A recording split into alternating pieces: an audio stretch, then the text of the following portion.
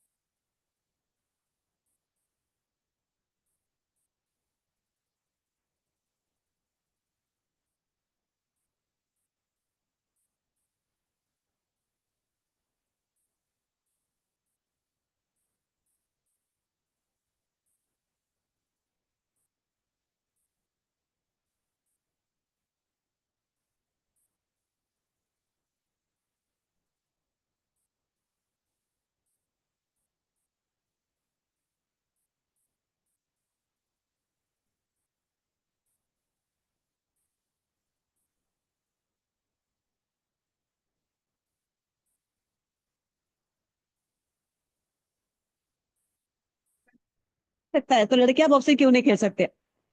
ये 2-4 महीने 2-4 दिन का काम नहीं है। अगर आपको कराटे में आना है तो आपको डिसिप्लिन सबसे पहले होना चाहिए।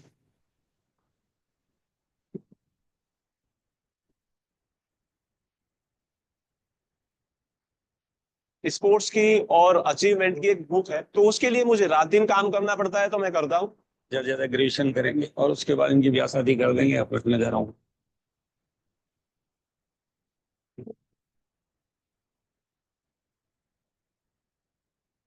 जब पंच हम मारते हैं वो चीज नहीं, जब हम पंच अपने फेस पे लेते हैं, जो उस पेन का जो फील है ना सर, तो उस दिन की सर फीलिंग अलग है।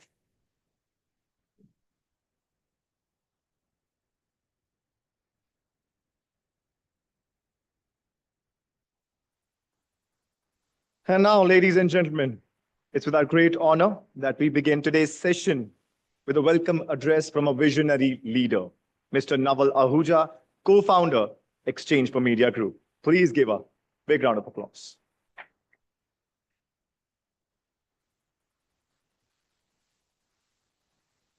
Good morning, a very good morning to all of you, and thank you for being here for the third edition of the Impact Digital Influencers Conference. It's a very dynamic, evolving, exciting space. Whenever I speak at such do's, I try.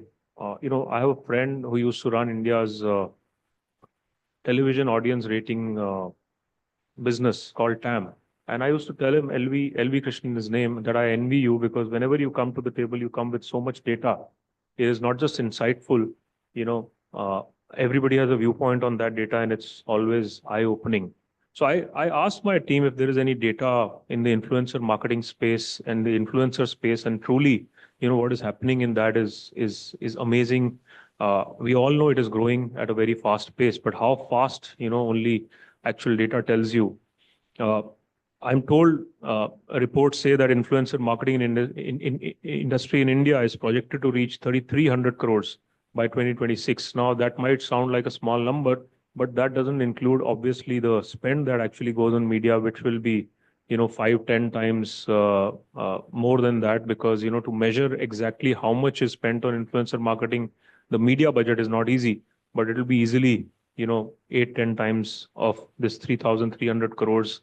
It has been growing obviously at a very healthy 20% rate.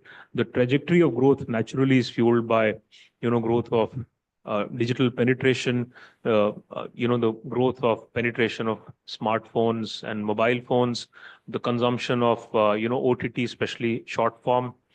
A recent survey revealed that 50% of brands have increased their influencer marketing budgets by up to 10 times this year in 2024. Furthermore, over 80% of marketers plan to allocate up to 30% of their overall marketing budgets to influencer collaborations by 2028. These are, you know, seismic shifts that are, you know, taking place in our industry. Last week, one of my colleagues curated again a data story about, you know, what's happening in the M&E sector, advertising revenue of M&E companies. And if any of you happen to see the data, you will see that, you know, large digital platforms are adding every year advertising revenue equivalent to the size of some of the large TV broadcasters. You know, that's a huge change undergoing in our industry, and they're doing it year after year. And all of this change has happened only in the last 10 years, you know, say 2014, 15 onwards. So, you know, the entire shape of, you know, what's happening in the content, in the influencer, in the marketing business has undergone significant change. Globally, influencer marketing also continues to obviously gain momentum. The industry was valued at approximately 16 billion USD in 2022, with projections indicated it could surprise 21 billion by next year. The rise naturally of platforms like Insta Reels, YT Shorts, and other more localized players in different markets like ShareChat in India has further diversified the influencer landscape, enabling brands to tap into new demographics and engage with younger audience in innovative ways. So truly, if money talks, then influencer marketing is screaming. Influencer campaigns now own 11% of India's digital media landscape. So the rough estimates, you know, the new reports we do with Dentsu as well as with Pitch, the Pitch Medicine report will be out in another 45 days. So early this year, you know, in February, when we released 2023 reports, digital advertising was already roughly 60% of the total ad spend. I think given what has happened this year, that number would have crossed 65, touch closer to 70%, and 11% of that is going into, you know, influencer marketing, growing, as I said, at almost 20% annually. FMCG, e-commerce, and auto sectors are the front runners whose budgets are expected to jump by 10% in the next 2 years on influencer. Now, obviously, who needs prime time slots when influencers are live 24/7? So Gen Z obviously is spending the most amount of time. Yesterday, I heard a new term, you know, Gen Beta or something to that effect, kids who are born after 2010. So, you know, every generation that kind of comes in brings in with them their new set of, you know, consumer habits, and that spawns another set of platforms. I mean, some recent examples we've seen, we've all been exposed to. Mokubara, a gifted suitcase on stage, became marketing magic and sparked organic conversations online. Levi's, I'm sure many of us saw it, what Diljit Dosanjh did. Lemon, dancing lemon mascot with Diljit's lemonade track made the beverage brand an instant hit. So when you're doing all of these, where does it leave, you know, mainline media and, you know, other options that we have? Even global creators like Mr. Beast, when he was in India 2 weeks back, my son, you know, went to the, you know, event they organized. He couldn't unfortunately see him or meet him, But that tells you the power of, digital influences in India and how the new generation is actually, hooked on to them. And hence, brands are jumping on. Viral influences like Kyra, Lil Michaela are on the rise. These AI-driven personalities blur the line between technology and reality, offering brands controlled messaging and creative flexibility. The government has been, getting into the space. Influencers have become the, face of the government campaigns. We saw this year was the first time when the government instituted, influencer awards, and many of the top influencers in India were awarded. So of course, they also see the power and the reach of influencers. According to a ShareChat report recently, 86% of users prefer content in their Desi dialects, pushing brands to drop generic messaging in favor of hyperlocal stories. Beauty and personal care brands are leading the way with relatable regional content, doubling click-through rates. LinkedIn obviously is a B2B platform, but even B2B platforms, we've seen the power of influencer on platforms like LinkedIn with thought-provoking posts, case studies, and actionable insights. So all in all, influencers and influencer marketing is an area which has really boomed in the last few years, and the heart of that is the content that influencers are creating, or even companies are creating. Even brands today are into creating content of their own and using influencers to kind of spread that. Increasingly in the last 2 years, budgets have got diverted from big ticket sponsorships to spending relatively smaller amounts on influencer marketing. Create your own content, create your own narrative, and spread it on digital platforms. So today's conference is all about that. How brands, how marketers are looking at this entire content and influencer space. So I hope we have a very insightful day of discussions and deliberations. We start the day with none other than Deepak Dhar. He's the founder of Banijay Asia. I'd like a warm round of applause to welcome Deepak. Deepak is a content creator par excellence. We've been exposed to many of the shows they've created. One of them being our favorite show, Big Boss. And Deepak has straddled the whole journey between starting his career in television. In MTV, I believe he started when VJs used to rule the roost, to today hooking on Gen Z audience, as I said, through OTT. So we'll start the conversation with Deepak and then delve into other sessions. So good luck for today. I hope, like me, all of you have a very insightful and productive day. Thank you so much. Thank you so much, Mr. Ahuja. You mentioned about your friend with a lot of strategic data. I think in just a short span of time, he enlightened us with a lot of data about the market and the media businesses. So when I said it earlier, I clearly believe it now that we are going to learn today a lot from business leaders and engaging discussions. And we are going to start the day with a fireside chat. But before that, we have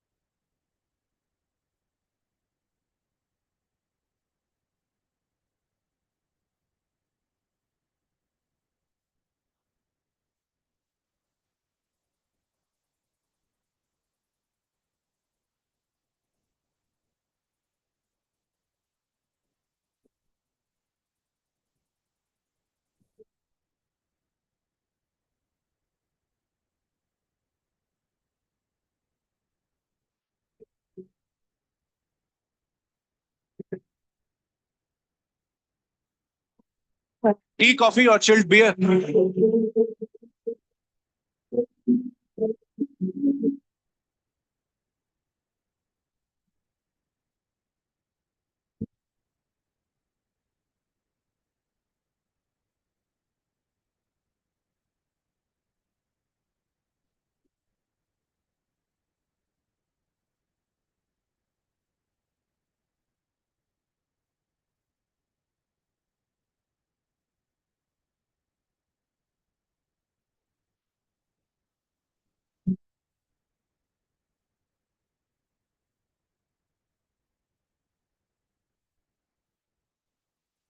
It's showtime now.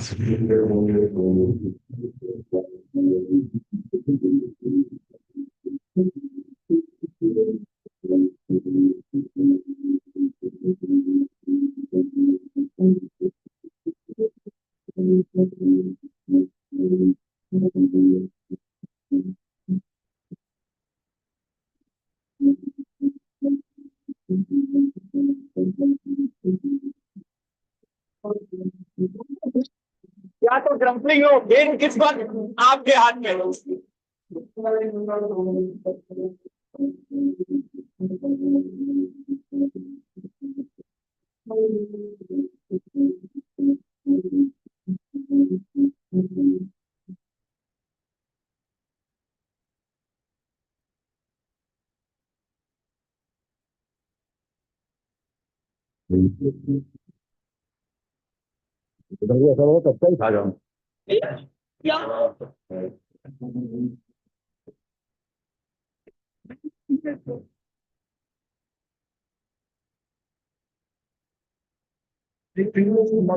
ये जो line है ये मेरी life के साथ बड़ा जादू है।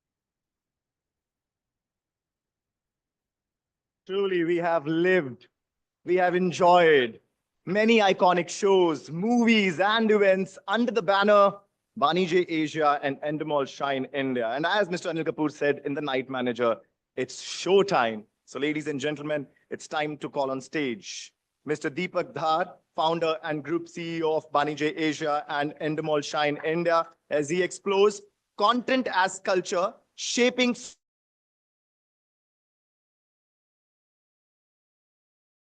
side chat with Mr. Naval, co-founder, Exchange for Media Group. Mr. Deepak Dhar, Mr. Naval Ahuja, everyone.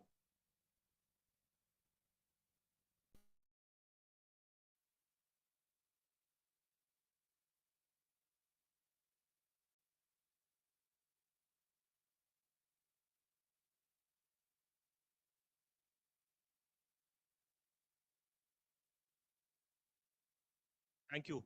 And there couldn't have been a better introduction. Thank you, Deepak, for doing this. This is wow. You know, blows your mind away. This is content we are hooked to every day.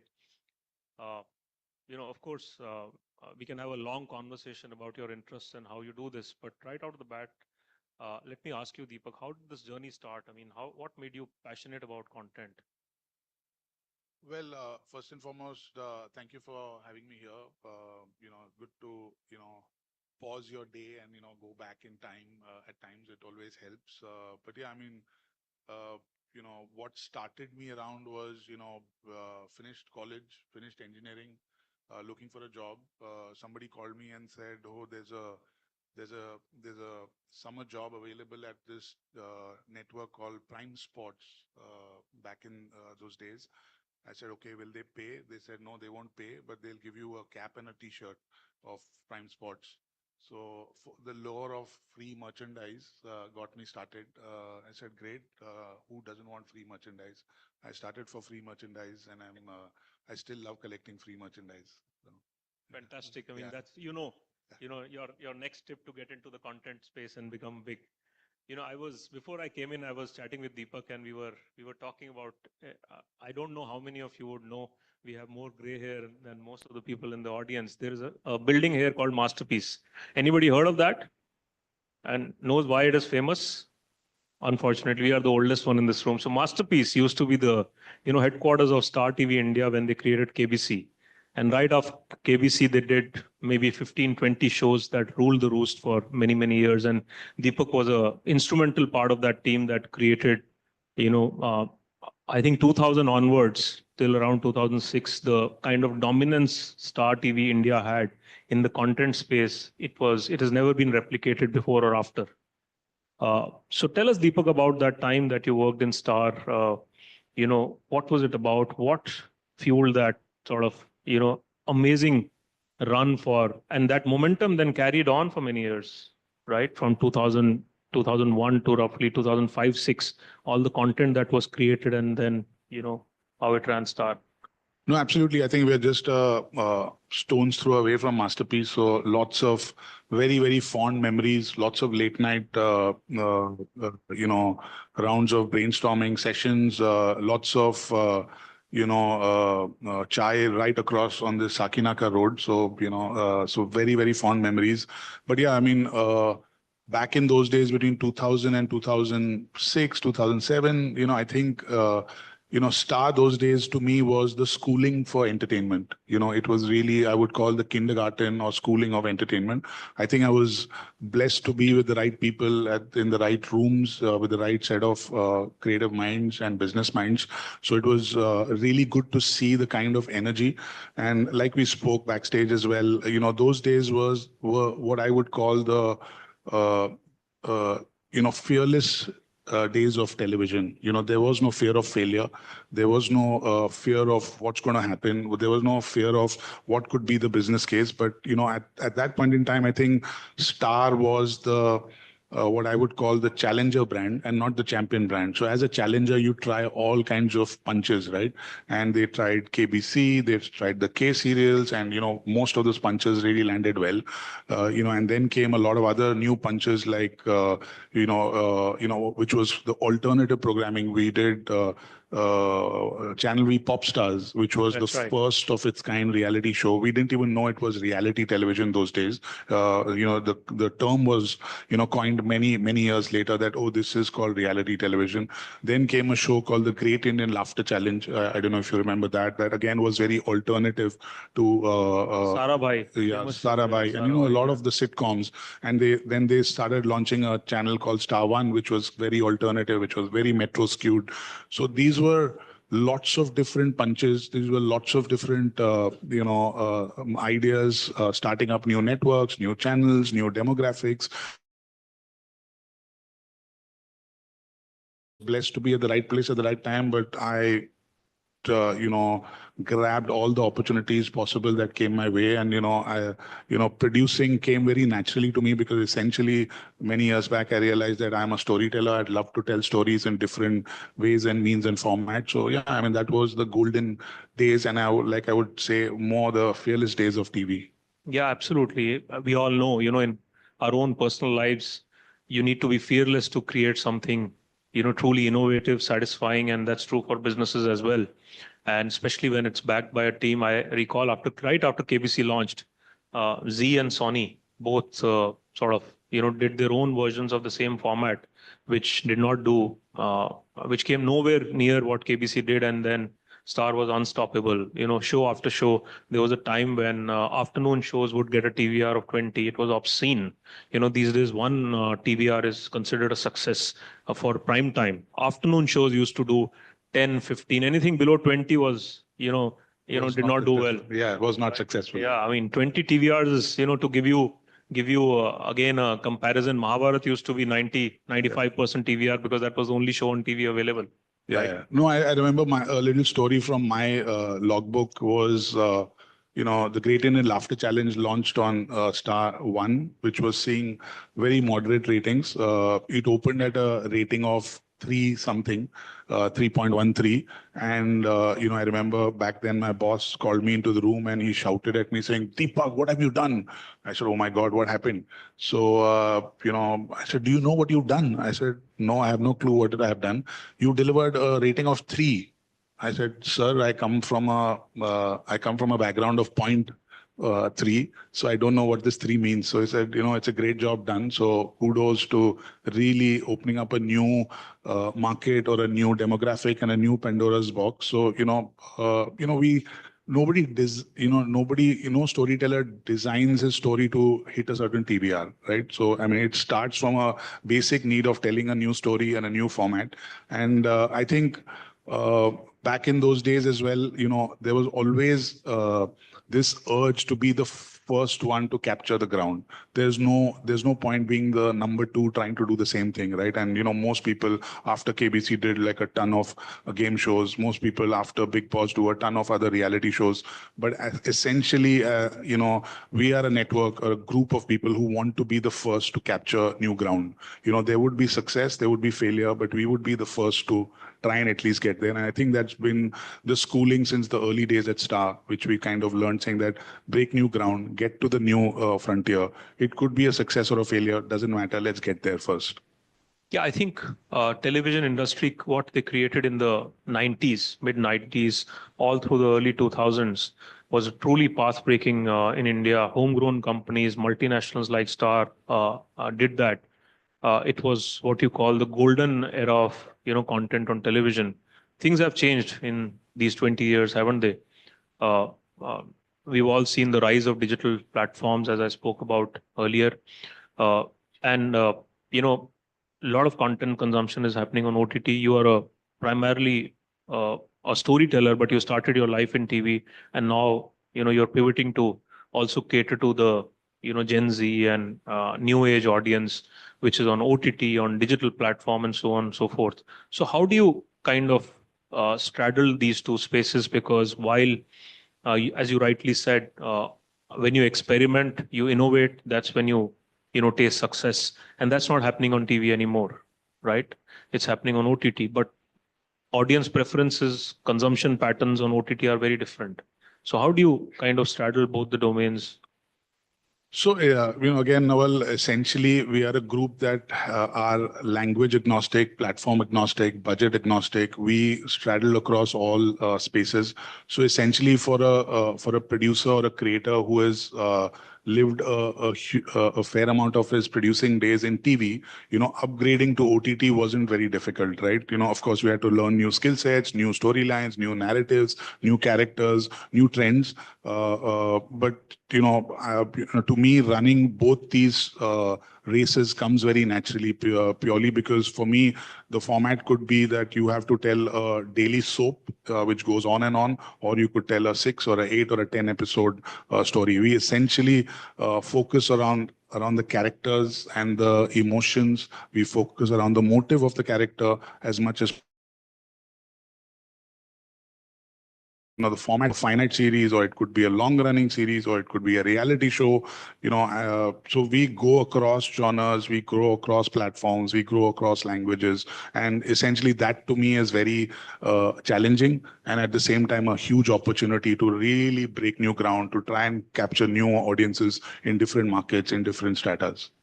So when you adapt, for example, a piece of content, which is primarily run on, big screen, so to say, to the shorter versions, and shorter versions could be many forms, could be OTT, could be, YouTube consumable content, could be short form content. What are the key rules that, you follow? Because you can't just, copy the content that you've done for TV and paste it on digital platforms.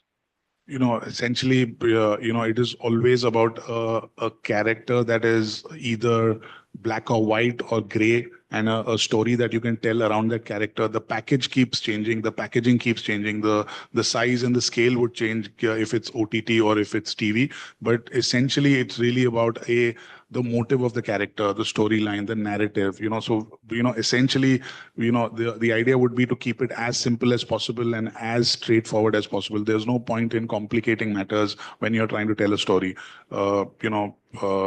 To me, there are 8 or 10 log lines. Like we produced a show called The Good Wife.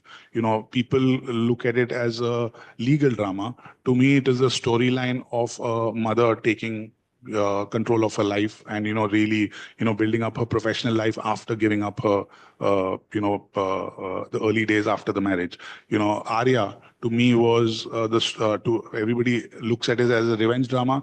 To me, it was the story of a woman standing up for her family. So these are essentially storylines that never tire. These are essentially storylines that are always going to be evergreen. And the package, the packaging, the size, the scale, the platforms would change, but essentially it is these are the maybe 20 Bibles that we follow. That okay, the story has to be told in one sharp line, and is it really getting communicated in that one sharp line? Yeah, very important. Tell me, since you started, your life in the TV business, and we've seen the entire shift in the television ecosystem. Of course, there are attention-grabbing headlines which say TV is dead, right? While that might be an exaggeration, but we all know that viewership as well as the business model of TV today is under severe stress. That's how you see consolidation and so many other things going on in the television business. What would you say are, the sort of, is there a way today to create a relevant television platform which can draw an audience? What would be the way to do that? Well, yeah, I've heard about this line that TV is dead or TV is dying. These adjectives keep coming up every now and then. But, I just want to point out a little bit of a data. Yes, a lot of migration is happening towards OTTs. A lot of different content consumption is happening. People don't want appointment television. People want to watch as and when they want to watch. But at the same time, if you know what's happening on the free TV side, free TV side is going through the roof, Growing, yeah, right? So how is TV dying? And, if there are people consuming that kind of content, which is, a mass consumption, which is tier 2, tier 3, tier 4 cities consuming so much of TV content, how is TV dying? Yes, there is very little innovation in the pay TV side.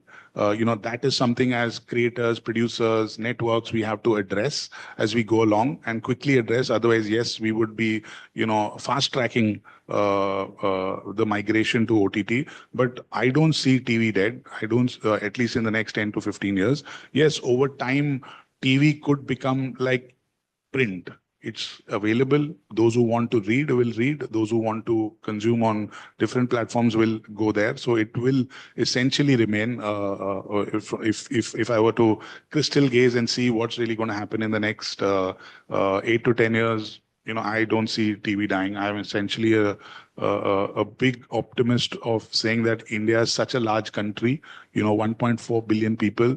The OTT subscriptions are not even, blurb in the entire mass of people that are consuming content. So we have to innovate in TV, that is for sure. We have to learn from what we have done in OTT. We have to learn from what the cinemas are doing across, from what South makers are doing, and really innovate on the TV front. So that's a very good point you make. In fact, I want to pick you up on that. Innovation is content is the buzzword, across platforms. While we are talking about TV, but in today's world, we've seen what has happened with, the movie industry this year, for instance. It's been a very, very tough year. Barring a few releases, nothing else has worked. People are not thronging to the theaters in as many numbers anymore. I think this must be after COVID. And never before that, old movies are running back to back in theaters. It's been now 6 months. And given how stressed the business environment already is, both in the movie business as well as the TV business, how do you innovate? If you were a TV executive, a CEO running the ship, how would you go about creating innovation in content when your board members are sitting every day asking questions on bottom line? I think first and foremost, I think in India, the problem lies when you're trying to communicate to all of India. Like India has 8 or 9 different markets. We've got to really, pinpoint and say, who are we addressing? Who's the audience we are addressing? And then start telling the stories or finding the right formats or finding the right innovation to go to. The problem is when we try and find a story that one size fits all, it's impossible, especially in India, to do that. India, to me, is like the European subcontinent. There are 8 or 9 different content consuming, markets here, essentially, and extremely territorial about their kind of content. So, the people who watch a certain show in Gujarat might not be the same people who are watching the show in North or in Maharashtra. So it has to be kind of thought through from that perspective. So I think we have to go back to the drawing board and really talk about key markets and target shows and characters of those key markets to really, open up the content, pipelines there. So essentially, I would take a step back and really understand that, am I trying to find that one story that fits all? It's impossible today. Because of the amount of content that is getting consumed or amount of content that is getting produced, it's impossible for one story to find traction. You have to find that one story, one market, and then hope it explodes out of there. And case in point being Narcos, right? It appeals to a certain market and then goes global, right? Squid Game, it appeals to a certain market and then goes global. We have to find that one show in Gujarati that goes all over India. We have to find that one show in Marathi that goes all over India and becomes viral. It's impossible now in today's times to find that one story that fits all. Yeah, absolutely. And it's not about, just dubbing the shows anymore. You have to, bring in local language and cultural nuances to the table. Weave that, into the storyline to make it relatable. Having said that, there's still a Pushpa and a Jawan, right? Who cut across all of this, rise above all of this and appeal. I mean, if you read reports, Pushpa has perhaps done much better business or bigger business, I would say, if not better, in Hindi markets, Hindi speaking markets than it has done in southern markets. So what is it about, content pieces like these which just, rise above, all of those learnings we have? And no, absolutely. There will be outliers in any game. I mean, there are Pushpa, Jawan, Bahubali, there are enough and more outliers. And they are essentially, again, revenge vendettas or stories that we've always heard or seen. I was reading somewhere that, Pushpa was very close to Diwar, the one that we watched. If you see the beats of the story, it's extremely close to Diwar. So essentially, these are the stories that will appeal, and you have to find the right characters and the right, stories and the right narratives to kind of push together. As long as the story feels a little familiar, but innovated around it, it'll always have an audience. And, Bahubali, again, a family saga, how can it ever go wrong,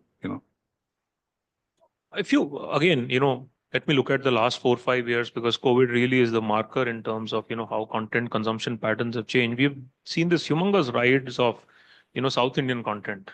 It has become mainline. I remember during COVID, I ended up watching a lot of Malayalam content and I really took a liking to it. And we've seen a lot of Telugu movies do well, some Tamil content come into our drawing rooms. And you primarily started your life doing, primarily Hindi language content.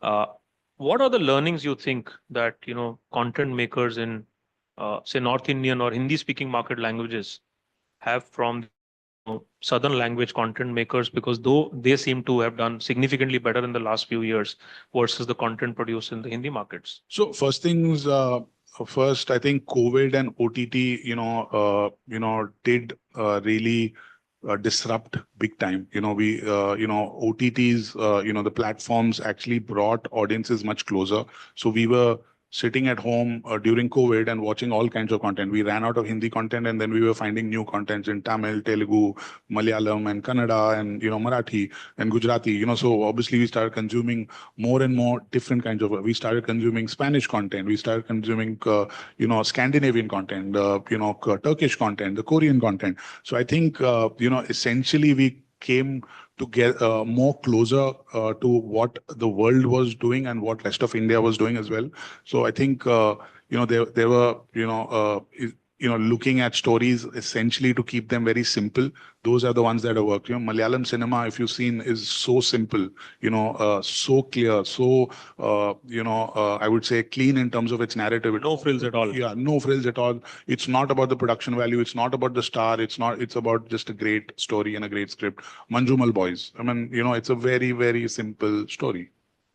So essentially, if you keep the story very, very straight and simple, it'll always work. Lapata Ladies, it's a story that was waiting to happen, right? I mean, we've always heard of these, tales that are happening, somewhere in these rural India. But, look at Lapata Lady it's sitting at the Oscars today, hoping for a win. So, so we've got to celebrate that, that simplicity is the key when it comes to storytelling. The minute we make this more and more complex, there are chances that, it won't land. But do you think when it comes to box office numbers or, audience fraction numbers, simplicity works in India? Don't we like over the top content, which is like screaming at us, production values and, so many other things? Well, I think, Nawal, if you keep playing one hand all the time, people will get bored and exhausted and it'll become predictable. You need a Pushpa and you need a Lapata Ladies. You need a 12th, fail, sorry. So, I mean, these kind of stories are so simple. They will stand up and, make their So presence. true. I mean, for every Pushpa, there are 20 others that bombed in the last few years. And it's not that, trying to keep it simple will always work at the same time. But then you got to find the right stories. You've got to find the right makers. You've got to find the right scripts, to really try and assemble that. Essentially, for me, as long as you try and keep it simple, it will always work. Absolutely. So true in both business and life. Let me move on to, some of the famous pieces of, content you've created, over the years. Obviously, none more than Big Boss. It's been running now close to 2 decades in India, and reality TV is tough, right? While you have a star power to kind of, put it up there, but at the same time, that brings additional challenges, additional complexities in terms of being able to deliver. When there is Salman Khan, how can it not work? So it must be very challenging to keep the format kind of engaging and refreshed every year. So take us, through the journey of, how Big Boss has evolved in the last few years, especially with the rise of all digital and OTT, and how you try to, refresh the format and keep pace with what's happening around. Well, again, I'd go back to 2005 when we picked up the rights of Big Brother and brought it into India. At that point in time, there were 0 takers. I went to every network, every channel, every network executive to pitch this show to them. To them, it felt extremely risque for Indian TV at that point in time. In fact, when I was watching the DVD at home, and I was watching the Australian version, I was scared that if my wife walks in, she'll think, "Oh my God, what, Deepak, what's wrong with you now?" So it was extremely risky. So, I mean, I would, it's been a journey from those days to really, adapt that show, localize it, and make this very culturally relevant to India. To now where we produce almost 800 days of Big Boss in India. In 365 days. It's unheard of globally. How many languages now? About 7 languages. And it's impossible. It's unheard of. It's a mammoth production. For us, Big Boss is not a show. It's a company within a company, literally. So literally producing 800 days in 365 days. So, that's been the journey of that show. Hindi was a good success. We built it over time, slowly and steadily. Yes, we brought in Salman Khan, who really took us to like new levels, new heights, of course. And we needed that marriage. Like, it's like KBC and Mr. Bachchan is a marriage. Big Boss and Salman Khan is a marriage that was waiting to happen. So, these are brands that are, feeding off each other and really making the mothership bigger and bigger as we go along. And there came a time, when we were trying to migrate the show to Tamil, Telugu, and instantly it got picked up. Instantly it was a raging success. Tamil, Telugu, Kannada, Malayalam, Marathi, Bangla, over and above Hindi. So, and for us, innovating this is not very difficult. It's a fun task. It's a fun job. We are a bunch of 20-25 people who are constantly innovating the show. We're plugged into what I call the Banijay group, which is really giving us international learnings of Big Brother, playing out in 50 or 55 different markets at the same time. So we are spoiled for choice when it comes to innovation. So I know what's happening in Spain, in Italy, in LATAM, in Australia, in Indonesia, in US, in all parts of Europe, so picking up the best such ideas. So to me, it's almost like the Olympics of Big Brother that's happening, and you're really picking up the best from each of these countries and planting it in India, which is why it is so refreshed at any point in time. One season feels different from the other. People would love it, hate it, but people would watch it. People, at the start of the show or the start of the season said, Deepak, where have you found these guys, man? Who are these people?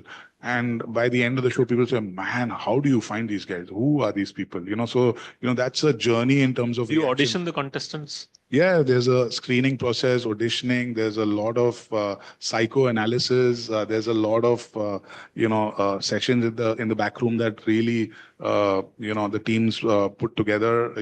It's a full-time job to find such people and cast them. It's not an easy job, but we have a great team that does this 24/7. So it's been a great journey. Learning from that, we now have MasterChef in 3 different languages, in Tamil, Telugu, and Hindi, very soon in Marathi and in Bangla maybe.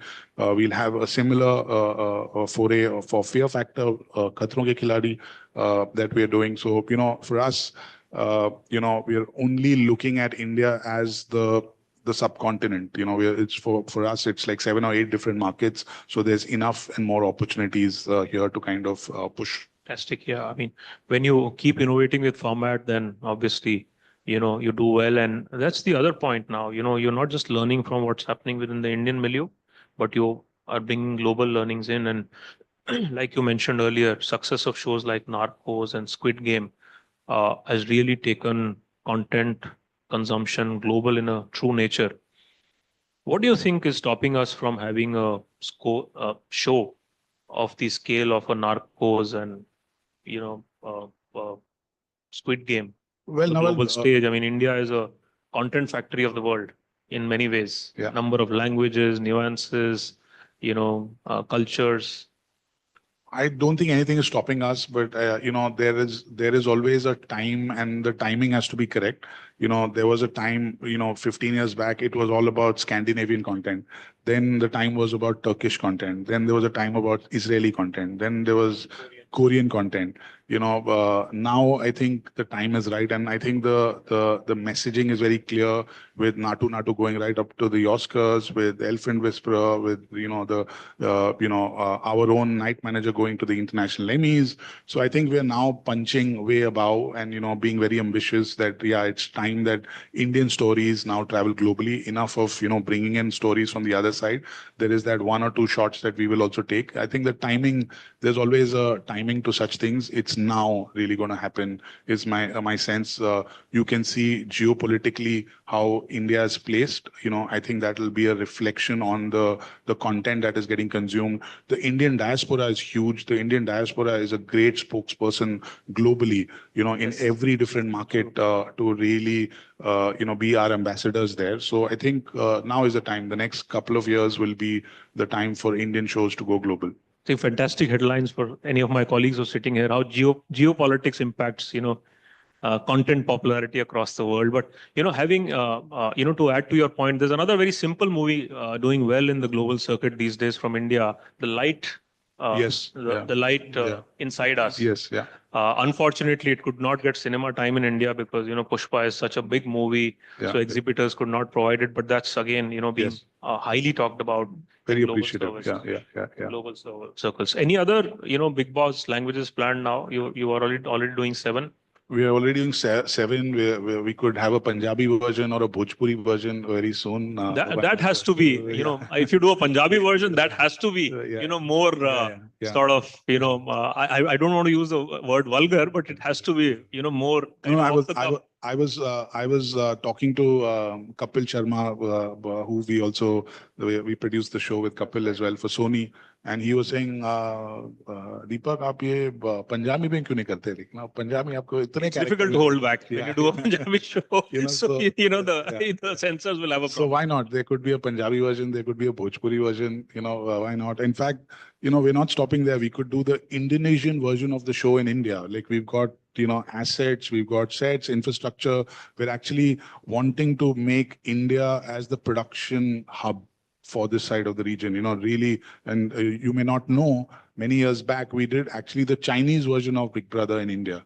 nobody, it was quietly done, like maybe 6, 7 years, and that was the test case of it. I've actually seen, Chinese people in India on our sets having roti and sabzi with chopsticks. So that's the, how collaborative it, the show has been. So why not? I mean, we could bring in a lot of international productions. We could bring in a lot of business, boost the production economy here in the country. So, I mean, we are poised to do bigger, bolder, more ambitious things. I mean, like I said, we will always be the first to try. We might succeed, we might not, but, we will definitely give it a Yes, shot. we saw in the AV it mentioned about Croatia, right? Tell us more about that. What is it? Well, essentially, Croatia is set up to really push Banijay formats, Banijay, ideas in that side of the region, which is the Southeast Asia piece. Indonesia mirrors around the content consumption like the way we consume in India. So does Vietnam, so does Philippines, so does Thailand. I mean, these are markets that kind of mirror the kind of content that we are trying to watch. So we have now a team really pushing the Banijay ideas and the pipeline in that market. And, we already have some quick wins on the board there. And very soon we'll probably have Big Brother Indonesia or Big Brother Thailand, and we could film it here in Film City. So because we have, like I said, 800 days that get filmed in a 365-day calendar, we've got enough of downtime still in those assets. So we want to monetize our downtime and really bring a lot of international productions to India and, create India as a global hub. Yeah, I mean, that'll be amazing. Given the content factory we are to produce global content and, do formats like these. Let me kind of, pivot and talk to you about, what's happening in the business of content. Television we spoke about extensively, while, the rise of OTT has been the story last few years. But the business of OTT has been challenging, right? Outside of Netflix, perhaps Amazon, we don't know, how they do financially because they don't report their numbers separately beyond, the amount of content they produce. The OTT space overall has been under stress last couple of years, globally as well in India. What's happened with Disney and consolidation of networks and so on and so forth. What kind of pressure does it put on content producers when the kind of guy sitting above you in the value chain is under severe stress? What kind of compromises are a content producer ends up making, which would then impact the quality of the content you're producing and the success of the show? So just take us through, what happens when the business environment is under stress. Well, yes, I would say there was a bit of a windfall during COVID and post-COVID when it came to consumption of OTT content, and hence green lighting of the kind of content and the kind of budgets, the kind of stories, the size and scale of those stories. Yes, there was a little bit of a golden run, and I would call that as a windfall. But it's, again, Nawal, we've seen the business over the last 25 years or more. I think these windfalls have come and gone. These waves have come and gone. But they've really not taken away essentially the fact that we still find new stories, new characters to be produced or to be created. At this point in time, yes, the budgets are a little under pressure, under stress. But at the same time, for makers like us who have produced TV, we have upgraded to producing OTT. Now, can we go back to producing TV kind of quality or TV plus kind of quality? We can easily do that. So essentially, it is a gear that needs to change, and I don't see that to be an issue at all. That yes, there's stress, there's Good Wife. Trial with Kajol was produced at a certain point in a price point in season 1. When we went back for season 2, we had to reevaluate our budget. We had to reevaluate all line items, including cast and crew and production and everything. We reevaluated and repriced it and went back to Disney Hotstar and got the show greenlit. So for us as makers, we are extremely flexible when it comes to budgets, and because we operate at various price points, I don't see this certain mindset that is looming around us as a stress point. We deliver content in Tamil and Telugu. Those price points are very different. Kannada price points are different. Malayalam price points are very different. Hindi price points are very different, but we deliver across the board. So we are not challenged, or we are not pressured, or we're not stressed out by the current state of affairs. We are only looking at this as an opportunity for us as manager because we have operated at various price points. But is it happening in general? There's a lot of, talk about how almost every Bollywood producer is now going back to the drawing board, looking at, what is the star remuneration, how much, like you said, is being spent on each line item in production. There was a story on, Indian Express many months back, which spoke about, it's not about the star salary alone, but all the paraphernalia that comes with star and the humongous amount that is being spent. So is there a similar lens on, OTT content budgets also these days, where every single piece of content is being looked at with a sharper eye? No, absolutely. As long as the money spent is seen on the screen, nobody minds it. If it is not spent on the screen, then everybody has a point of view on it. Yes, there is a little bit of a correction in the last 12 to 15 or 18 months, and rightly so. It should happen, right? All remuneration, should be proportionate to any business case or any business plan, right? It can't be outside of the business plan because then it's going to falter. It's going to fold up very soon. So, I think all producers, all creators, all makers have to bite the bullet of correction, happening as we speak.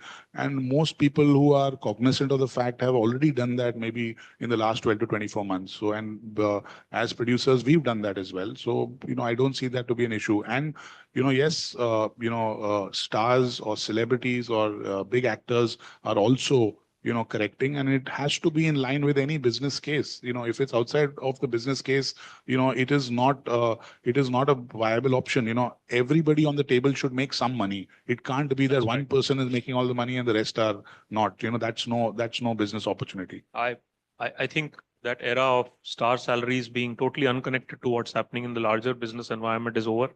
I remember Raj Nayak, when he used to run Colors, telling me that, during his tenure, at least star salaries were, totally disconnected from what's happening in the market. But I think that correction, which was long overdue, is now happening.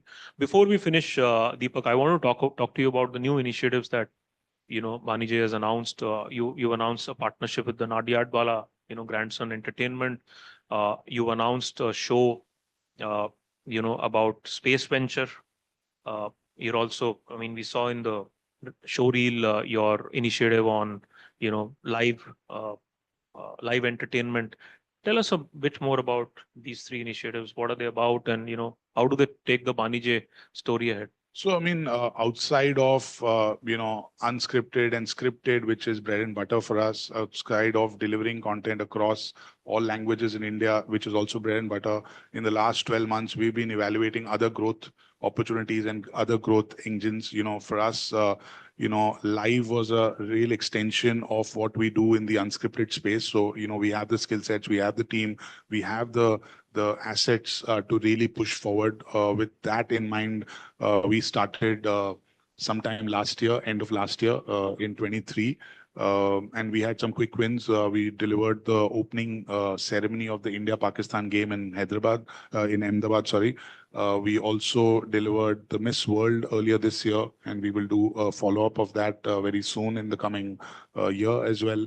So, it is essentially just taking forward our personality of being the biggest non-fiction producers to really now, going towards the live side. So it's very natural. It's a natural extension of our personality. With the Nadiadwala Grandson, the partnership was to really, it's the age of collaborations, it's the age of co-productions, bringing synergies together. They are one of the biggest producers of big titles, big actors. We are the biggest producers when it comes to TV shows, formats, and big international franchises. So, the collaboration was very, very mutual, and we were, bringing complementary skill sets and strengths to the thing. So we are now, setting up a pipeline of a lot of these premium scripted dramas with the team at Nadiadwala Grandson. So that's another big foray for us.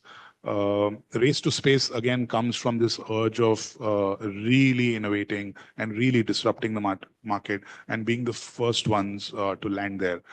Space tourism, as you may know, across big markets is a big thing.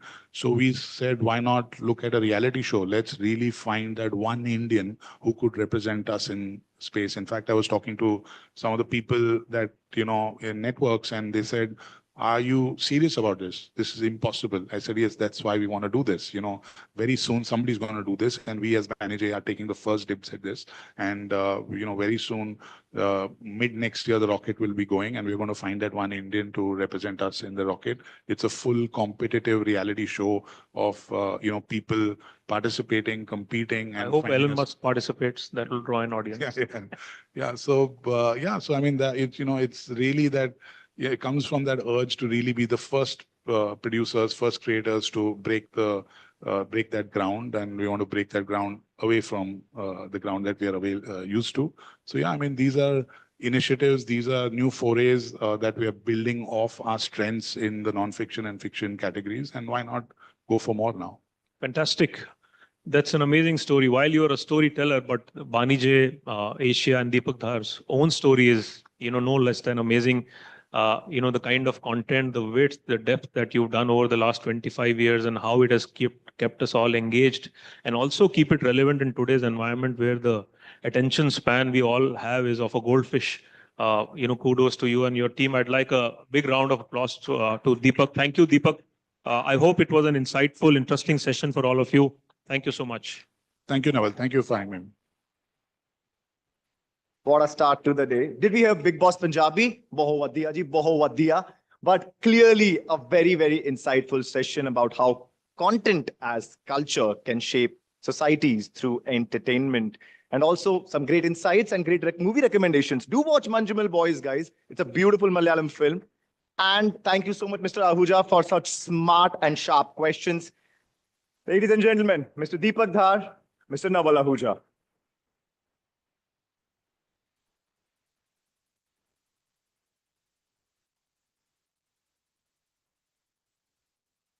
Thank you so much, gentlemen. And now it's time for our first panel discussion. It's called Authenticity versus Algorithms. What really drives influence? In today's digital age, the balance between genuine, authentic content and the power of algorithm is a topic of a debate, actually. And our distinguished panelists will share their insights on what truly shapes influence in the modern marketing world. So let me introduce our esteemed panelists. Please give it up for Mr. Vijay Gupta, Category Head, Male Grooming, Imami Group. So please come up on stage, Mr. Vijay Gupta. Next is Prateek Majumdar, Chief Marketing Officer, Mahindra Holidays and Resorts. Thank you, thank you, thank you. A louder cheer would help. Anvesha Poswalia, Head of Digital and OTT Brand Marketing, Shimaru Entertainment Limited. Ashish Morone, Executive Vice President and Head of Brand Marketing, Communications and Retail Marketing, HDFC Bank. And Irina Bonik, Marketing Director, Oriflame. Please give a warm welcome to our esteemed panelists. Once again, the title is Authenticity versus Algorithms. What really drives influence?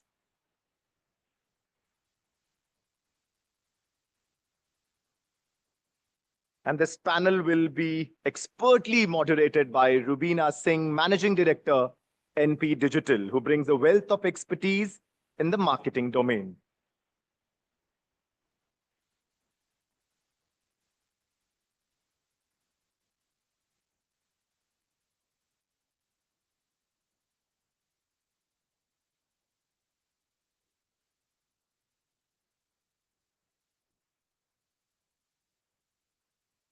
Hello, everyone. Thank you for joining us on this panel. To set the context, I want to tell you a little story. And I'm a mother of a 12-year-old, and who's very fond of reading. So I said, okay, to develop your confidence and, to also sort of catalog all the books you're doing and to be able to synthesize it, let's start a channel for you on Instagram. It's called Valeska's Book World.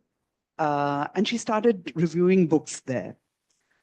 So she started about, I think, 3 or 4 years ago, where she would talk about the books that she read, what she, learned from it, and recommend those books or not recommend those books to young readers.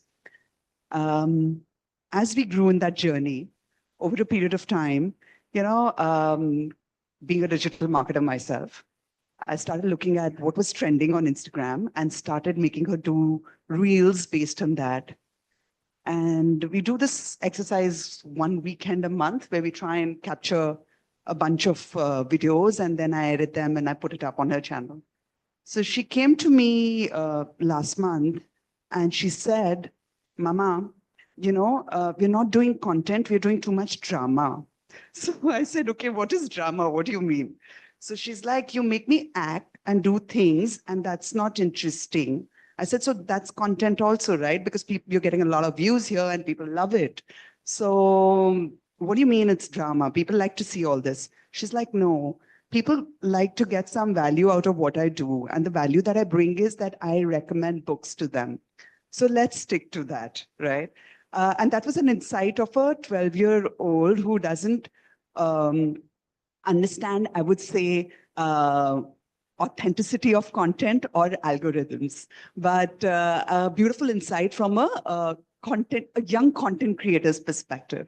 And I think that is what is the pertinent question today, that as marketers and very experienced marketers here, that how do you kind of create content in this huge digital era where there's the velocity of content is so high, it's so easy to get swayed by the algorithms.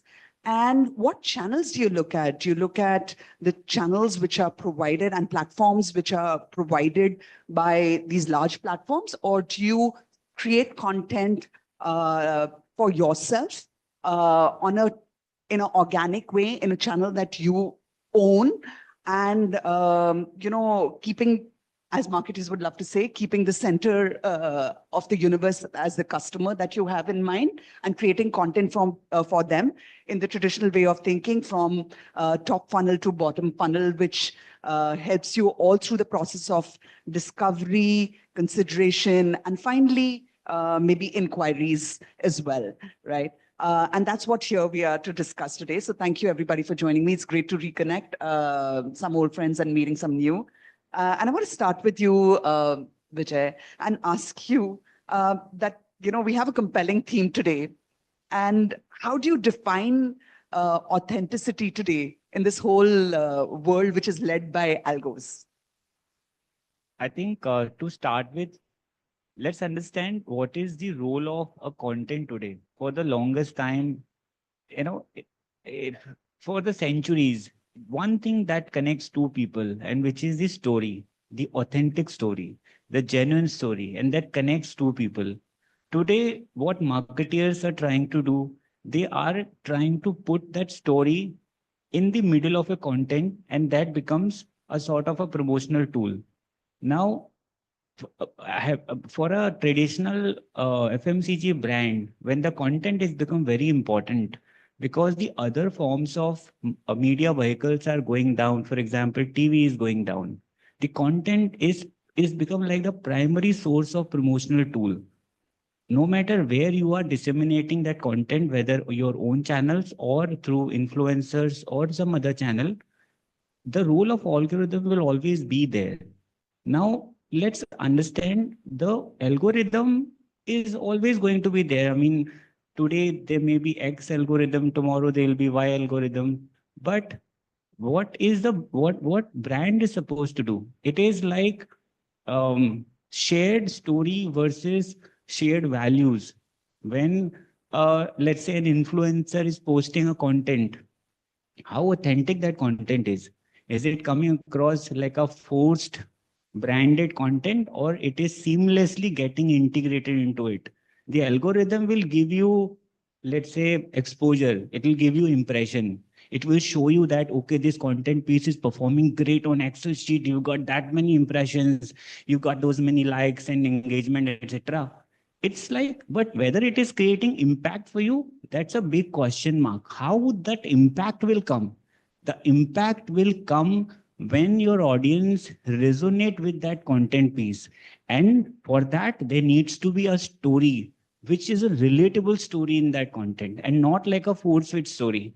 If your content has a good something that consumers are looking forward to it, they will like that content base and algorithm will automatically support it. But do not create the content because there is some trending reel happening or some algorithm will push it forward. You will only get the performance on Excel, but not really in the real impactful performance for your content. Thanks for sharing that. So create content which creates impact. I think that's my takeaway from what you're saying. And Pratik, building on that, I want to ask you to create impact and what's the ground reality in a day-to-day working environment, right? Are you looking at data and algorithms to see how to create impact, or are you looking at how to you're looking at it from a creative lens and saying, okay, this is what I should do to create impact? Everybody wants a viral campaign. It's the truth. And are we over-indexing on the data and the algos is my question. So the way I look at it is the first thing I sort of tell myself and tell the team that when it comes to influencer marketing and social content, patience is a virtue and really needs to be imbibed. It's a process and a journey, and it's not an immediate destination. So when it comes to measurability, it's not something that you tie up with one influencer, do an activity and check. You can, but that's where the creative lens comes in. As long as the brand's values, core ethos, the narrative has been captured, you need to consistently keep doing it, because this is the canvas on which the consumers are wanting to paint their colors and wanting to watch and view and read. So no brand can stay away from this particular canvas. I try and take a longer term view by doing consistent communication using influencers and then evaluating the impact of that maybe after a quarter or 6 months, rather than looking at it, for any individual piece of particular content. Yeah. So, Well, very important point, Pratik mentioned that it's not about the immediacy. It's not like you are trying to ride on a trend or riding on a bandwagon which is already going on. It's not virality versus consistency. Today, you may get a great response to a content if putting it on a trending topic. But is it going to impact your brand? That's a bigger question, and that's when the consistency comes into the picture. That's when the brand stories come into the picture. Yeah, and one thing I just want to add, today as marketers, I think the biggest criticality is to keep eyes and ears open, to understand and to be able to identify who could be future potential influencers for you as a brand. Yes, there are enough and more tools that are available which tells you, but nothing like creating pseudo profiles of the target consumer that you want to sort of go after, and then basis that trying to identify who could be potential partners, right? So for example, some of you may be aware of, just giving an example, there's a guy, a raise of hands people, right? There's a guy called Ankit Bayanpuria. How many of you have heard the name? 1 person, 2 persons, 3, 4, 5, 6. I can assure you, if I actually tell you about his content, a lot of you would have engaged with his content particularly on Insta. This is a guy who's from a small town in Haryana. He's actually a farmer's son. He has 8 million followers on Instagram. He's the guy who starts his video with Ram Ram Saryane, and he then talks about his health and his fitness program. I've seen a lot of nods. So there are lots of people who've seen it, right? Now imagine if I was a company looking after a company which is in the health fitness space, I would have by now immediately sort of tied up with him to try and promote my health range of products, right? So keeping and identifying people who could be in the future radar for espousing the brand's message is critical to be successful in today's day and age. Sure, thanks for sharing that. Just one more point to add to this. See, it's like that classic model of having celebrities on board. I mean, you would probably agree to that. Imami has been a company which has got a roster of all big celebrities on board. But what point Pratik mentioned, that it's time for brands to realize to create your own brand ambassadors who are true, who are authentic in their own way. I mean, no more like a big celebrity coming telling you, okay, I use this product. We all know that he wouldn't be like Shahrukh wouldn't be driving Santro or any other car. So it's time that the point Pratik mentioned, it's very pertinent. Course. And Visha, I want to pick on what Pratik said and asked you, he said something very important. He said you should have the patience to invest in real content which can make real impact, right? Is that the ground reality? As marketers, do you get the quarters to go by without delivering impact? And how do you manage your stakeholders in that situation? What is the real thing? I mean, it's nice to have that. But does it happen in reality? And I can tell you on the other side of it, leading an agency, we get severe pressure from clients saying that they have no time. So what do you think about that? And then, if we can add in a little bit. So that's my first question to you. And the second one is that given that situation, what do you do to create a balance between content which as marketers you truly love and you think is impactful for consumers, keeping your consumer in the center, and yet balancing it out with the algo? Sure, I think I wish I could really answer it in as many lenses as I'm going to speak. But we're in the business of content. Like we create stories that people love, right? And it's a lot about here and now for us because there's something that's going to be released that needs to have its buzz, that has a certain shelf life. So it's a lot about really being in the moment and trying to capitalize on pre-launch, post-launch, sustenance, etc. So that's how it's really looked at. So from that lens, a very much here and now is as important as a long term. So of course, as in from an umbrella brand perspective, what is it that we're driving about Shimaru is definitely important, and where we have. So I think it's also about the objectives that you're driving for one particular campaign or a thought, and also then a larger brand thought. So I think that's has to be in line. So for example, when we were launching a show called Shamshan Champa on Shimaru Umang, it basically was about a witch that's not evil, right? So everybody thinks about Diane. So when I say Diane to you, you actually think about something, you have an image in your head.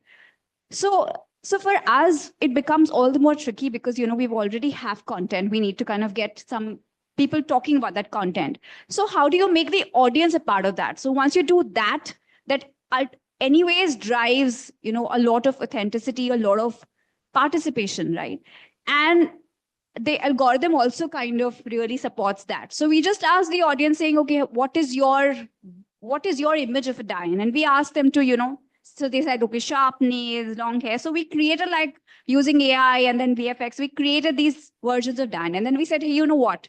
Our Diane is not this. She's somebody who's really, on the positive side. So it was like an Achi Diane. So basically that really drove home the point and in a very organic way. And we reached like about 25 million got a reach of 25 million organically on this, which, I mean, no amount of like, really seeded content or something that we would have done could have really driven that. So I think it's about understanding what is it that the consumer is going to really connect with, and you leverage on it and you amplify it. Of course, sometimes you are going to use paid media, you are going to leverage on influencers, but it's about understanding what really truly matters to the consumer.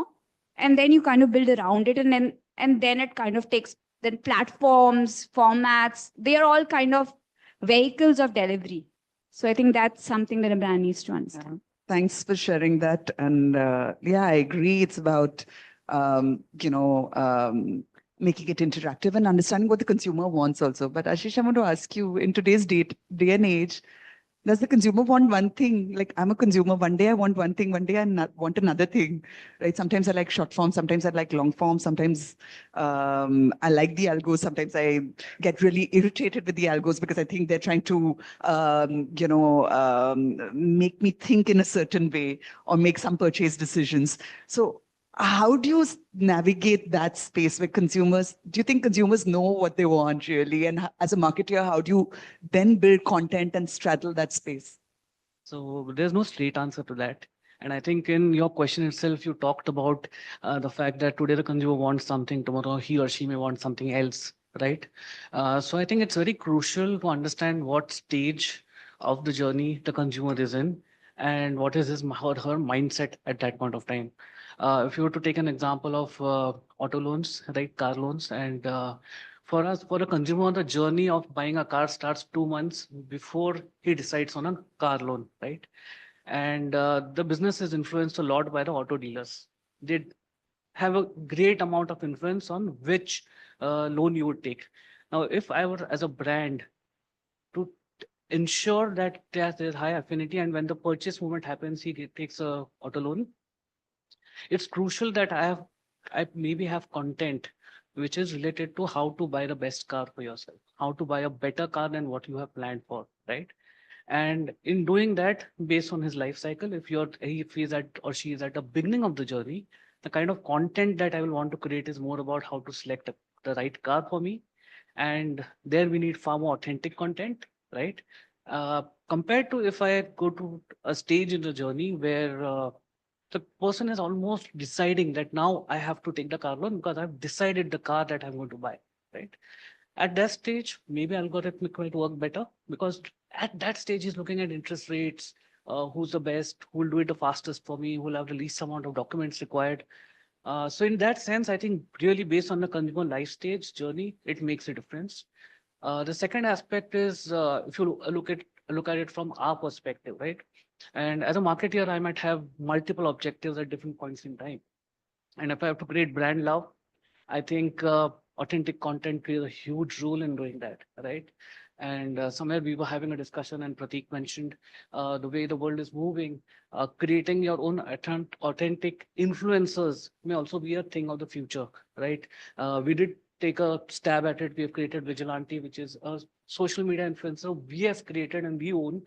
And the kind of engagements that we are seeing with her is far higher than we see on branded handles of the bank. So in that sense, I think it's really, there's no straight answer. At different points of time, authentic may be far more important, and at different points of time, algorithmic, very specific data points with very specific sort of behavioral inputs that I'll decide to target the consumer and get very specific, communication or content delivered to them. I think that's very well put, Ashish. I think what I'm taking away is that create intelligent content. Sometimes, more, which is when different stages of the funnel require different things. And for that, create intelligent content thinking about where the customer is in their journey. So I think that's a good takeaway to take. There's just one more aspect to this that I'd like to build in is one is in terms of the content, right? And whether I create authentic content and I create algorithmic content, right? The second part is the delivery, right? Correct. Now I could possibly also create authentic content, but when I'm delivering it, I might use algorithms to ensure that the right people get the right form of content, right? And hence it could be a mix in terms of the development happens for authentic means and the delivery may happen through algorithmic. So even that combination is quite possible. Of course. So use the best of both. And Irina, coming to you, and I want to dig a little bit deeper into what Ashish kind of mentioned, that then, while you can create intelligent content where you have like your business goals, and I think as marketers, all of you have business goals at all point in times, and maybe they supersede. But at the heart of it, all marketers like to create brand love, right? How do you navigate the space of creating brand love, in this whole era of where you have to also, keep in mind the algorithm and not just look at the authenticity? We're very lucky that way. So the recent example, we had an organic post which not collaborate with the influencer. She had some 6,000 followers, and she generated the post with our iconic product, and it had more than 2 million engagement in a day. Fantastic. So it is more about nostalgic feeling, because it won't be a secret when you ask people about Oriflame, they will say it's a product my mom used to use. But at the same time, we work a lot with user-generated content, because as your daughter rightly noticed, it has to add value. And what we noticed right now, what works the best for us is when you kind of have a concept of beauty insider, when you give the tips, when you share your own experience of using the product. And in Oriflame, we have a special program where we don't create influencers, but we train content creators. Because we explain them how it should work, what is the calendar, we give them the reference of the posts, and definitely it's important not to have false claims because you hardly have a control. So we can even give some guidelines on what kind of claims you can give in your hashtag, for example. So then they go ahead and naturally the best one gets the best traction. But that way it creates authentic content. And then, as you rightly mentioned, the delivery, not only to reach the right person, but not to create this annoying noise pollution. It's extremely important, and there are multiple ways, and definitely it depends on the company strategy, which can be different for everyone. Amazing insights. So what you're saying is rather than while you're also maybe partnering with influencers, but you're training content creators. So that's like really interesting. And I think Ashish also mentioned about the content creator that they've created at their end. And Vijay, I want to ask you, lending in from what Irina just said, are brands now looking at themselves becoming sort of, and Pratik mentioned this while we were having a little conversation before that, becoming publishers themselves or content creators themselves, or taking the responsibility to create more and more content rather than just relying on platforms? Is that the trend that you're seeing, and do you see benefits on that in doing that to kind of evoke more trust with your consumers? I think I would say the future of advertising is a branded content. And the more control the brands have on how relatable content the brand wants to create. Like, let's say, if you are taking few influencers on board, of course, you can control the kind of content that they create, but how it will impact to the consumers, it's very hazy world there. But when a brand has a complete control on the kind of content we want to create, we can set the context, we can ensure the authenticity of the content, we can ensure the the relevance of the content with respect to the product or the benefits or the category. So I think there is a great deal, the way brands are moving forward, there would be more and more controlled environment of content creation rather than relying on the other people. So you see, that's a trend that brands are focusing towards, starting to own their content, create more content. And Pratik, I want to ask you, because you started this interesting conversation while we were outside the room. To become a content creator, to become a publisher for a brand, right? Like in the traditional word, we would call it publishers. How easy or tough is it? Because to be a publisher and in this world where there's so much content which is required to be, you have to optimize for the algorithms, right? Even when you create that content so that it reaches the right people. How do you manage that? Because it's not the core of the business you are in, right? How can brands do that well? How should they think about becoming sort of content creators themselves and creating content for their own assets rather than just relying on platforms? Yeah, so I'll start with saying that there are examples that exist today of some leader brands that we are all aware of who've looked at content as a main constituent of their entire canvas of brand narrative. A brand like Red Bull, a brand like Coke, Red Bull through all its events and its active energy sports content that it sort of puts out, Coke through its Coke studio.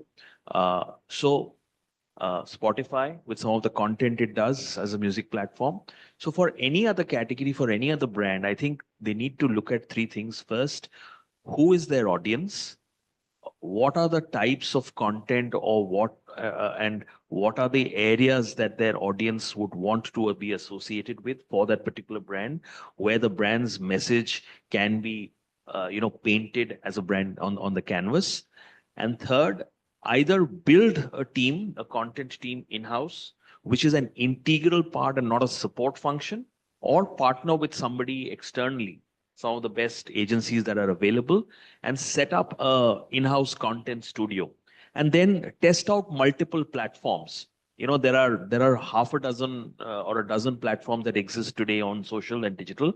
Test it out on what their audience is sort of relating with. Is it Twitter? Is it Instagram? Is it Facebook? Is it YouTube? Could it be Snapchat if it's a youth sort of, teen millennial brand? And then see where the engagement metrics are, and then sort of progress from there. Yeah, just like yeah, Ashish, you want to add to it, but I'm also putting a follow-up question on the same point, and maybe you can address that as well. Yeah. It's like, I think it seems like a great idea, but do you get the support of the management to invest into content? That's my follow-up question to that. Let's say something. Sir. Just to add, I think to what Prateek said is, yes, we need to set up content, right, development, but brands need to be bolder. And when I say bolder, we are all very comfortable to operate in the category we are in, right? And if you ask me financial services, I'll talk about a loan, I'll talk about a fixed deposit, I'll talk about investments. But if we have to engage with the customers in a more meaningful way, I think it has to go beyond the core product that we do. And the end use of a product or the environment in which the product is consumed, I think we need to be bold enough to step into those spaces, which may not be our core, but then which will really create a long-term and sustainable engagement with our consumers. That's the question I have, like for Advesh and Irina, I want to add. Sorry, I preempted. Like, how do you convince your stakeholders to invest in a long-term content strategy, which, again, I'm being absolutely candid, being on the other side. As agency partners, we always go and tell our clients to do that. And I know marketers want to do it, but they do struggle, right? Convincing the stakeholders. So how do you do that? I worked with quite a few legacy brands, so I completely, resonate with that. I think it's a lot about just proving small successes, like run pilots that work and then scale them up. So immediately, like if you look at like a very broad plan and, you look at a very long-term vision kind of thing, you have to obviously prove the proof of the pudding really lies in the results.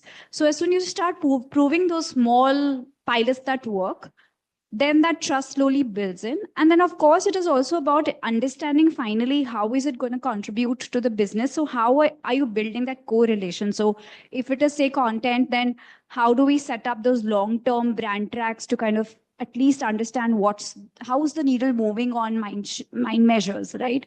So there has to be some level of measurability that needs to be built. And that is very dependent on the category, on the way that you're looking at it.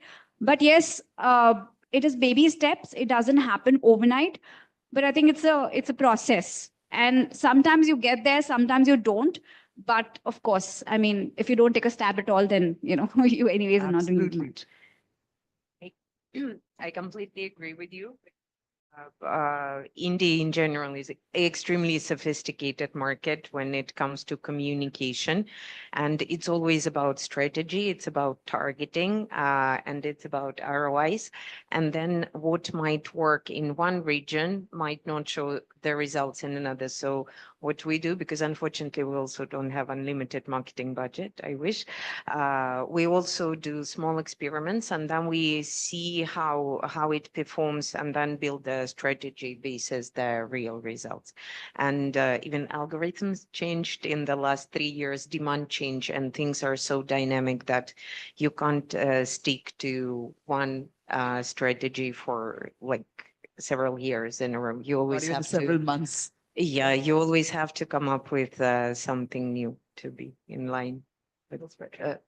No, I think just to add one more point to this, for FMCG today, quick commerce platforms are very important, the way they are growing. And I think the brands are now getting inspired with the kind of content that these quick com platforms or food delivery platforms have. And I was recently having a meeting with one of the largest quick com platforms. What they are telling us is we will create content for you. You don't have to go anywhere. And it will be a branded content. That platform and brand will come together. We will create like almost like a viral kind of a content. So brands are getting inspired to be little bolder, coming out of that closet and experimenting on new things. That's amazing. That's very refreshing to hear. And my follow-up question to that is like, and Anvesha, you mentioned measurability of content. Again, my question is on that whole split. How much of it is performance content and how much of it is actually brand love? And how much time can you give content which is actually going to generate brand love? How many quarters do you give it before you said we're going to start measuring the impact of it, right? And anyone, if you can take a stab, it's not like my question to any particular person who. So how I've typically approached it, and all the teams that we've worked, how we've looked at it is that we look at a full funnel thinking. I mean, it's not really one is separate from the other. And when a user engaging with your content, they don't know it's performance marketing or it's branding, or like they don't really view it in that lens, right? They're just engaging with your content and taking the action, or just taking away something. So I think it's about like how you really build that funnel and also leverage on your brand love to actually drive performance. If you're looking at it in slightly disjointed ways, then that's where I think it becomes even more tough to kind of crack it. It's always easier said than done, again, because different platforms won't talk to each other. There is limitations on how much data can be used, etc. But there is a way that at least you start looking at, when you start looking at that model in totality versus looking at it at separate segments, is I think where that problem kind of starts getting to get solved. Sure. So think the fundamentals of marketing don't change, right? And over the years, we've been investing in building brands through ATL, like television, and we've never expected it to get turned around in one campaign. We've invested in it for the long term, right? So to my mind, if I have still focused on building a brand, creating brand love, I do have to continue investing over a longer period of time. I think the thinking or the belief that we need to get into the system is that content can also play a key role in doing this in the current ecosystem, right? And if you have to do that, I think this to build this conviction, I think like Anvesha said, experiment, prove it in small bits, and then build up. Make it a key part of your brand building mix. Yeah, go ahead. We are also prioritizing. Switched off all the time. Thank you. So we are prioritizing brand love as well. And the reason is nowadays, in the last 3 years, there were more than 600 cosmetic brands that appeared on the market. And how do you stand out? There's no point to go to the consumer saying my product is the best. You need to talk about how is your brand adding value? How is it different to other brands on the market? So for us, priority is brand love when it comes to all the digital. That's refreshing to hear. I want to just switch gears and talk a little bit about algos more again and have a couple of questions there. And maybe Ashish, I'm going to ask you, what do you think, there's a lot of short form content that is happening right now.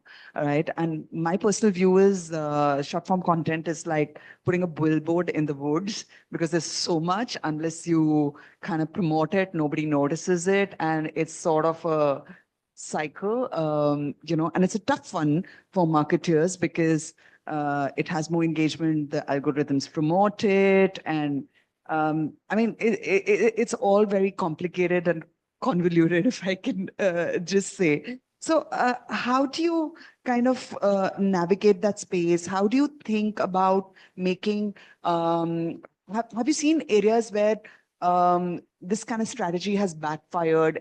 In your experience, have you got into that trap sometimes? You said that, okay, let's pause. This is not working for us, and this is our learning, and change your strategy. If you can, share some of those examples that you may have seen either in your own company or some other brands doing that, I think that'll be very useful. Where somebody's like had the temptation to follow the algos and take a pause, reset, and rethink and redeploy a more consistent strategy. Yes, I think so. And I think the simplest way to illustrate this is if you're doing an algo based,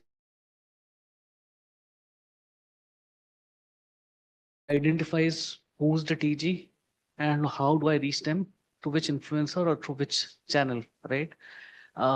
It just focuses on who the TG is, but not the platform through which this is getting delivered, right? And in that sense, I think the risk that we have is if the particular influencer the piece of content that you have created does not align with your brand values, right? That could hurt you. And we've seen social media today is there's a lot of activism happening. They're very quick to latch on to something and pick up and create a huge furor around it. And there have been times when we have had to react and quickly change course. One example would be we have created our own influencer vigilante, right? And suddenly there was this huge noise around it where some activists started saying that, hey, why is the Bindiya stop symbol? Is it hurting the religious sentiments of Hindus? Now, whether it was politically motivated or it was a genuine cause, we really don't know. But it created a lot of noise, right? And the question was, should we stand for what is right, that this doesn't really hurt religious sentiments, and that's the view of the larger audience, versus saying that, hey, for the brand, the bindi really, the stop sign doesn't really make a difference to the objective that the campaign is trying to serve, right? Which is about creating awareness about frauds. So there was a point till which we debated and said we'll hold our ground and we will stand for it as a brand. But then we realized it was taking our attention away from the core, which is about creating awareness on frauds. So we took a step back, we changed the bindi, we quietened the noise, right? And we had a full blue bindi, not even red, with a full dot there. And we got back to saying, let's keep creating content on the latest, newest ways of fraudsters, modus operandi, right? So that's No, something. thanks for sharing that. I think it's amazing to be able to cut through that noise and take that stand and come back to what you started creating content for. I think thanks for sharing that example. I think it's very insightful for a lot of people here. And Irina, I want to ask you this whole thing that, of course, data and technology is really important in today's world of marketing, right? And we cannot undermine that. But given that, how do you kind of balance it out by not getting manipulated, like what I'm using a stronger word than how Ashish described it, by the algorithms, and still leverage the data and technology and stay core to what you want to communicate? In the first place, team is extremely important because all this automation, it's great, but it's nothing without human touch. Again, micro tests, A/B testing, so we go in the right direction. And as I mentioned before, we prioritize the customer experience. It has to be about the content that adds value. And one more important part, I believe, authenticity and trustability, relatability is extremely important. Hence, when it comes to algorithms, it's also a crucial point to be transparent, and all the consent forms they're required so your customer knows how the data is used. But definitely, as I said before, algorithms we cannot avoid because for us, the specific of the business is such, we have a lot of information to share every month, a lot of new launches, promotions, events, trainings, etc. And to avoid this information pollution, you just cannot get away with automation. To communicate in a proper way, you really need to track the audience, segment it in the right way, and deliver the right information in the right time to right people. I think, again, very insightful. Cut out the noise, use the data and technology to cut out the noise and focus on the basics that you want to. Thanks for sharing that. I think we're just are getting out of time. I don't know if we have time for questions, maybe one or two if anybody has for the panel. None. So then I guess, okay, there is somebody.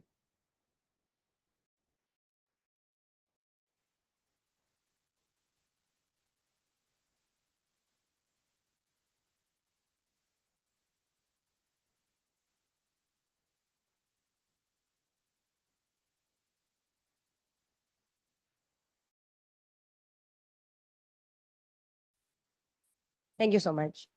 So I have not worked with, digital first brands in my past experience also. And there is one question that I always get asked is that how do I prioritize between chasing virality in today's, content and influencer marketing, or maintaining a brand alignment, like staying true to my brand, creating this essence and persona of the brand. So do I stick with that, or do I really chase virality? Because when we talk about algorithms, the answer usually comes towards virality. But my brand or our brand do not permit, going beyond the essence or persona of what my brand has. So, if I may, I don't necessarily think that they are mutually exclusive. Whatever values that your brand has, whether it's, for example, for the Mahindra brand, it's about being bold, it's about agility, it's about being collaborative. We will sort of partner and create content which sort of brings out that idea, right? Now, whatever your brand, I'm sorry, I missed your organization. I work for Milton. Milton, right? So it's about packaged products, about giving warmth, right? So it's about a lot of love that whoever is cook, maybe the wife or the husband or whatever, it's about sharing and caring, right? That's what your product does. It keeps food warm so that it doesn't lose flavor, but food is just a conduit. The actual essence is in sharing love. That's what people are doing with food, right? So if you keep that as an essence, anything in content which is about love and about sharing, you could sort of create content in that space. Yeah. Sure. Thank you, Pratim. Great. Thanks. I think we're just time is up. So thank you everybody for joining me. Thanks for all the panelists. I think what we're taking away is to start creating more intelligent content and creating content ourselves and using algorithms to distribute it correctly. Thank you. Audio. Yeah. Thank you so much, Rubina, for this wonderful session. And thank you so much to all our panelists. I would like to request Mr. Rahul Khurana to come up on stage. Mr. Rahul Khurana, Country Manager, India, KIT Global, to present a small token of appreciation to the speakers.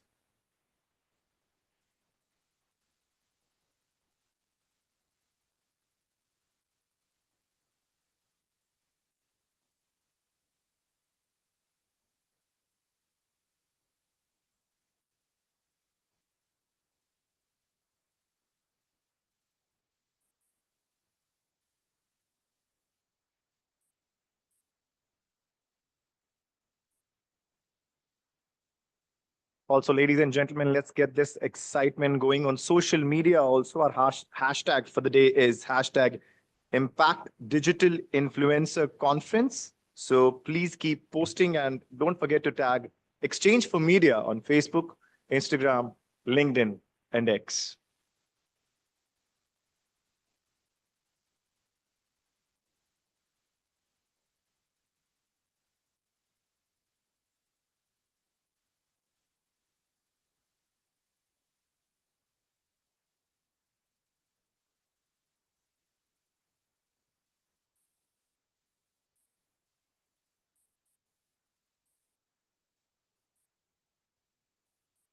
Thank you so much, Mr. Vijay Gupta, Mr. Prateek Majumdar, Anvesha Poswalia, Ashish Morone, Irina Bonik, Rubina, and Rahul. Give it up for the panelists, the moderator, and our.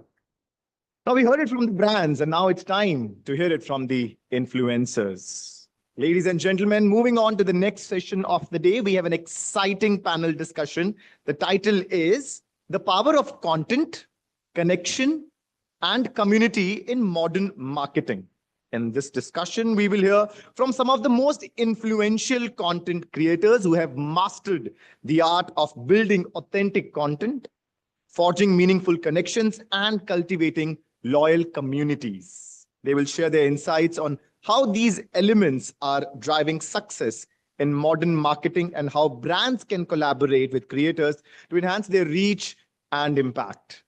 Let's dive in and hear from our incredible panelists. Let me introduce all of them. Sabse pehle, Vivek Keshari. Please come up on stage. Vivek Keshari is a very popular content creator. Vivek Keshari, please come up on stage. Are they here? Influencers हैं, थोड़ा time लगाएंगे आने में, कोई बात नहीं. All right, Vivek Keshari, if you can hear me, please come up on stage. Ganga के घाट से मुंबई के समंदर तक का सफर है इनका. Next is Nibedita Pal, actor and content creator. Ronit Ashra, content creator. RJ Raghav, content creator. Rushali Yadav, content creator. Sakshi Shrivas, content creator. And 8-Bit Mamba, also known as Salma Ahmed. Please come up on stage. Give it up for our panelists. And this panel will be expertly moderated by Anushri Yanam, influencer marketing consultant. Guys, I think a loud cheer can really help and morale they boost. Yeah, please sit accordingly, guys. Over to you, Anushri. Thank you so much for the lovely introduction. Can we please have a round of applause for the host?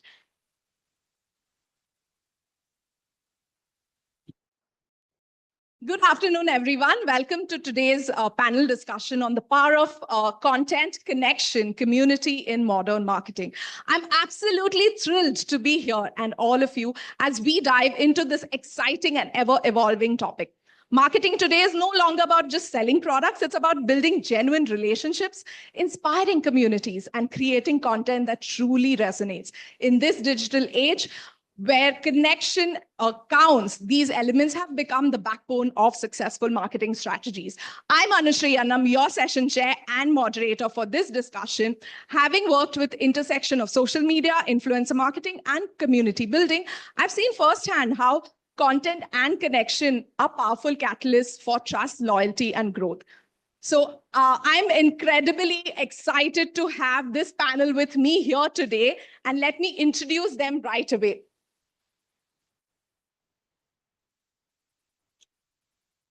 So Vivek Keshri is a master storyteller who connects with audiences through heartfelt, relatable narratives. Vivek is an aspiring actor, fashion influencer, and an energetic entertainer whose inspiring and motivational content has captivated millions of followers over the 5 years across various social media platforms. Welcome, Vivek. Hello. Hi, how are you?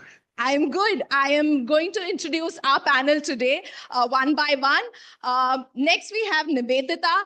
Nivedita is a multifaceted talent who has made her mark as a renowned influencer and actress, best known for her captivating presence on reality television. She has gained a widespread recognition as a contestant on season 10 of Splitsvilla, where her charisma and flair has stood out. Welcome, Nivedita. Ronit here next is known for his hilarious parodies. He's brought smiles to millions by capturing the essence of pop culture. His talent and charisma have earned him a massive fan following, and he continues to inspire with his individuality. Welcome, Ronit. RJ Raghav, a voice that has shaped engaging conversations and brought communities closer through audio content. His entertaining personality has captured the hearts of many. His knack for creating sarcastic, savage, and relatable content has made him a household name. Welcome, Raghav. Rushali is a creator who connects deeply with Gen Z audience and champions authenticity and engagement. Rushali is a force to be reckoned with in the world of modeling and content creation. With a successful stint in reality shows like Splitsvilla and India's Next Top Model, Rushali has carved a niche for herself in the industry. Welcome, Rushali. Sakshi is a true embodiment of beauty with brains. This stunning actress, creator, and artist has already made a name for herself in the entertainment industry. A former software developer, Sakshi has successfully transitioned into the world of acting, showcasing her personality, her versatility, and talent. She was recently seen in Splitsvilla X4 and has left audiences in awe. And introducing our last member on the panel, Salman Ahmed, aka 8-Bit Mamba, is a gaming content powerhouse who has turned esports into a community-driven phenomenon. He has firmly established himself as the leading gaming creator in India. Welcome, Salman. So let me straight get into the first part of this panel. So first question for you, Vivek. You are known for relatable and authentic storytelling. So how do you maintain that in this era of very quick trends? Okay, before we start, can we have a huge round of applause for you guys? I mean, for having the... Hello, everybody. My name is Vivek Keshri, and I want you to repeat the question again, please. So you are known for really authentic storytelling. So how do you maintain that in this era of quick trends? I feel trends comes and goes, and nobody remembers if you're doing a trend until unless you're not the creator of the trend. But storytelling is the something which we are meant for it. I mean, हम में से कोई भी ऐसा नहीं होगा जिसके दादी नानियों ने उनको कहानियां नहीं सुनाई होंगी. And our Indians are used for it. हम वैसे बने हैं, हम कहानियों पे यकीन करते हैं. अगर वो कहानियां झूठी भी होती हैं, हम परियों की कहानियों पे यकीन करते थे. And I am genuinely following that only, not the fake stories, but they are real stories. And I feel कहानियां जितना ज्यादा आपको आपके ऑडियंस से कनेक्ट करती हैं, nothing can. It's the best way to connect with your audience because you are real yourself, you are telling your story, you are being raw, and it's always good, I feel. Thank you. On that note of connection and storytelling, moving on to Nivedita. As an actor transitioning into content creation, how do you balance this artistic expression with the audience expectation? A very good afternoon to everybody present here. So to answer your question, actually, I feel like I am very, very grateful that I got to start my stint with a reality show. And that kind of built a foundation for me, like an audience foundation for me, which really helped me build my social media where I could just be my unfiltered self. So it was very authentic. It was very relatable to them. And, I sort of didn't have to set expectations. I could just be my natural self, and that's what they really enjoyed seeing. If I'm talking about acting, on the other hand, it's, acting is a place where I am exploring a character where I have very limited access to what I'm portraying to the audience. So obviously they see a very different side to me there as well. But I think social media is a great medium to kind of bridge that gap for me, where I get to be my real self on social media, but also there are several characters that I'm playing on screen as well. So although there are two different versions of myself, but there's a balance with social media where it's more relatable to the audience. Thank you, Nivedita, for sharing that how you already had that base of an audience and therefore you could manage those expectations accordingly and acknowledging that it is a privilege. So thank you for that. Moving on to Ronit. So your parody videos have a very distinct flavor. So how do you ensure that they stay fresh and resonate across generations? Hello. Hi, guys. मेरा जो content type है, I don't think ज़्यादा है market में, so I feel that already makes it a unique standpoint. और मैं ना बहुत experiment करते रहता हूँ. जैसे अभी recent में मैंने एक video डाली थी जिसमें मैंने ना I had like a small set, लेकिन वो vertically करो ना तो इतना small पता नहीं चलता है. तो पानी इधर जा रहा है उधर जा रहा है. तो I think that makes it unique because I'm trying something new every time. Also, talking about things that I'm trying, I am going to plug in कि मेरा एक show आ रहा है, dating shading, swipe prime, sorry, it was named dating shading पहले. तो swipe prime will be available on Amazon Mini and MX. It is there on 20th. तो आप लोग please देखना, free में है, please देखना जरूर हाँ. और मुझे message करना कैसा लगा सबको, ठीक है? Thank you. He also promoted the show here. So we were talking about freshness. As fresh as I can be, I'm exploring the acting wala jagah because I always wanted to be an actor. So yeah, please, thank you. All the best to you, Ronit. Moving on to RJ Raghav. So your journey has been quite unique. You were in audio content and now this connection between audio and video is very unique. So how does storytelling differ in a voice driven versus a visual driven medium? So from a radio to Instagram. Sunscreen नहीं लगानी पड़ती थी तब और moisturiser भी मतलब ये सब होता है क्योंकि आप वीडियो पे आ रहे हो तो फिर बहुत सारी चीजें होती हैं बट यस ऑफ कोर्स बहुत सारी चीजें चेंज होती हैं स्क्रिप्ट भी बहुत सारी बट एक चीज जो रेडियो सिखाता है वो बहुत अच्छी चीज है एक एक सेकंड की वैल्यू तो जब आप चाहे जिस भी मीडियम की बात करो अगर आपका कंटेंट क्रिस्प है और टू द पॉइंट है तो वो ज्यादा अच्छा रहता है फैल ना जाओ रायते की तरह समेटने में बड़ा टाइम लगता है, तो इसलिए वो रेडियो बड़ा अच्छा सिखाता है। एंड आई थिंक आप बात कर रहे हो कि क्या How does storytelling differ? Yes, तो वहीं पे हम बात कर रहे थे रेडियो की भी। तो मुझे लगता है रेडियो ओके, ये भी कई बार हो चुका है कि रेडियो के बाहर निकल के फिर रेडियो का फ्यूचर क्या है और खत्म हो रहा है क्या। तो बहुत छोटा सा पॉइंट है मेरा। रेडियो के पास मैं तो अब रेडियो में नहीं हूं, बट जो लोग रेडियो में हैं ये उनके लिए हो सकता है। रेडियो के पास अभी भी दो चीजें ऐसी हैं जो बहुत यूनिक हैं।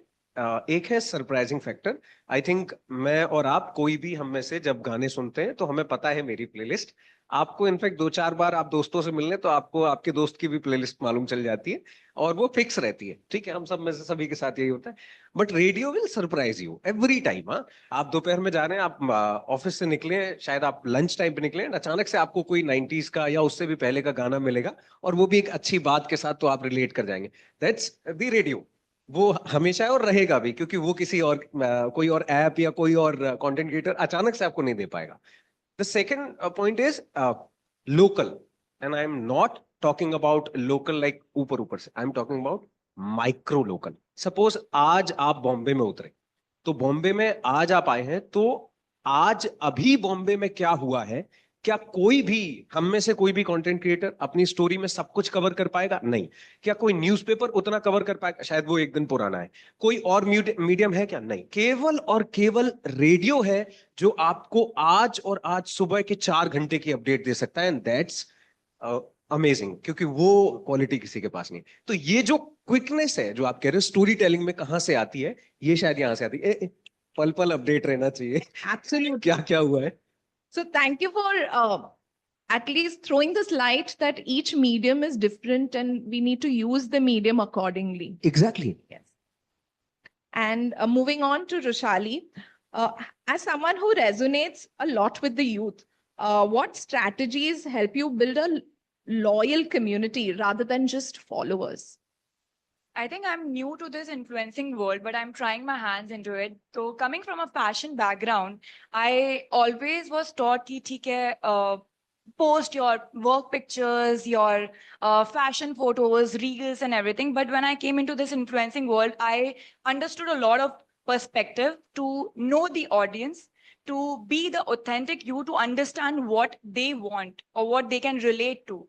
अगर आज मैं अपना कंटेंट डाल रही हूँ और सामने वाला समझ नहीं पा रहा या रिलेट नहीं कर पा रहा, so it's of no use for my reach, for my followers. But if I interact with them the way they want it, which I understood कि हाँ ये मेरा perspective है. Like if we come to the Gen Z world, like they have been very rigid to themselves कि हाँ अगर कोई client script भेज रहा है या नहीं, I want to be me. I want to show the brand the way I am, or the way people are accepting me. So I think that is the thing I would change, or I would bring on the table, that I want to be the authentic me to create my content, and I'm trying my hands into it. So what I hear from you is authenticity is paramount. That is the most important aspect. Thank you. Moving on to Sakshi, when you work with brands, how do you ensure that the collaborations that you do not dilute your authenticity? What's up, guys? Hi. Really excited to be here with this amazing panel. And to answer your question, I think just the way you put it, that it is a collaboration and that needs to be like really taken care of, because the brand cannot be like, you know, that, okay, this is the product, this is the script, ye kar do. And the creator cannot be like, okay, this is how it's going to work. Both the parties have to come across to, let's say, a unique amalgamation of what the content can be. Let's say Ronit creates a lot of, you know, funny content. Like, I really love his content, by the way. So Ronit has his unique way of promoting a certain product, right? Like I've seen his reel where he's promoting Zomato. So that's when the creator and the brand needs to understand that it needs to reach the creator's audience in a way that the content also resonates with the creator's audience, but also make sure that the point that the brand wants to, you know, get across, that also happens.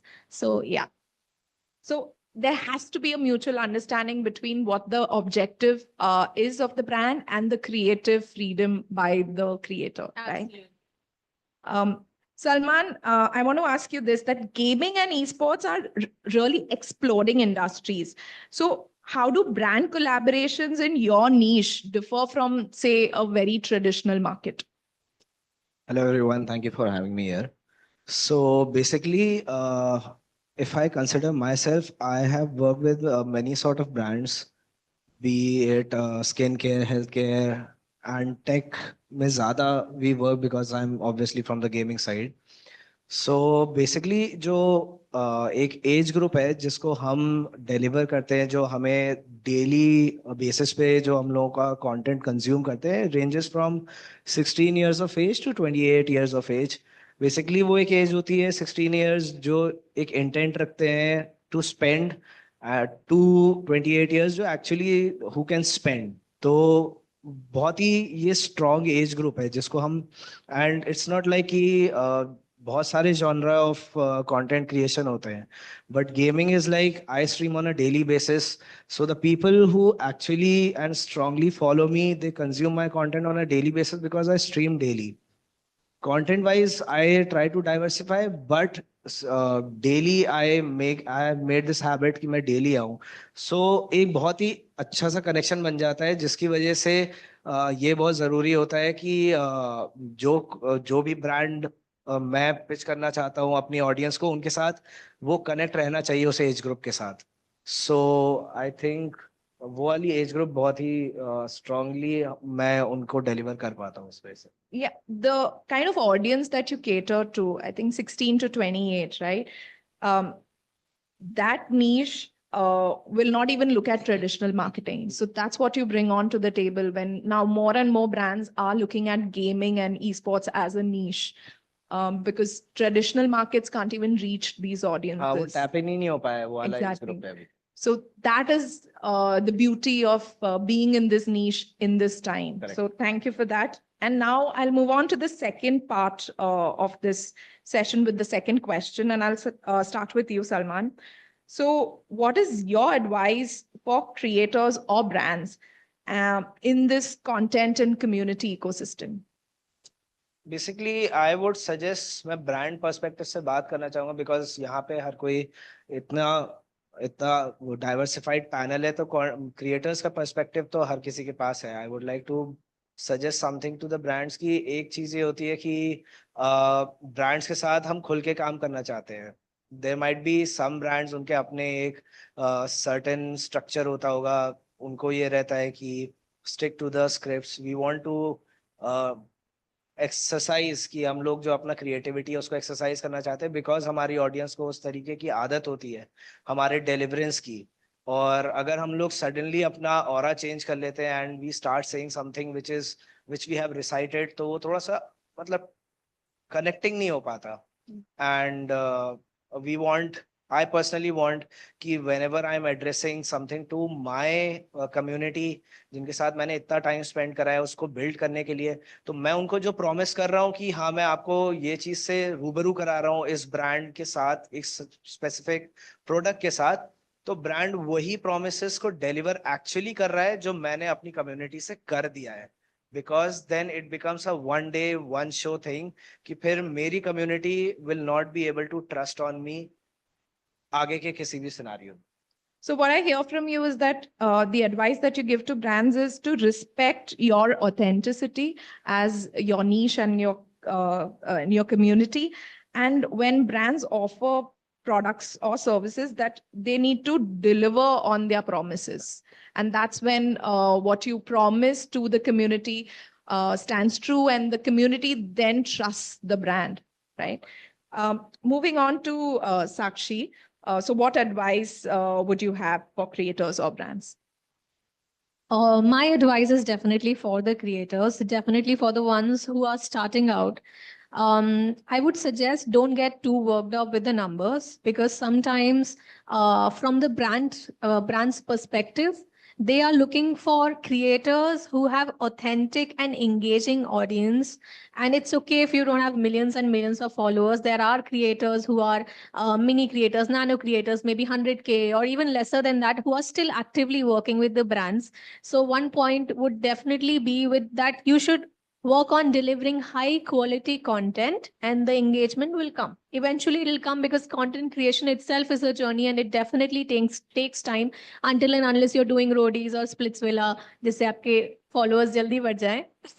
So yeah, definitely that. And I would suggest initially, let's say if the brand is offering you a product or a service, there's no compensation. I suggest that you consider that so that other brands can understand what you bring to the table, how you can promote a certain product, and eventually more opportunities will follow.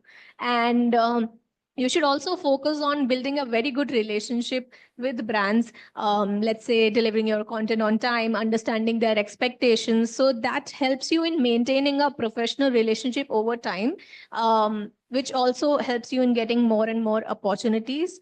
And last and the least, I would say that don't undersell yourself, but understand that if you're starting out, it's okay sometimes to, compromise in the beginning, right? So that you can bring your, what do I say, your niche to the market. People can understand what you're also bringing through.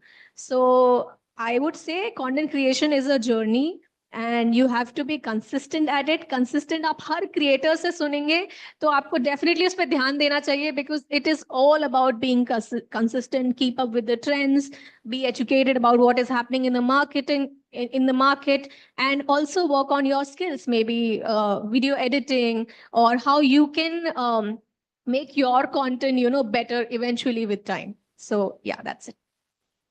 So what I hear, summarizing what you said, is that, and thank you for highlighting the importance of new creators to brands as well. So UGC or user-generated content is a very upcoming niche as well, where people focus exactly on this. They have very less number of followers, but they have great quality content and they are consistent. So consistency and not looking at the number of followers or how many followers you're getting, but focusing on quality and collaborative experiences with brands. So both sides journey of the creator on how they can look forward. So thank you for that. Moving on to Roshali. Yes. So what advice would you have for either creators or brands? I think I agree with Sakshi about being consistent and being authentic about your content. And I have learned that from my journey itself. I have learned what is my forte and I have to be consistent. And I think there's a lot of competition on social media because there are a lot of similar type of content creators. So I think you need to know yourself better in which category you belong and you're good in so that you can work hard and make your content more authentic and more real about your product or your brand, whatever it is. And just be patient. I think that's a major part कि लोग करना चाहते हैं but उनको तसल्ली नहीं है, patience नहीं है कि हाँ नहीं अभी किया है और अभी फल मिल जाए. So I think you need to be consistent and you need to wait for the right time. And of course, the followers, the number game, I think it's important. But the more important is how you connect with the audience and how loyal your audience is with you to be there. अगर मेरे Splitsvilla के fans रहे हैं तो उनको अगर मैं अच्छी लगी हूँ तो वो अपने पर्सनालिटी की वजह से the way I am. So if I want the same audience to be there in future, I have to serve them through my content. So I think authenticity, consistency, and patience, these are the three major factors. Thank you. And moving on to RJ Raghav, when we were discussing, you had a very interesting point and you had some tips for creators. So creators के लिए तो ये देखो, पहले ये समझ लो कि मतलब अगर आप में से कोई बन रहा है तो बहुत अच्छी बात है, welcome to the jungle. But हाँ मतलब ऑनेस्टली, बट आपको ये समझना पड़ेगा कि क्या आपका ये पैशन है, क्या आपका इस काम में मन लगता है. पूछ लो अपने आप से, कोई हरी नहीं है. और जिनके फॉलोअर्स बहुत जल्दी गेन हो गए हैं, आप उनसे क्या पता कब आगे निकल जाओ, उसमें कोई दिक्कत नहीं. बट पहले अपने आप से ये सवाल कर लो, क्या वाकई में आपका ये पैशन है, आपका मन लग रहा है, देन गो फॉर इट. अगर आप थोड़ा भी ऊपर नीचे हो तो साइड में करना चाहते हो तो भी ठीक है, मतलब उसमें कोई बुराई नहीं है. बट फिर एक्सपेक्टेशंस में डिफरेंस आएगा, क्योंकि आप एक्सपेक्ट अगर दूसरों जैसा करेंगे तो फिर उसने सही कहा, वो कंसिस्टेंसी एंड देन क्रिएटिविटी पे उस हिसाब से काम करना पड़ेगा. मेरा जो सजेशन है वो ब्रांड्स के लिए है, बहुत बहुत प्यारा और बहुत ही शांति वाला। हाँ, हम लोग मेल मेल खेल सकते हैं, चैटिंग कर सकते हैं, डेट पे भी जा सकते हैं, बट पॉइंट इज कि कई बार ऐसा होगा कि आप कोई कैंपेन कर रहे हैं, ब्रांड कोई कैंपेन कर रहा है, तो आप शायद मेरे या रोनित तक पहुंचे और हम कोई आइडिया पे काम कर रहे हैं एंड इट गोज वेल, अच्छा गया। लेकिन हो सकता है मेरे पास, हम दोनों के पास 4 और अलग अलग आइडियाज हैं जिनमें हम अलग कुछ ब्रांड्स को पहुंचना चाहते हैं, उन तक कहना चाहते हैं कि देखो ये हम तो करेंगे इस आइडिया पे काम, बट अगर आप साथ में आते हो तो इसको हम और अच्छा बना सकते हैं। तो वो दरवाजा खुला रखना चाहिए, और अगर उस दरवाजे के 3-4 रास्ते हैं तो वो सारे पता होने चाहिए क्रिएटर्स को, खासकर चाहे वो नए हों जो शुरू कर रहे हो, चाहे वो पुराने हों जो पहले से काम कर रहे हो, सो दैट वो ना वो पाथ बहुत इजी हो जाए क्रिएटर्स के लिए, क्योंकि काम तो करना ही पड़ेगा, चाहे क्रिएटर हो चाहे ब्रांड्स हो, काम तो सबको करना पड़ेगा। So what I hear from you is that brands should keep an open ear, and when they should allow creators to pitch to them. Yes yes, and अगर कोई किसी का कोई और वीडियो अच्छा लगा है तो आप डायरेक्ट भी रीच आउट करो, एंड देन इवेंचुअली वो जाएगा मैनेजर के थ्रू ही, बट आप रीच आउट कर लो कि यार क्या आपके पास ऐसा कोई और आइडिया है, एंड बहुत बढ़िया होगा कि वहां से आपका कनेक्ट बन जाए। बहुत अचानक से होता है ऐसे, मतलब कभी कभी तो कनेक्शन ही ऐसे बनते। No, true. So this brings me to the point that in influencer marketing, we say that it's not about marketing, but it's about relationship. So to build that bridge and to maintain that bridge and not just keep it transactional, like you said, you'll have one idea now, but after 4 months, you could have something else. So how do you keep those channels open? So allow for that relationship to happen and not keep it very transactional. So moving on to Ronit. यार इन्होंने manager वाला point बोला तो मेरे को लगा मेरा point खा जाएंगे। सब कुछ तो कवर हो गया है। मुझे लगता है कि how do you reach out to brands. अच्छा, मेरा एकदम से शुरुआत में ही बूम हो गया था, तो मुझे वो दिक्कत नहीं हुई कि मैं कैसे हाउ डू आई रीच, क्योंकि मेरे पास management, I have TGP to help me for that. So मेरे लिए तो मेरी थोड़ी लाइफ सेट हो गई। बट अगर आप नैनो क्रिएटर हो, when you are starting out, what you can do is you can create a pitch deck. अब पिच डेक में you can have like a mock video of what you want to, मतलब brand के सामने क्या collaborate करना है। तो ये सब कुछ मेरे कॉलेज में एक कंटेंट क्रिएशन मॉड्यूल में सिखाया कि पिच डेक हो सकता है, पिच डेक में एक प्रेजेंटेशन हो सकती है। तो you do it very professionally. आप आलतू फालतू मैसेज डाल दोगे ब्रांड को कि ऐसे ऐसे करना है, फिर आगे जाके ना वो आपका ब्रांड इमेज, ब्रांड वैल्यू सब घट जाती है। तो you start off as you are the brand, you are that person, and you become who you are. मतलब आप कॉन्फिडेंट रहोगे तो आप बन जाओगे कॉन्फिडेंट, वैसा होता है ना। तो मतलब बहुत प्रोफेशनली अप्रोच करा करो ब्रांड्स को, मेरा ये पॉइंट है बोलने का बस। या Very important one. On how to pitch to brands. That's a very important point. Moving on to Nivedita. I think it's already been very beautifully presented by everybody here. So I'm just going to tie everything together, what's already been said.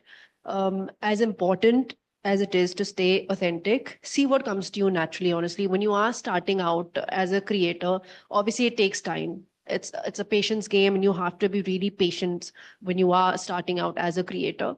And I think that's okay. Explore. If this is a journey that you want to explore, then that's fine. I think be brave enough to take upon it.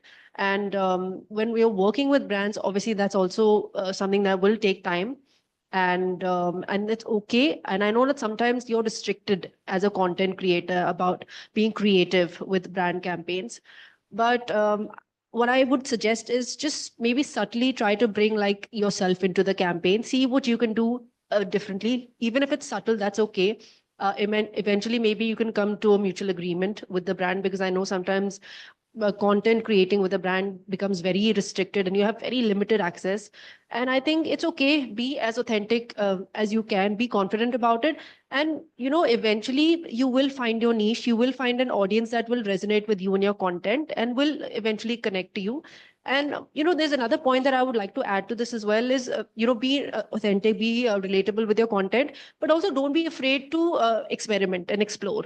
You can do a brand campaign in 10 different ways. Maybe one will eventually click and resonate with an audience, and you'll understand that, okay, maybe I can do this better. So yeah, be real when you're starting out, because obviously you have less experience as a new content creator. But eventually, I think start to have fun with it, because that's the most important. Please don't forget to have fun, because that's what you're doing. That's why you're doing it in the first place. Have fun, experiment, maze karo, and eventually it'll click. So you don't have to bang your head about it. Thank you. And over to you, Vivek.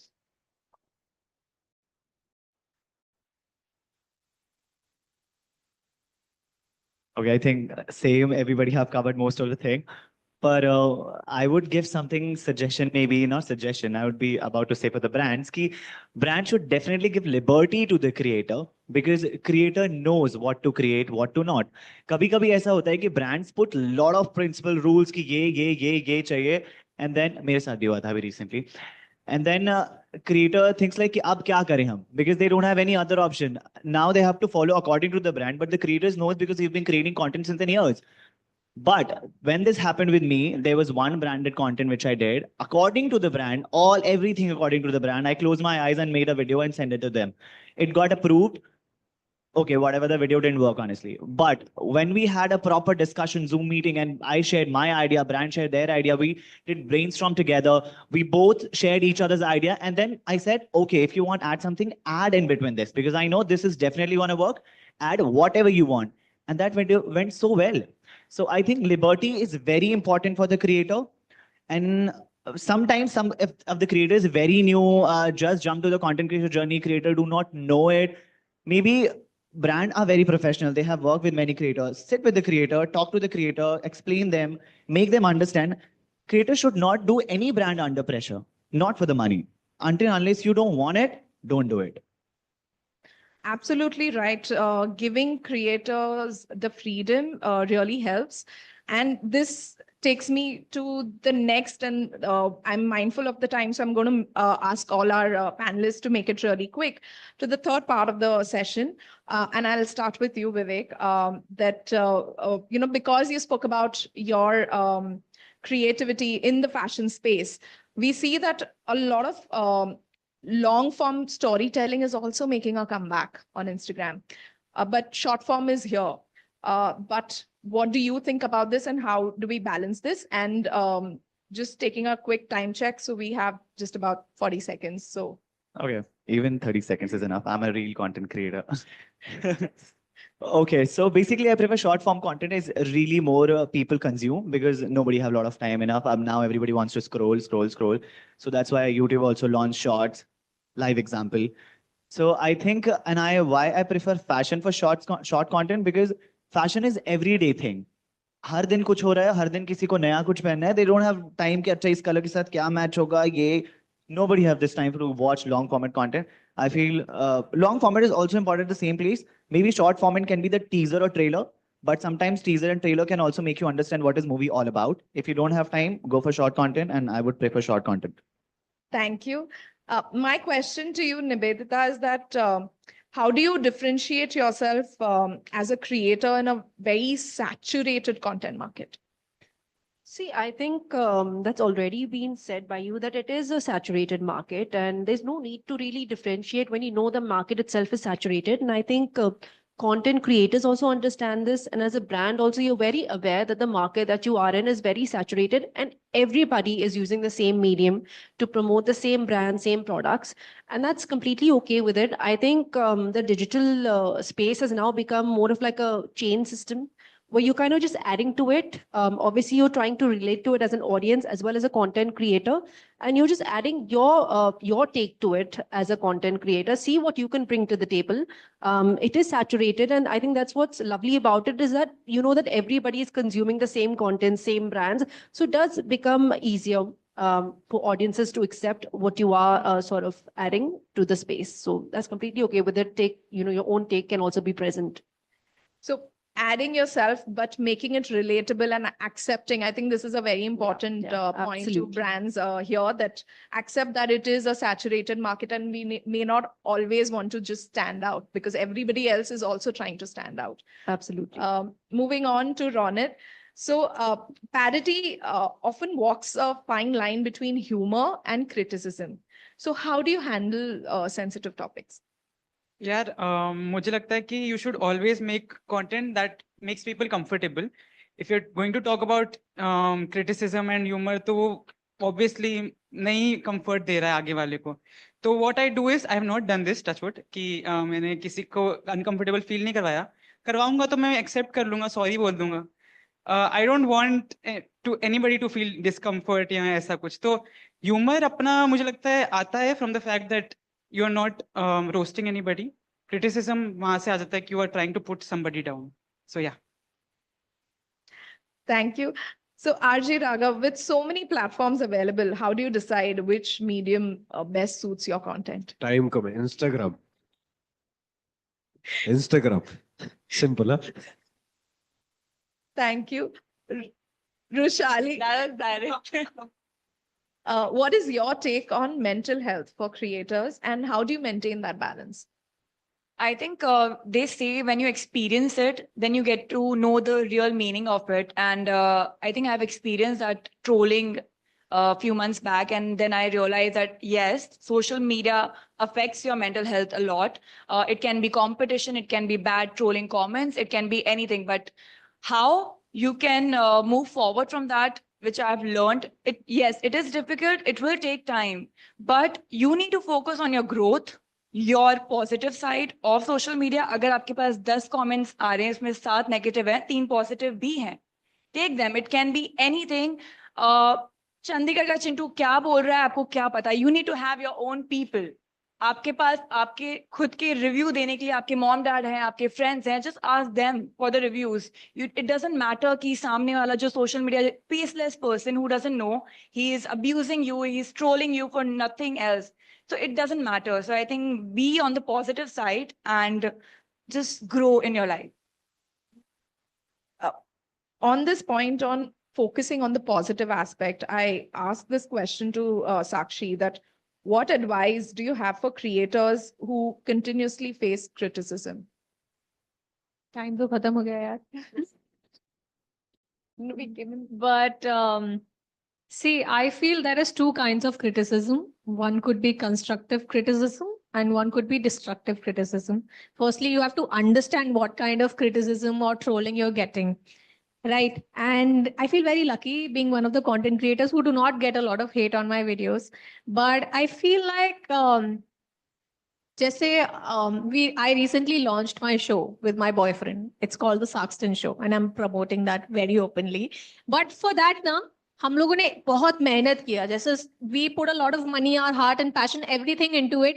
But then अभी comment आ रहा है कि यार ये lighting अच्छी नहीं थी. तो of course चुभता तो है बहुत दिल में. It is definitely, I would not say that it is criticism. I would say it is feedback. And it is something that I can definitely work on. अगर आप वो बोल रहे हैं यार क्या है, I don't care about it. Honestly, it is a part of my job कि I am putting myself out there so that people can, you know, give their opinions. And as long as the opinion is not something that is adding value to my life or my content, it is not really useful. And I do not suggest engaging with it क्योंकि आजकल लोगों के पास बहुत time है. आप एक comment करोगे, उसके ऊपर वो एक comment करेंगे, आप reply करेंगे, फिर एक ऐसा sassy reply करेंगे, आप कुछ बोल नहीं पाओगे. So it's better कि you do not put time and effort into engaging with those people and take feedbacks and learn from, you know, how to make yourself and your content better from it. And that's the idea, I feel. Yeah. Yeah, it's a very important message to even brands, because when they are looking at creators that they're collaborating with and they see negative comments, that do not focus on that. If it's constructive, in our discussion, what we said, what you had very beautifully said, focus on the constructive criticism and not destructive criticism. So if it's destructive, then no point delving on it or even giving it any importance. So thank you for that. And my last question for this panel discussion to you, Salman, that esports content has a very niche appeal. And so how do you grow beyond your core audience while staying true to your community? Because that's a very important aspect of your community. So basically I started off in 2019. उस वक्त बहुत ज़्यादा ये पूरा sector बहुत ज़्यादा booming था, अभी भी है, बट उस जमाने में बहुत ही ज़्यादा ब्लो अप कर रहा था. सो आई कैरीड विद इट, और फिर एक साल के अंदर आई वाज मतलब बहुत सारे तरीके के गेमिंग कंटेंट क्रिएटर होते हैं, बट आई थॉट कि आई हैव अ नीड कि मुझे इससे ज़्यादा एक्सपैंड करना है. So I started off and मैंने थोड़ा एक्सप्लोरेशन किया इन द लाइफस्टाइल सेक्टर. मैंने I was the first one in the whole gaming community to start off with the vlogging. तो एंड हम जितना भी क्रिएटर्स हैं गेमिंग के who are manage under the same org, हम लोग साथ में रहते हैं. So people were very excited, and उस वक्त लॉकडाउन भी लग गया था. सो पीपल वर वेरी एक्साइटेड कि जब हम लोग दिखाते थे कि how we spend our day, हम लोग किस तरीके से घर में साथ में रह रहे हैं एंड एवरीथिंग. तो एक कम्युनिटी बिल्ड हो गई, and which is very necessary for any sort of creator, चाहे वो 100K का हो, 20 मिलियन का हो, कितने का भी हो, कि एक कल्ट बनाना बहुत नेसेसरी है. वो आपके लिए भी बेहतर है, आगे जाके जब आप कोई ब्रांड पिच करोगे तो ब्रांड के लिए भी बहुत बेहतर है, क्योंकि जब आपके पास एक एक पूरा फैमिली टाइप होता है, एक लोग होते हैं, तो आपकी सुनते हैं, wherever you go they follow you, and which is very very necessary. So make sure कि आप you do the right thing. वो मैसेज कर रहे हैं, कमेंट कर रहे हैं, just do not go on to create whatever you want, create on something ताकि उनको ये लगे कि वो जो एड्रेस कर रहे हैं आप उसको कंसिडर कर रहे हो. आप you are just not doing things blindly, whatever you think is right for your platform.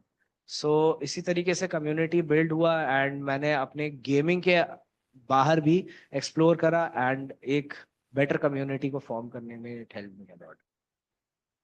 Thank you. Thank you for sharing that. So a few key takeaways for our audiences here from this panel discussion is that authenticity is at the core heart of content creation and community building, and staying adaptable and listening to your audience is crucial in navigating your current and changing trends.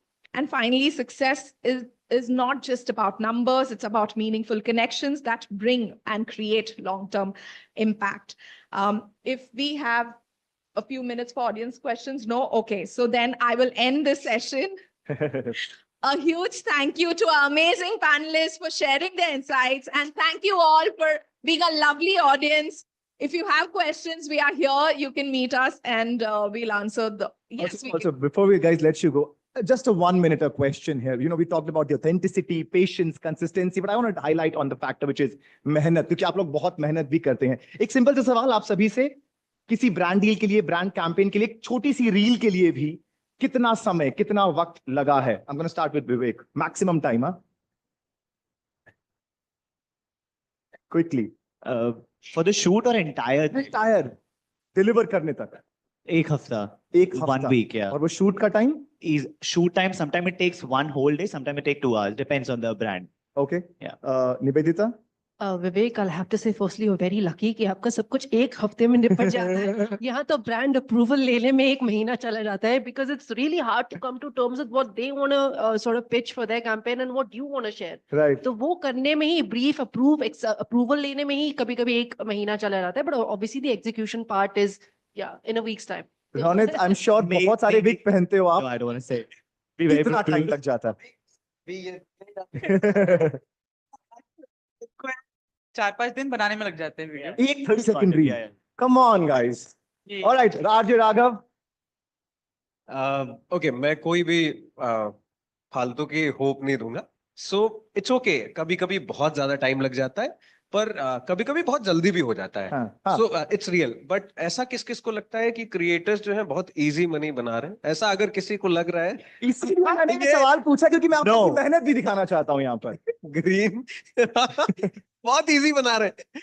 नहीं, but मेहनत बहुत जाती है, honestly बहुत मेहनत जाती है. I think it depends on brands to brand. सही बोला कि किसी ब्रांड के लिए महीनों लग जाते हैं because they tell कि हाँ अप्रूवल होगा नहीं होगा, प्रोडक्ट कौन सा यूज होगा नहीं होगा. तो I think it takes time. कुछ होते हैं जो 3 घंटे में भी हो जाते हैं.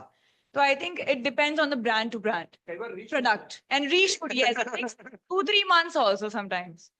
Sakshi, much chinta karo lighting ke comments. Just tell me the answer now.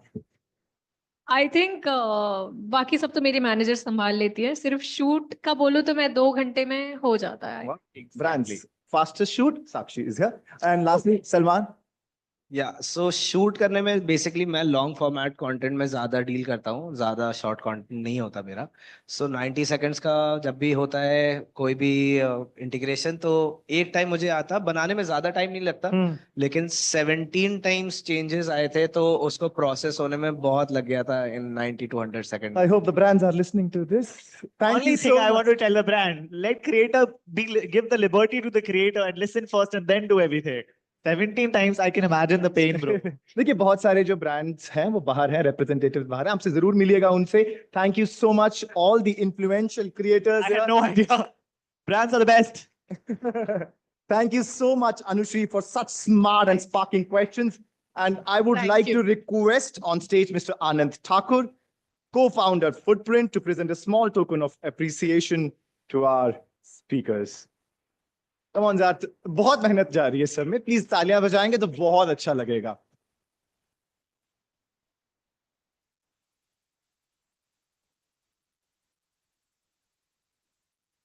Also, do not forget to post all the insights on social media. Hashtag is hashtag Impact Digital Influencer Conference और जरूर tag कीजिएगा Exchange for Media को.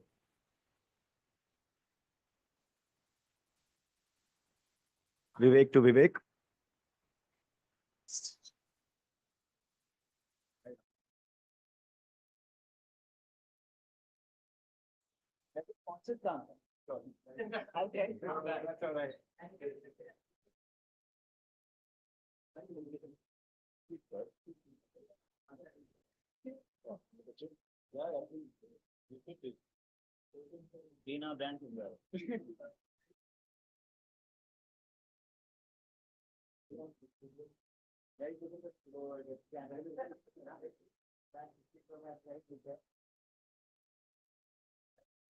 All right. Thank you so much, guys. Thank you so much for your presence. And with that, it's time for lunch, ladies and gentlemen. The meal has been served. I've heard the pasta and hummus is really good. Enjoy your meal.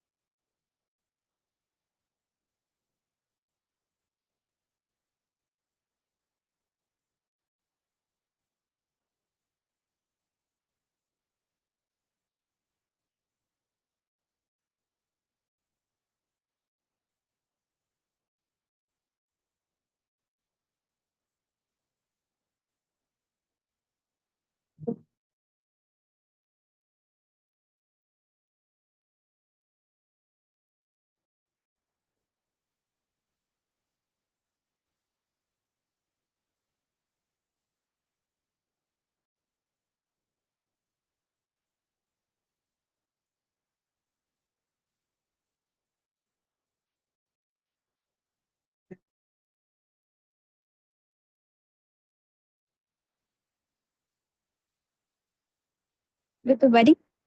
Today, I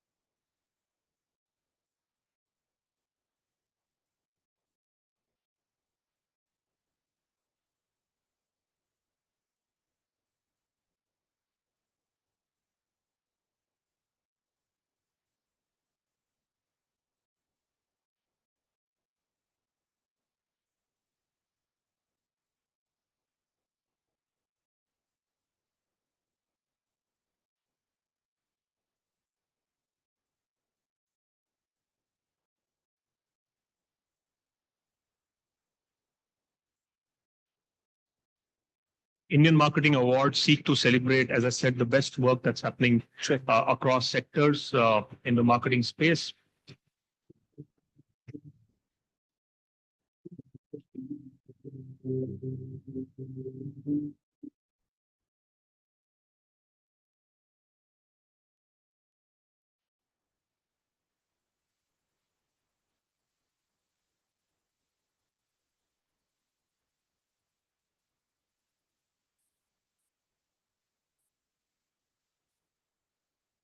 And exciting. Hi, I request everyone to please settle down. We are starting with the next session in next 5 minutes.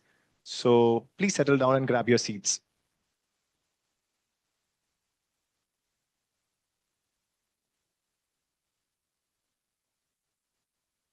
To some MC, when there was a difference of opinion, understood it deeper and in a way connected better with each other before concluding.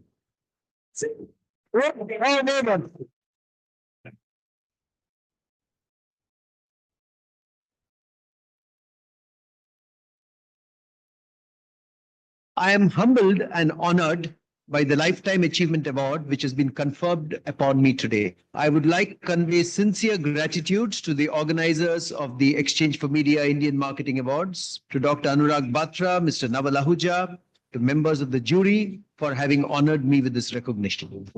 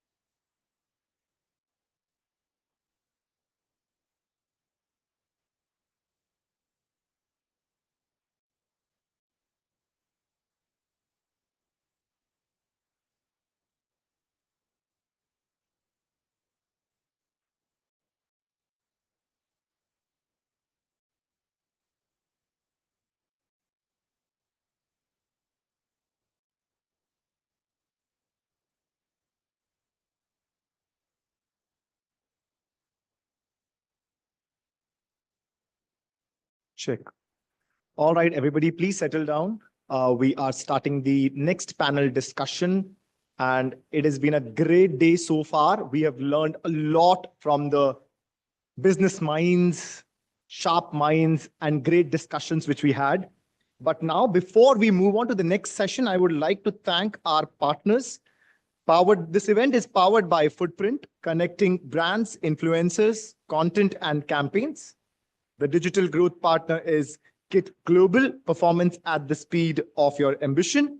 Our associate partner is Fix Derma, solutions that are backed by science and recommended by 12,000 plus dermatologists for every skin concern. And here is a quick partner presentation.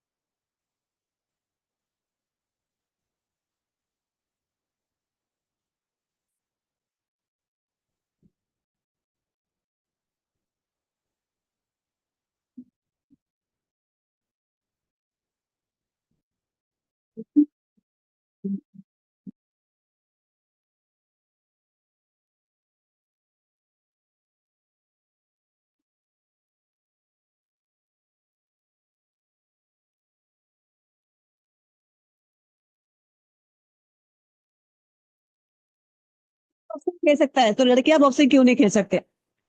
ये 2-4 महीने 2-4 दिन का काम नहीं है। अगर आपको karate में आना है तो आपको डिसिप्लिन सबसे पहले होना चाहिए।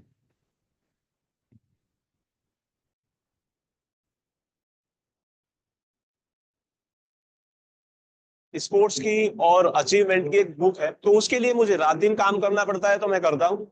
ज्यादा ज्यादा ग्रेजुएशन करेंगे और उसके बाद इनकी ब्याह शादी कर देंगे अपने अपने घरों का।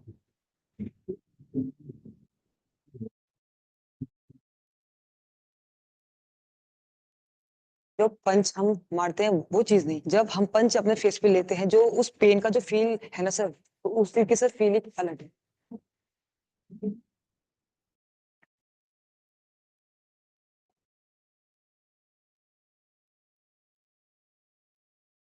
All right. Once again, welcome back, everyone. After lunch, I hope you guys had a good lunch. But we now move on to a very intriguing panel discussion. The title, madam, is The Evolution of Storytelling, How Influencers and Brands Shape Narratives Together. As we know, in today's marketing world, storytelling has become the most powerful tool for both influencers and for brands to connect with audiences on deeper level. This session will explore how influencers and brands collaborate to craft compelling narratives that resonate with consumers and how these stories evolve to reflect the changing digital landscape. Now let's hear from our expert panelists on how storytelling has transformed and how it continues to shape the future of marketing. Allow me to introduce our esteemed panelists. And a round of applause would not really hurt, actually. So first one is Ajay Singh, Business Head, HRX. Please come up on stage, Mr. Ajay Singh. Argo Bhattacharya, Head of Marketing, PayU Payments. Jash Shah, Founder, Getaway Ice Cream and Desserts. Janam Vora, Fashion and Lifestyle Influencer. Mahua Chaturvedi, Business Head of Consumer Products and Head of Marketing, Century Paper, that is Aditya Birla Group.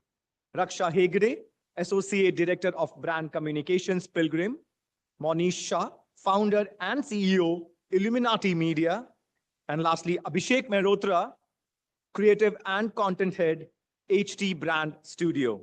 And this panel will be expertly moderated by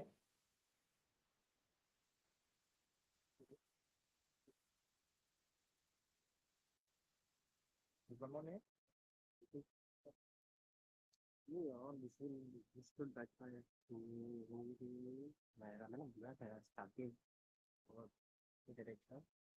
Hear me? Hello. All right, we have one more name on the panelists. There is a name called Snehil Mehra, director and actor. Please come on stage, Snehil. And this session will be moderated by Kanchan Srivastava, senior editor and group editorial evangelist, E4M. Now, please join me in giving a warm welcome to our distinguished panelists and session chair. Kanchan, over to you. Good afternoon and warm welcome to all of you. I think after lunch session is always interesting, right? So let's just start with a quiz. It's for audience. Who can guess what is the annual growth rate of influencer marketing sector? Any guesses? In terms of percentage, what is the growth rate of this sector? Anyone? Wild guess? Yeah. So as per Ernst & Young report, it is 18%, which is bigger than the total ADEX growth in the country and also much bigger than the TV, print, and radio. So we can understand the significance of the influencer marketing sector. And so this sector is projected to reach around 3,300 crore by 2026 in 2 years. And I suppose in 2022, according to Pitch Madison report, it was just around 1,000 crore. So it is going to grow approximately 3 times within 4 years. It's a huge increase. And the ecosystem is evolving rapidly as well. The line between advertising and storytelling is being blurred. and the audience is becoming participant and content is becoming experience, right? So this esteemed panel, such a powerful panel it is, I guess. So we will explore how influencers and brands, they collaborate to shape narratives and how they navigate challenges and what opportunities lie ahead in 2025. So I will turn to Ajay first. Ajay, how do you identify the right influencer to represent your brand and what qualities actually you look for?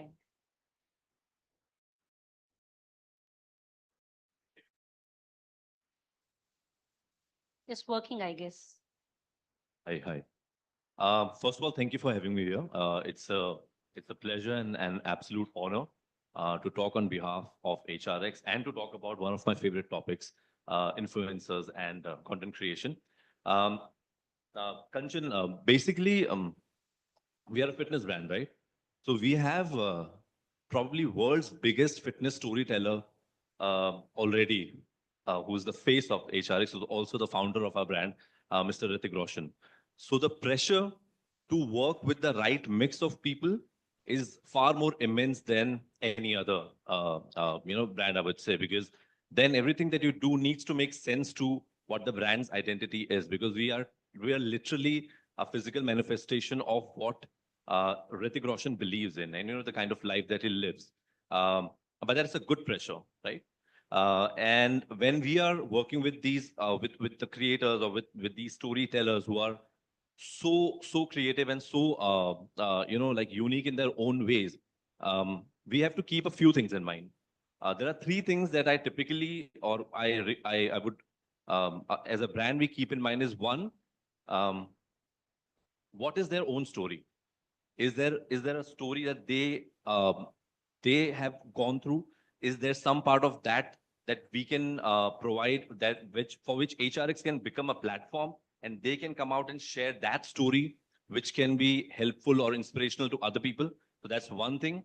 The second thing would be, how serious do they take themselves when it comes to their craft? Typically when I want to, or as a brand, when we want to work with somebody, we ask them, here's a brief, here's a thought, but what can you bring to the table? As a creator, do you think there is a there is a difference that you can bring in what are we trying to create? That's two. And I think finally it will be, probably so engagements and likes are not that crucial, but at the same time, their ability to really be able to create what we have discussed is what something that attracts me or my brand, for the people that we work with. But one of the fundamentals of our, I would say, influencer marketing strategy has actually been user generated content, which is UGC. We are only a 10-year-old brand. We're into our 11th year now, and fair to say we've done well. But what we have also done is that there are these a lot of buyers of HRX who, we are blessed with such people, who actually buy the product and go online and tag us and create content for us.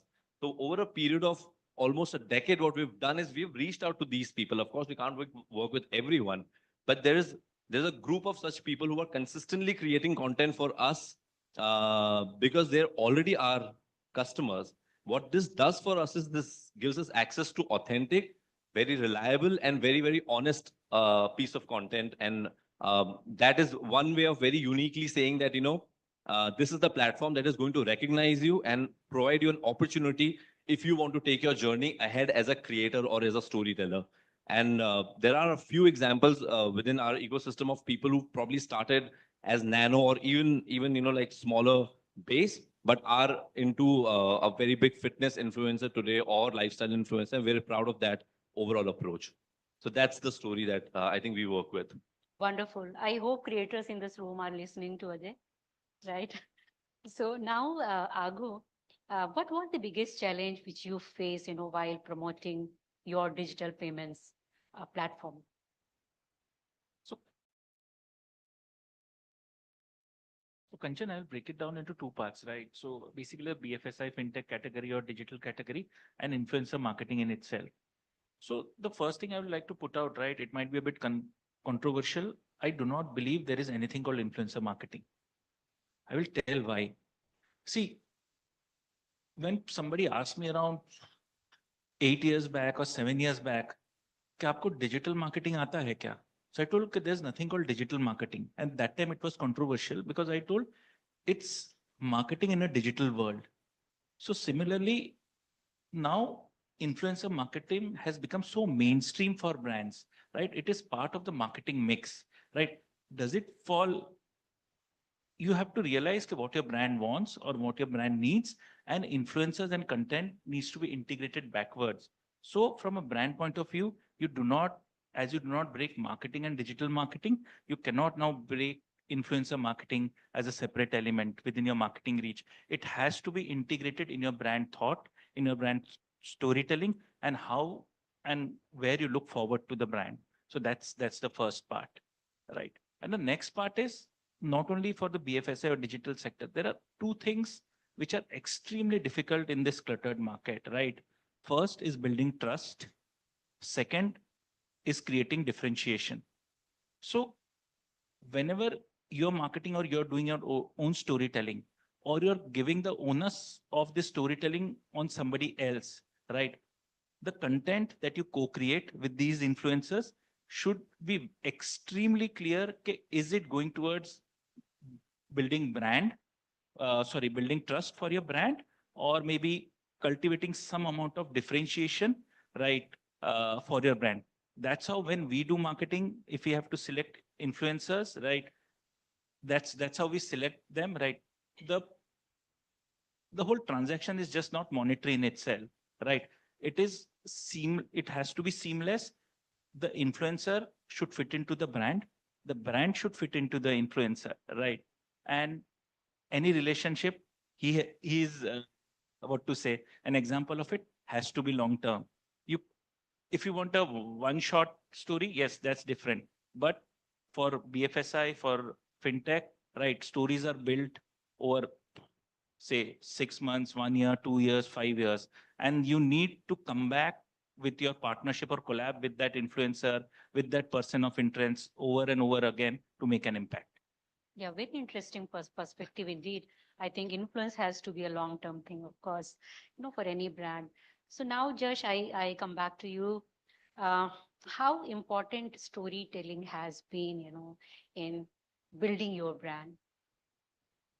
Sure. I think storytelling today is the biggest differentiator for any brand, I would say. For us, Getaway, by the way, is India's first healthy dessert brand, and we try and create ice creams, bakery, desserts, which are all healthy, zero sugar, high protein, etc. So for a category like this, I think trust is paramount over everything else. And if you take a step back to storytelling, I think to build this trust, what's the best story that you can sell? Now when we went on Shark Tank in season 1, we just went in and did our own story as authentic as it was, because my mother started making these ice creams in my kitchen and then we took it to the world.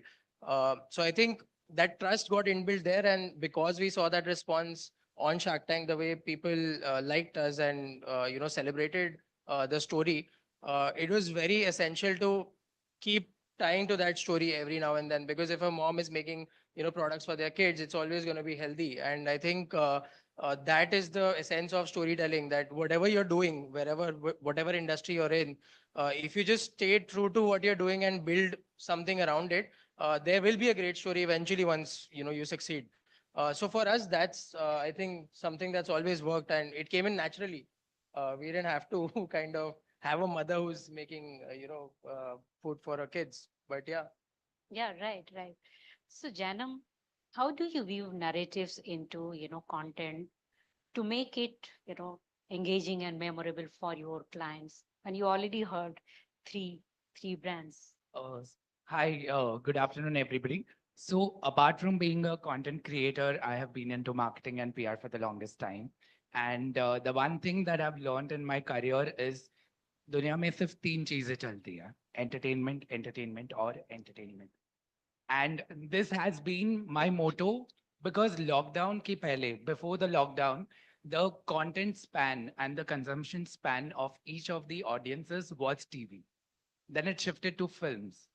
In lockdown, it shifted to OTT platforms, and then it came down to Reels and YouTube Shorts. And now the consumption time of each of the audiences from that 1 hour has come down to 30 seconds. In 30 seconds, how are you going to define what do you want to sell? That is the most important thing. And that is where the storytelling comes in the picture. And that is what we make sure with amazing visuals. We have transitions, we have catchy music, we have the brand narrative, we have the brand brief, which has to be plugged into the brand. Everybody says कि सब content creator है, सब बना रहे, influencer बनना बहुत easy है. But the real struggle lies there. Like in the morning, I gone for a shoot. It took me 4 hours to create that 20-second reel with the production, the setup, the Christmas decor, because it was a Christmas-based theme reel. And in that, you have to plug in the festival, you have to plug in the brand, you have to plug in the thought as well, and the CTA of the brand. It takes immense amount of efforts, but how to curate all of that into that 30 seconds is a pure entertainment, because in 10 seconds, if you're not able to catch your audience, they are going to swipe you up. Yeah, perfect. So perfect. that's yeah, about it. fully agree with you. As a journalist, we also have to struggle, it is very easy to write a big story, but when you are asked to, just, wrap it in 100 words, it is the most challenging thing, right? So because he reminded me of lockdown, so I will, ask Snehil, the teacher के काफी सारे content बनाए थे as a teacher, and I still remember you as a teacher. हमारे पास इतनी अच्छी teachers क्यों नहीं थी? मुझे हमेशा लगता था. Snehil, how do you incorporate brand message, without compromising on your humor quotient, your personality, and the style which your audience love? Kanchan, first of all, thank you so much. I have been honored with, sharing the stage with such important people. I feel very important today. And firstly, I want to talk about my sari, because this is a vintage ads printed all over it. I thought this is the perfect occasion to wear it. And also I'm a content creator, so I thought I'll click great pictures, and it is a great event to plug this sari in, which is again a collab with a designer friend. So like Janam said, it's very difficult to tell a story in 30 seconds, and that too without compromising on the content you are making. So firstly, I want to tell you, I was a writer. I am majorly a writer, and I would write for TV, for films, for OTT. So मुझे सिर्फ long format लिखना आता था. And then I met Janam, who designed the entire page, and I'm a success story because of Janam. He's a very dear friend. And I understood what digital marketing is. So like I said about my sari, these are all vintage ads. Advertising changes every 5 years. It changes very fast. So आज से 10 साल पहले अगर कोई बोलता कि digital marketing, जैसा कि आपको ने बोला कि ऐसी कोई चीज है, तो वो नहीं एग्जिस्ट करती थी. Marketing is marketing. How you want to do it now with a digital thing coming in, जो हम भी explore कर रहे हैं as content creators and storytellers, उसमें getting identified with brands is very difficult. I personally have faced an issue where everybody, like lifestyle brands, they say, even for example, makeup brands, they say that you're two tier for our audience. But the fact is that two-tier audience is buying your blush. So if BC Auntie is selling it, BC Auntie is one of them. She's applying, so you make more sales. So that, it's very difficult to navigate through this scenario, trying to tell a story in 30 seconds without compromising on content, because, sometimes they give really strict instructions ki yahi bolna hai. And as a character, or as teacher G, BC Auntie, or whatever characters I have done, I have to disassociate with that character, become Snehil for a moment, you go buy this, do this, and then come back to the character. So it's very, very tough. And I'm trying to still, maintain a character जो बनाया है, उसकी journey को follow करते करते कि oh, now she has upgraded in life, so now she can apply makeup. So those kind of things I'm doing. Also, I don't take it too seriously, getting collaborations or using the platform to earn money for myself. So that's why I remain very happy. Otherwise, I would be very stressed right now. So that's what has worked for me. I never compromise. I don't make a lot of money through influencing, but it's okay. Yeah, very interesting in fact. वो एक lux का add है ना, अपना luck पहन के चलो, तो आई थिंक आज अपना ब्रांड पहन के चलो. Very interesting. So now I'll come to Mahua. Mahua, how do you approach, storytelling for a category like paper, which is not as luxurious as other, categories are?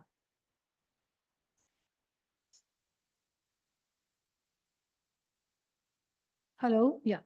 Okay. So yeah, you're right. Paper is not. So I have worked in, categories earlier, like I used to head Baggett or I was in Shazi, very, very, very or decor, very lifestyle and all of that. So when I first came into this paper business and in a very, industrial kind of a setup, completely in a room with only technical people, all people who are into manufacturing, they used to all look at me, okay, what is she going to do really? Yeah. But I think finally at the end of the day, everybody remembers only stories. Without that, you cannot communicate. So when my technical team stands up and says, we want to communicate that we are more stiffer as a paper and have a higher GSM and all of that, the woman who's buying the tissue or who's buying the paper to for a child to write doesn't understand any of that. Yeah. So I think there was a huge opportunity when I came about a year back in this very manufacturing led organization.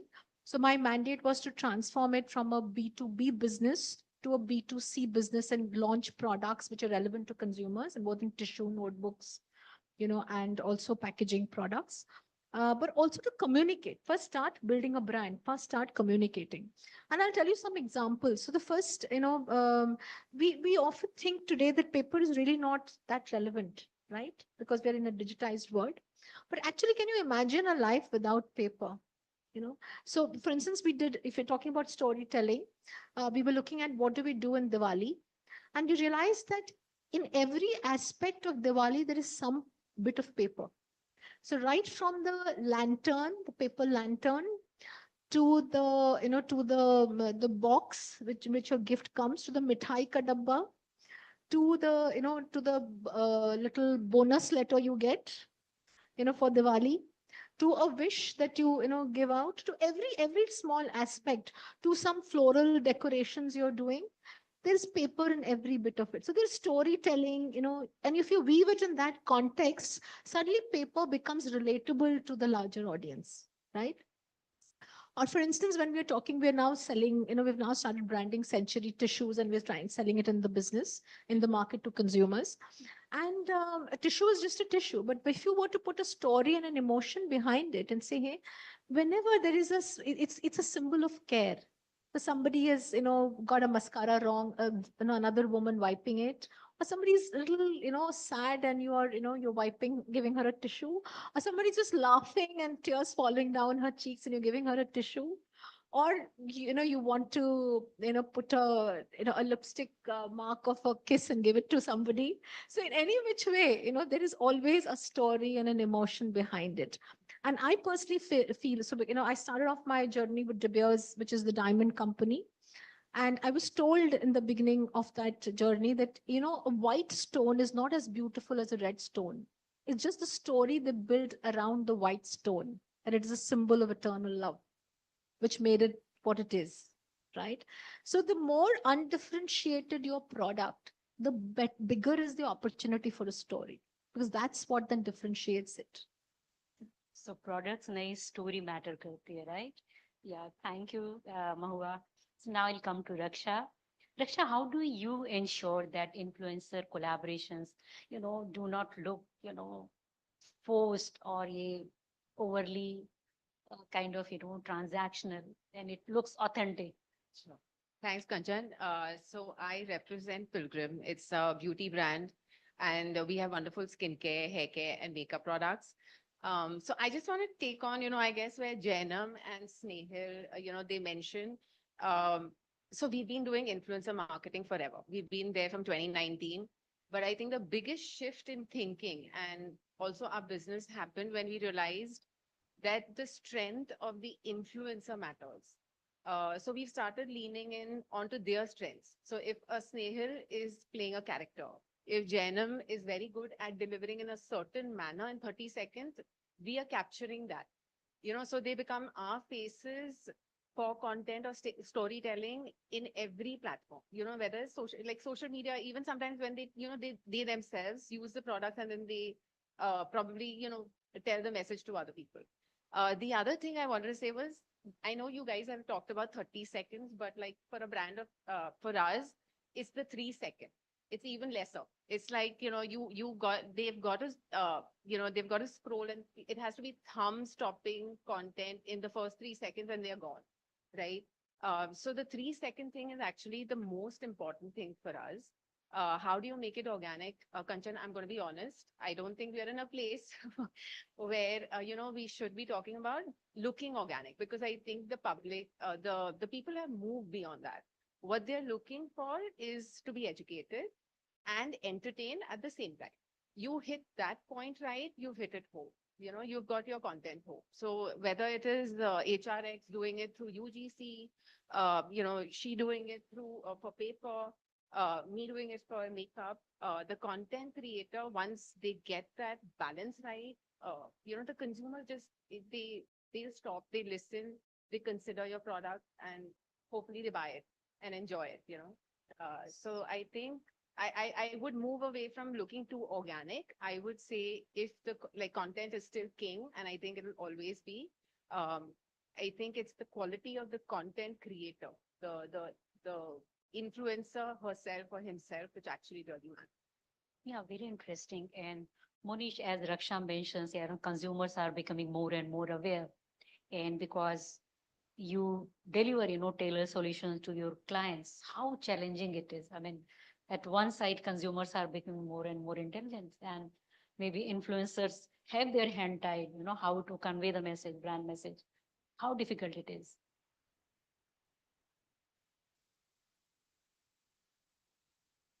Hello. Hi.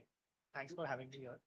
I think the biggest problem with influencer marketing, and especially being one from agency side, I think it's a lot to do with setting the expectations right. I think in the fight to get that one campaign, everybody wants to deliver, which is practically not possible, neither from the influencer side nor from the brand side, right? So to strike that balance becomes a key factor, and that's the problem that needs to be solved at the first stage, at the briefing stage. So that I think is a key aspect to get your tailored solutions in place.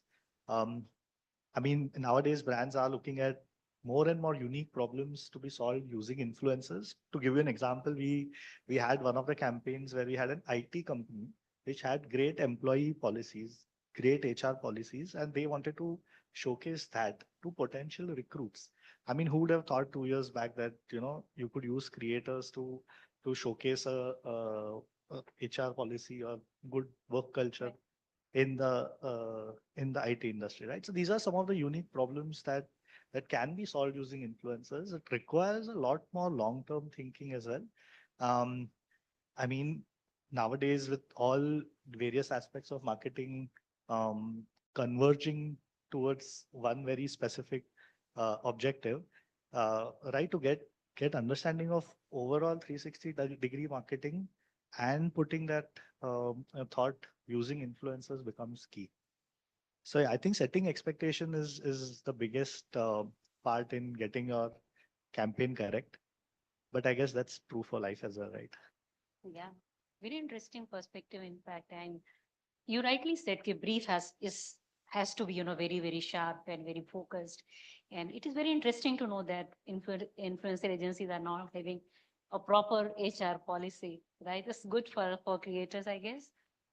So now you'll come to Abhishek. Abhishek, you represent HT Digital.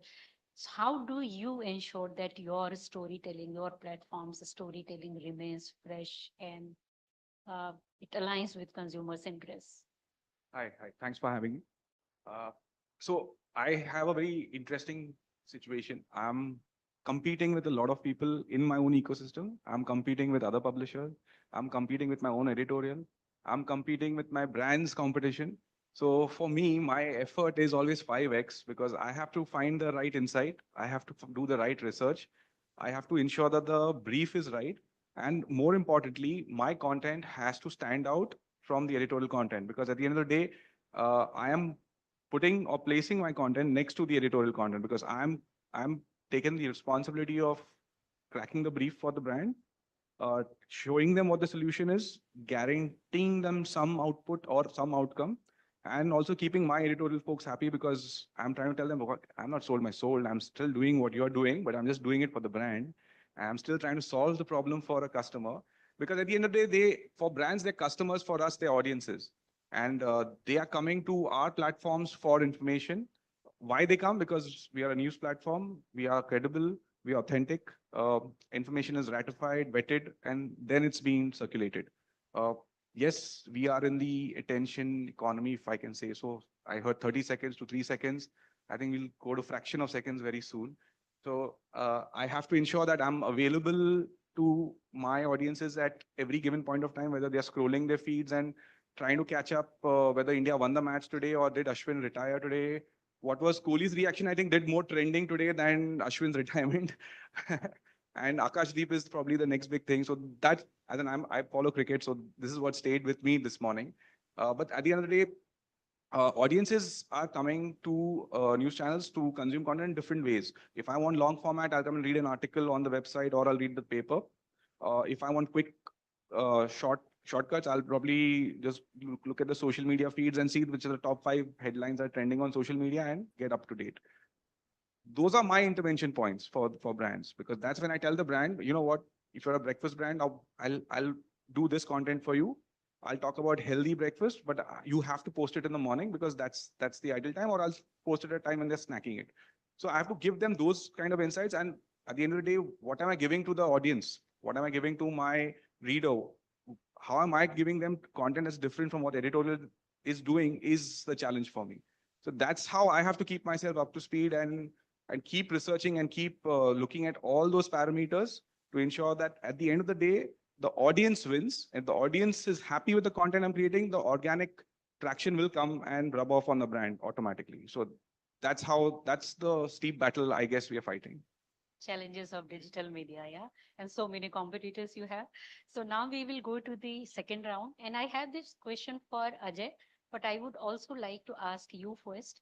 What happens when a narrative, goes wrong? What happens? Yeah. So when you say narrative gone wrong, you mean PR crisis? Yeah. So I have worked on briefs of that nature. So there was a Yes Bank narrative. I don't know how many people know about the Yes Bank fiasco with Mr. Rana Kapoor. This was during my days at Money Control. They had to find a way to uplift the brand love without straight plugins. So we had to talk about the whole aspect when SBI came in and bailed out Yes Bank and what were the structural changes they made. Again, I'm a part of a news platform. I can't fabricate the stories. I can't use content creators. I can't lie from my teeth. All I had was the facts. What was happening as per the RBI regulations, what was happening as per the legal framework to get Yes Bank to where it is. All I had to do was talk about the stories that were happening in a ethical way and ensure that the headlines were interesting. Not overemphasizing, oh, Yes Bank has done this, Yes Bank has done that. We just said Yes Bank has managed to do this. Yes Bank has, then the content looked more organic. It didn't look like a direct plug. The time spent on the articles were high.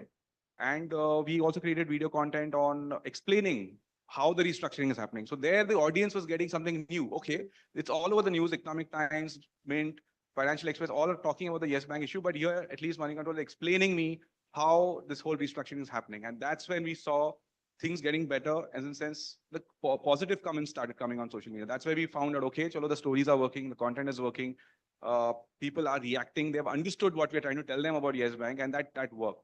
So there are, and it won't happen overnight. That was one thing that I give full marks to Yes Bank, that they didn't expect us to do the magic in one night. They said, you take your time, but build a narrative for us, but build the right narrative. And if we speak the truth and we say it well, I think it works. What a beautiful way to build the narrative and, balance the news also. Yeah. So Ajay, the same question goes to you. What happens when a narrative does not land well, and how do you address the issue and So yeah, realize? for the context of this discussion, I'll stick to the influencer and Yeah, the influencer. Yes, creator yes, world of yes. how to fix an issue like that.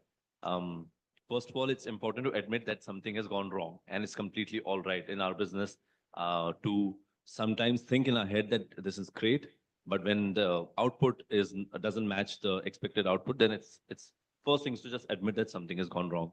I think in one of the previous panels, when I believe all the creators were talking, there was this constant request of sorts or suggestion from all the creators that, listen to us. When you come to us with a brief, listen to us. We have a calendar of sorts in place already for the next 3 months probably, and we can very well integrate your idea into our life of content, which will be beneficial to you. So my recommendation for something to work well in this space is listen to them, listen to the creators. Whether it's a commercial deal, whether it's a barter deal, whether it's any kind of association, if you're investing with them, it's best to give them give them the authority or the liberty to be able to do justice to that content. That's A. And to sort of bring up what Just said, that if you stay true to what your brand stands for, and if still something hasn't worked, then try it again. It's like fitness. You want to achieve something great in 3 months. It doesn't happen, you give it another month. And if it doesn't happen, try again. So it's fine for as long as you know where the gap was, you are willing to sit across tables with the team and understand that these are the areas where we need to fix our issues, you will get there. But we've been able to also overcome those crises and situations, in the right way. And in the context of this discussion, like I said, that one of our, it's something that we take pride in is that when we work with somebody, we really want them to do the work. So, why do you wreck your brain if they're better at that than you, right? Your job is to just stitch the dots together and you're fine. And as long as some guardrails and guidelines are given, the creators also respect the fact that there is something that a brand will not be able to put out uh, uh, within those guardrails, and they respect that a lot because even they're looking for a long-term relationship here. Right? It's not just that ye wala content kar liya and then we move on to the next brand. It doesn't work like that. At least not for I think all of us over here. So that's one thing that I would say. I will stay away from the PR bit because that Abhishek has already covered very beautifully. But from digital and content point of view, that's what my approach would be. Yeah, beautiful. I think everyone has to be a good listener with brands or influencer, right? So Argo, I would like to ask, how are AI and AR influencing the way brands connect with their audiences? So what AI and AR are doing now, so they have added a different layer on how things work, right? So first, when you did an influencer activity or a collab, right, you were only and only thinking of the outwards. So you put the content out there, the content may work, may not work. Sometimes it's on fire. Sometimes your behind is on fire. That's how it works. So when you overlay it with AI and AR, no, so there are two different things. What AI does for you is you can moderate what influencer content or what kind of content does not goes to your customers. First, what you were doing, if I was plugging in with him, so basically I was believing there is a overlap between my customers or my consumers and people he or she might represent. With AI, no, you can now take content created by influencers beyond just maybe a reel or content beyond just maybe what to say where what you're putting out. I'll give an example. There is a bit of content that we created, right, which was created by an influencer and it was put out. But then what we did alternate edits of that content and put out in our onboarding journey, something as boring as onboarding. So if you have done any digital onboarding, आपसे PAN पूछेंगे, right? And आपसे फिर समझो कि आधार verification पूछेंगे. So the whole idea was this was a young influencer. So she put out a reel and that was over. But now, if you were on my onboarding journey, right, and you fell out at the PAN level, आपने PAN नहीं भरा, so you would get a video message from the influencer which says, "Hey, why are you panicking?" Right. So that is going beyond the life cycle that you had set for that collab, which was only outwards looking to using it for your probable customers. So when it was Aadhaar, you have that lady come and ask you, "Hey, I want your digits, the 8 digits." Right. So that is how the collab should live for a brand beyond just that one post or a reel, right? You and the influencer should partner in a way that it is not only for your consumers, but also for your customers. A final point I just need to quickly add is when we select influencers, no, what we do a mistake is think costly and expensive are the same thing. They are not. What costly denotes is there is quality in it. The outcome will be measurable, right? The mehnat, as you say, put in or the quality of stuff put in makes it costly. It is a value that you can accrue to it. What does expensive mean, right? Even a cheaper influencer can be expensive because expensive is when you cannot derive value from it, right?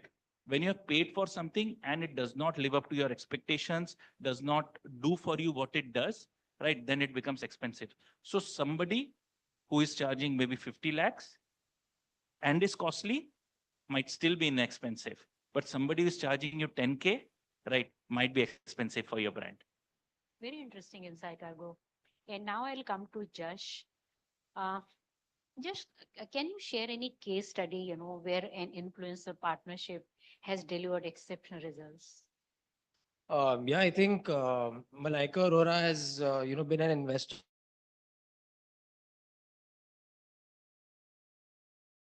since 2 years. She's also been our brand ambassador and actively involved in, creating films, TVCs, and much more. What we've come to realize, and honestly, it was too late for us to realize this earlier this year, that with Malaika, we shot a couple of brand films. They did well. We had to kind of, boost them on social media to get more views. While we did this one piece, and I'm citing this example particularly because you asked this, where we did a day in the life of Malaika, and we didn't plug in Getaway anywhere, just at the end of the video after the 30-second bit, where she was doing her day to day, like she was getting up for yoga at 6, then heading to, the school or something like that. So it was all authentic, and that reel itself got us like 7.5 million views or something. Although Getaway was just plugged in towards the end. So it just got us thinking that maybe, this is how we've got to use her. We've got to show the authentic side of her. People want to know what she eats in a day. Maybe let's, do a reel on that. So I think these are the use cases and the nuances where, you as a marketer or a brand owner want your brand to be plugged in, which in the end comes in a very subtle way, I would say. Yeah, कौन सा content viral होगा ये पता नहीं होता, right? So Janam, content viral हो जाए उसके लिए, I mean, what kind of tips you will share with us? I believe that there is no algorithm or there is no formula which can define कि कौन सा content viral होगा. Lockdown में सब घर पे बैठे थे और बीसी आंटी ने एक वीडियो डाला and it went viral the very next day because it was relatable. Only relatable content is working these days, like where you plug in, where artificially the brand is plugged in, or if you have some other storyline which weaves the brand. I think that is more intriguing. But as an influencer, I believe that the audience, my audience, would want to see what I'm doing in my daily life and what product I'm integrating into my storytelling or into my life, or say, for example, if I'm going somewhere, for example, I'm doing a trip, I'm going on a random vacation, and how I'm plugging in a trolley bag brand. Like it has a portable, or I'm sitting at the airport, I don't have a charger, and if the smart luggage has a portable wire and I'm plugging it in into my content, that really works for me. So something like that, integrating the products in your day-to-day life is very important. I have been associated with Myntra, which is one of the biggest brands, e-commerce brands, from the time of lockdown. my first Myntra live. So Myntra had started experimenting with a Japanese e-commerce model where the influencer will come live on Myntra app and showcase their products and show it to the audiences on Myntra during the lockdown. I was the first male influencer to try that out, and I got a call from the business head of India saying that, wow, in half an hour you have sold 1.5 lakh product. We would like to do like a 2-year contract with you. And it was crazy. Like it was a new model, but that worked only for a year. Oh, lovely. So on Myntra, because it had multiple brands, so they used to give us a theme saying that today you have to promote traditional brands. So we used to promote kurtas, we used to promote different Indian footwear brands, which can go with the wedding season, reception, mehndi, haldi, and all of that shit. धीरे धीरे I started realizing that it became more of a teleshopping ad rather than doing a Myntra live itself. But it really worked for the audiences because Myntra as an app had audiences from tier 2, tier 1, metro cities as well. But eventually that model has died down right now. And now they are shifting their focus to different things. They are shifting it to UGC content, which goes directly on the Myntra studio. If you are purchasing a shirt, you will see multiple videos down how to style the shirt in 3 ways. Where can you wear this shirt? So I think most of those relatable content are really working right now. So you have many first in your account, but आपने tips अभी भी नहीं दिए. So never mind, never mind. So Mahua, so I would quickly, want you to share what key trends will drive the sector in 2025. I think we've heard from from everybody around here, what it is. And I think the one word that's coming out loud and clear is realism. Yeah, is being real, right? Because I think consumers are so evolved. People are so evolved now. Whether it's a PR issue that's happened or whether it is she's saying about her cosmetics, being real, being true, being authentic will be very, very important. I think the second thing is expertise in the area. Unfortunately, influencer marketing or influencers per se, with due respect to everybody over here, has also become much abused. Yeah. So expertise in the area is going to be, really, really, very, very important. Like when I was in Sharjah and we were doing a lot around decanters, etc. I mean, we paid a lot of premium and it did a lot for our brand when we got a good sommelier to talk about wine. But this good sommelier had to know so much about wine, or how do you make a pour over coffee? So a coffee expert, right? So expertise in that area is very, very important. And I think third thing is the entire AI evolution and tying that with the influencer content to make it very personalized. I think that would be a very, very new frontier where you're personalizing your content with the influencers. I mean, the influencer content, but making it but along with AI, making it very personalized to people. Yeah, that would be a completely new frontier. Yeah, very crucial points you made, Mahua. Raksha, are you going to hike your influencer marketing spend this year? I mean, coming year? Okay, so this is a double. Don't worry, I'm not going to ask the amount. Not at all. No, I'm not. No, I'm not worried. No, I want to talk about this because it's not exactly about budgets. What I want to say is influencer marketing is extremely dynamic. So it's not that, you look at CY25 and say, oh, I'm going to spend this much and then I'm going to have. You never know. Like they said, a UGC might go viral. It could be a tier 3, personality where I possibly would not have to pay that much, right? I don't know the trends. Do I know that influencer marketing is the biggest aspect in my marketing? Of course, it is in the portfolio, but I don't think we should, I don't think it would be prudent to look at it from the lens of budgeting. Yeah, fair enough. Yeah. So, I mean, that's Yeah, fair enough. Monish, what is the biggest challenge in this sector and the biggest opportunity? Just quick answers. I think the biggest challenge would be to not evolve. I think influencer marketing, creator economy is something where attention span of the audience is reducing, and creating same kind of content is a bit of a challenge. At macro level, I would say geopolitics or government policies. God knows tomorrow somebody will come and say it's below a certain age of population is not good for social media, and suddenly everything is banned, right? So you have a vast majority of your population out of it. And just like what happened with TikTok, right? Suddenly one day government wakes up and says, okay, we need to shut this out. So these are some macro level challenges that that might play a big role. I would also think that the platforms themselves could also, like with a switch of a button, decide tomorrow we don't want to promote this kind of a content, right? So just about 5 years back, everything was about statics, and suddenly everything is about videos. And tomorrow, a lot of it is going to be using AI, right? That's also going to be a major challenge. So if an influencer is not able to evolve, or if the brand is not able to keep up with the evolution, I think that could become a big challenge. AI can be seen as both challenge and an opportunity, in my view. Yeah, AI in regulations, right? And Abhishek, just one most important tip to keep your content fresh. Well, we have to keep it fresh because we are on the news platform. We can't talk about dated content unless there's a very strong opinion about a certain event that took place. If somebody wants to give a very macro point of view on how the US elections went, and that how does that In general, people think that news platforms are becoming repetitive. True. I mean, the same kind of content. So in that context, I want to know. I think it boils down to you're talking about editorial or brand, because at the end of the day, we cater to the brand. So we have to find the right insight. What is the problem you're trying to solve for the consumer? Or what are you trying to solve? What problem are you trying to solve for the audience is the most important thing, and how well you articulate it. If you're able to articulate it well, I don't think length becomes a problem, because whether you're making a 30-second or 10-second or a 5-minute, but if you're explaining it well and you're explaining it right, the stickability will be there, the traction will be there.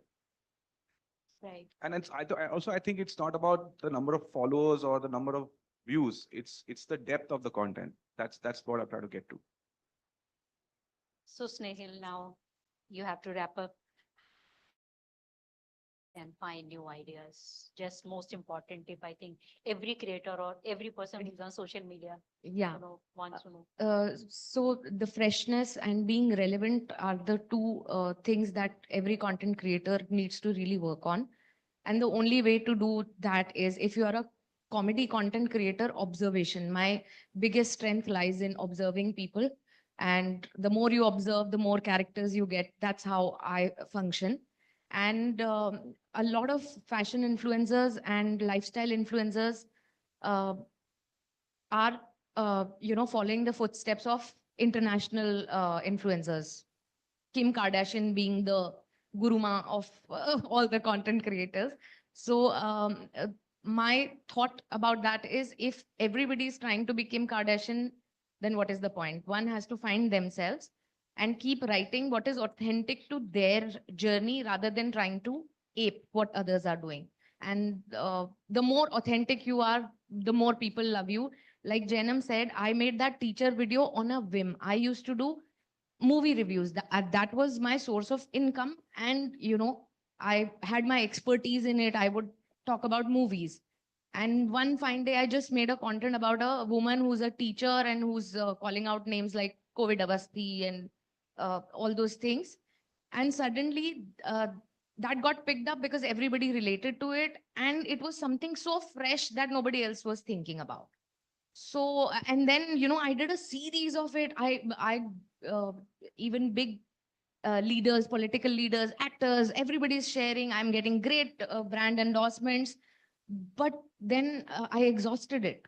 I was saying the same thing the same way again and again. So I had to let go of that character, and I'm now looking at, other content. So one has to keep exploring fresh ideas and stay relevant. Whether you talk about movies or news or lifestyle, you have to keep upgrading yourself. That's the only way. Yeah. Yeah, Keep trending. Yeah, very crucial points you made. Thank you, Snehal. And thank you everyone for, participating in this discussion. Thank you so much. And Snehal, just to add, to all those we had invited, everyone is present here, by the way. Yes. So thank you so much. I would like to thank all the panelists for being on the panel and sharing their thoughts today. I would also like to request Mr. Rahul Khurana to please come up on stage. He's the country manager, India, KIT Global, to present a small token of appreciation to the speakers.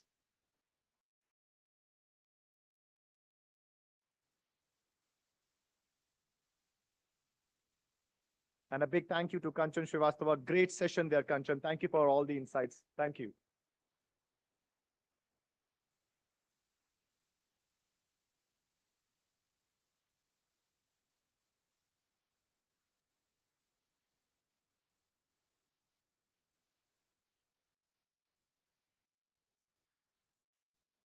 Once again, please post about the event on social media. Our hashtag for the day is hashtag Impact Digital Influencer Conference.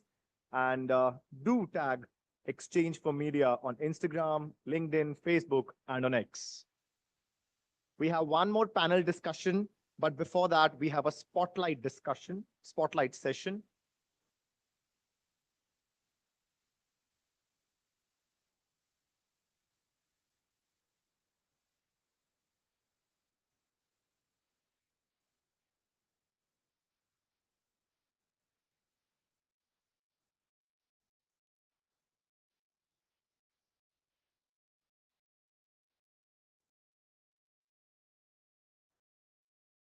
As you can see, we are seeing a brand and a creator talking. We are succeeding, guys. I just think you guys are talking. It is the motto of the event as well. Yeah. That's fun.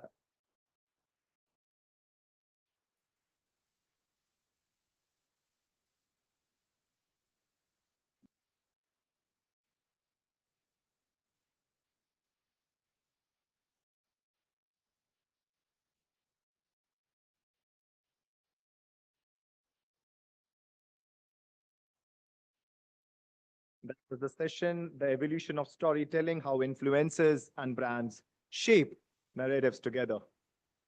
And now it's time for an exciting spotlight session. The title is The Viral Paradox, Thriving in a Blink and Miss World by Mr. Shanti Swaroop Panda, Head of Marketing at Indriya, part of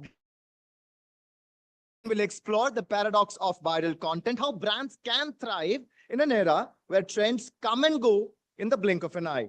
Shanti Swaroop will share valuable insights on how to create content that not only stands, but also delivers lasting impact in a world driven by fleeting moments. Mr. Shanti Swaroop Panda, everyone. Sir, over to you. Thank you. Am I audible to my friends in the last row? Okay, thanks.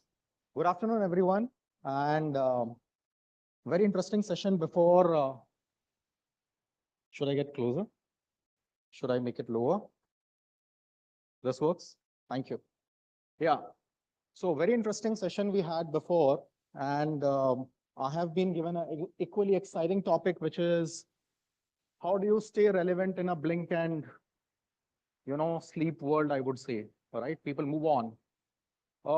To start with, let me start by what one of the panelists before this session said. He said there is nothing called marketing has changed, right? Marketing remains the same as it was. And I see many youngsters in the room. I started my marketing in 2005, which is almost 2 decades back with Unilever. And let me tell you, those are the days when we used to go into rural markets to figure out how to do activation, right? And today is a conclave about influencer marketing. So to my mind, the first influencer that I met was actually a Shakti Amma in a village in Nalagonda district in Andhra Pradesh. Back then, Andhra Pradesh was a united state, right? From there, we moved to what we used to call in marketing the key opinion leaders or KOL. And from there, we moved with Instagram coming, YouTube videos going up, and possibly some of the banned platforms coming into India to what we call as the digital influencers, right? So I don't think the marketing principles have changed. It is only the media or the medium or the surface that has changed over years. But what I learned in Kotler during my MBA, or what I learned, in consumer behavior, none of that has changed. The fundamentals still remains the same. So that is where we are. And just to give you a quick view, we attended a meta session. My team attended. I didn't. I got an insight, 1-pager insight, so that I am abreast with what's happening. They believe that they have 600 million unique users today in India. They've overtaken Facebook. Instagram has taken over Facebook. obviously. 60% of the content is video format now. I'm sure you guys know this data. But more interesting thing, which is what I got to know now, is 80% of the video on Instagram is actually watched with music on, all right, which was not a trend earlier. So with this very interesting stats, I'm going to introduce you guys to my brand. This brand is exactly 4 months and 22 days old, all right? So we are in infancy. The brand is still wearing a diaper. The business is wearing a diaper. That's one category I worked for in Unilever. So the imagery that we were trying to build for this brand is a premium fine jewelry brand, which is all about being proud of being an Indian. So cultured is one aspect of our brand. Captivating is the other aspect of our brand, all right? And being contemporary or modern is the other aspect of our brand. And how do you bring it live through influencer marketing is the topic that I'm going to touch today, right? So these are some of the images of our first launch campaign that happened on 26th of July, which is also remembered in Mumbai, not for so good reasons. So let me show you the launch film, and pardon me, it's in a different form.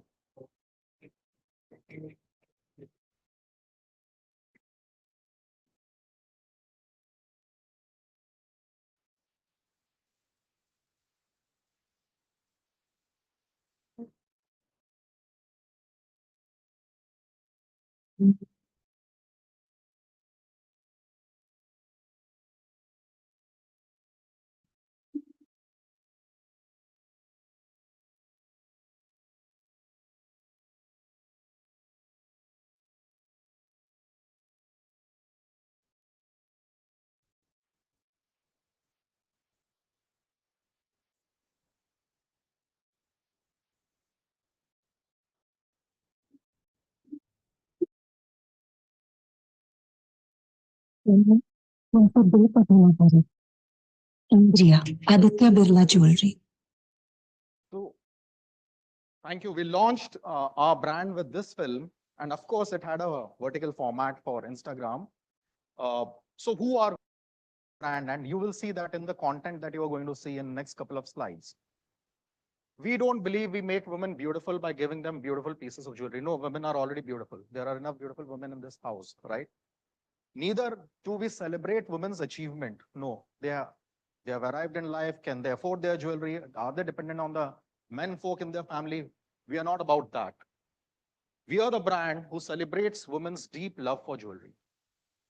And trust me, before we launched this brand, we had a large body of work through research, which was done by Kantar, one of our partners, to give us some deep insights on this category, to say there is no other category in a woman's life which is closest to her heart compared to her jewelry. So she personifies jewelry like a husband, like a lover, like a brother, like a sister, like a best friend, like a mother. And I worked on skincare, I worked on hair care categories, I worked on fashion categories. Everything is come and go and things change, right? So there's nothing deeper than the relationship of a woman with jewelry. And we are about celebrating that relationship of a woman with jewelry, which also puts that onus on us to celebrate this relationship in private. It's a one-on-one relationship. It is not one-on-many, which again makes it very pertinent for us to use platforms which are very intimate or personal, like Instagram or Facebook, where people consume content on the go personally, not with the family, not en masse, right? So that's what makes the difference, and that's why it is extremely important for us to be on these platforms. Now, one of the challenges in today's world, and I don't think the challenges were very different actually. If I recall the Doordarshan days before satellite cinema, I was a kid back then. I'm not that old that, I was not in marketing back then. But even on Doordarshan days, an ad was an interruption in a consumer's life. Even today, whatever we say, an ad is an interruption in whatever I'm doing. I'm consuming a content. I want to know about a thing. I want to plan a trip. An ad is an interruption. So how do brand marketeers and content creators ensure that they create content which does not look like an interruption in whatever the consumer is doing? And that is the crux of how you define your content and how you actually take it out to people. So how do we maintain consistency? Of course, we had a huge leg up. We are part of Aditya Birla Group, one of the large conglomerates in India, which is actually well trusted like the Tatas. So we had a leg up, and what we started with our teaser to say that the trust that we have enjoyed for decades is now in taking the shape of jewelry. And that is how we started this journey. And even if you see now, very few Aditya Birla Group brands actually use the Aditya Birla Group as a part of integrated logo unit, which we do. Because in this category, trust is a very important factor to shift consumers from one brand to the other brand. So that's one thing about the consistency of the brand. And we maintain that not only in logo, but every aspect of experience that we deliver to our consumers. I'm going to show you a small clip, right? And in the earlier panel, interestingly, people spoke about things, content which are 3-second to 30-second to long form content, right? We have done all of it in our 5 months of existence, right? We have content as small as 6 seconds and content as long as 3 minutes. There is no formula saying which one works. Each one has its own relevance. So if you are creating content which is 10 seconds, it has to be a clickbait, like somebody mentioned, and it has to be something which grabs your attention eye. And that's all what I call the upper funnel part of the marketing, right? So you are building awareness for your brand in some way or the other, and people know that there is a new jewelry brand called Inbria. Long form content, to my mind, works when you are trying to take people deeper into the funnel, down the funnel, and build credibility and expertise. And that's where the role of long form content comes. When they are interested in what you are doing or who you are, they go deeper to understand how you do what you are doing, right?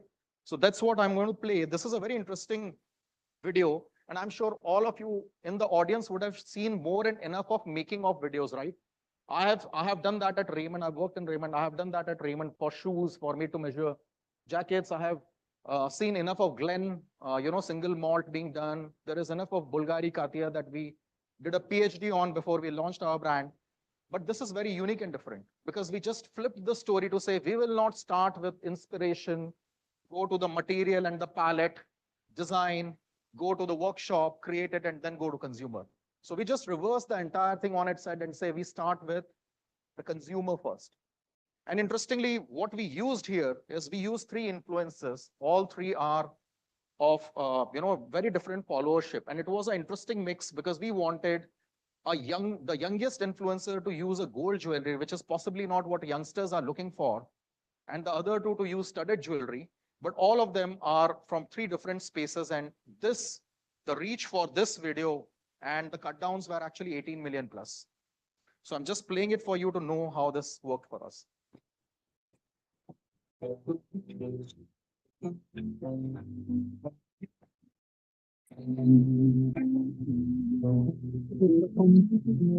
एक सुनहरी झलक मेरा दिल चुरा लेगी।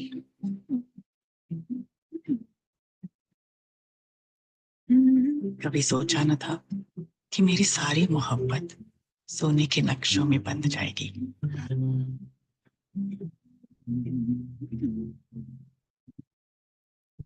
तुमसे हर मुलाकात में बार-बार प्यार क्यों होता है?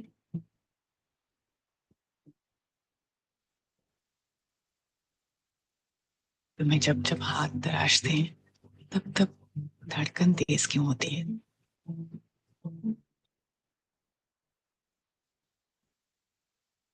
तुम्हें जितना देखती हूँ, तुम और भी प्यारे क्यों लगते हो? तुम्हें किसी और के लिए सवारूं, फिर भी तुम मेरे क्यों लगते हो? कभी सोचा न था कि प्यार की कविताएं सोने की रेखाओं में मिल सकती है।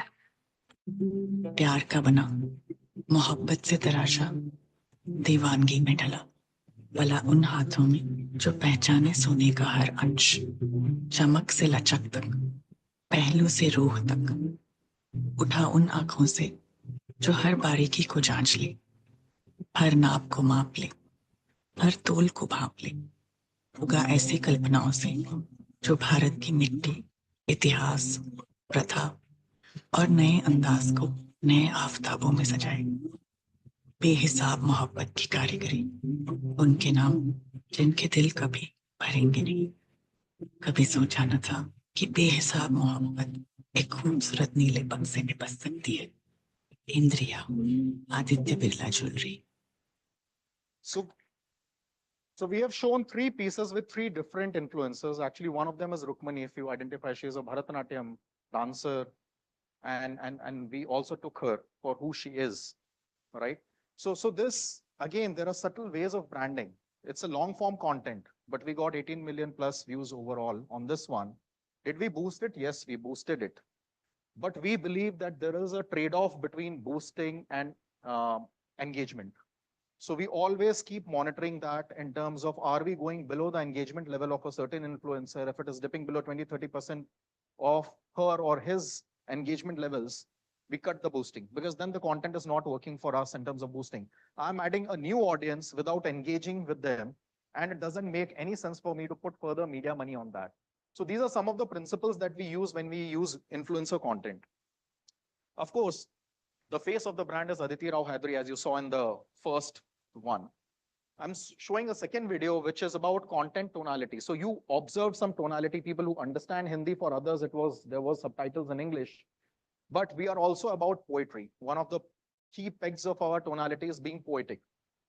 So this is how the entire poetry unfolds. And this entire video was shot when we launched our brand in Delhi on 26th in Imperial Hotel. So I'm just playing. 3:30 बजे थे उस दिन गुरमोहर में छिपी एक चिड़िया अचानक से गा पड़ी थी। मैं दाएं पैर पर कभी सोचा न था कि एक सुना।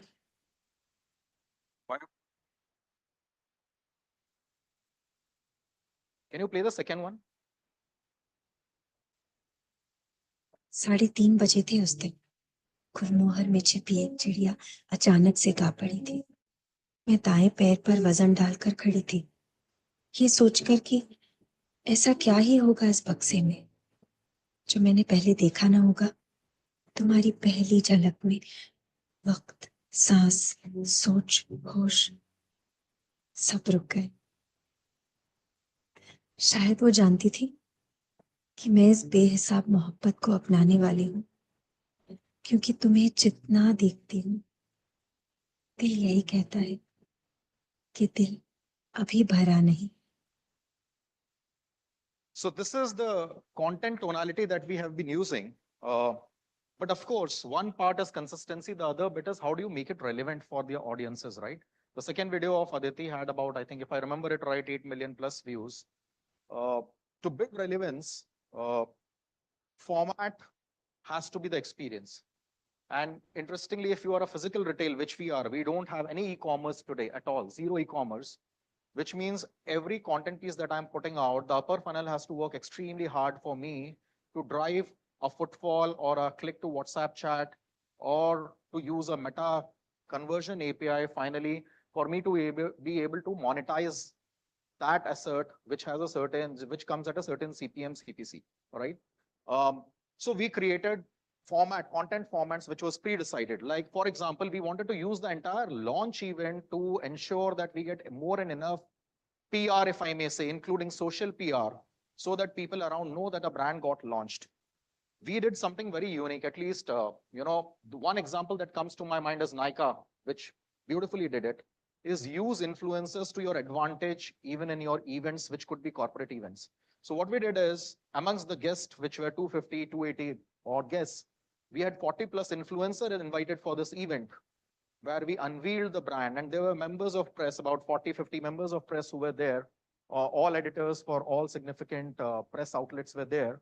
And that really worked for us. So sometimes influencer need not always be creating content. They can be part of an event that's already happening for the brand, and that really propagates, and we ride on their reach to sort of build our own brand. So that's the first video.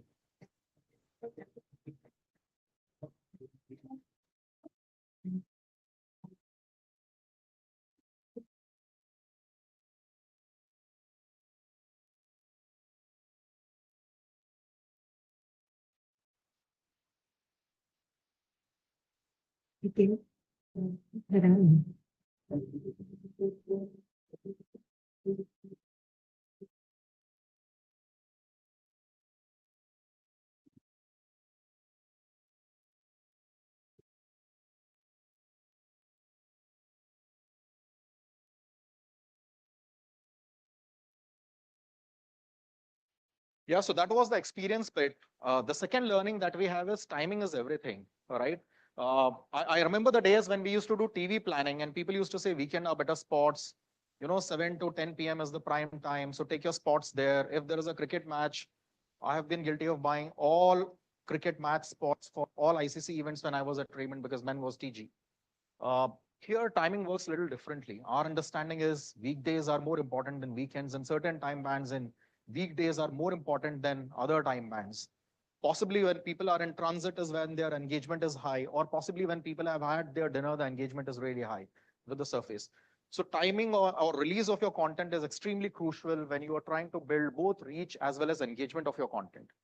And finally, the last bit in terms of relevance building is you have to ensure that you start seeding as a new brand, particularly you start seeding the branding across all elements without making it really, staring on your eyes.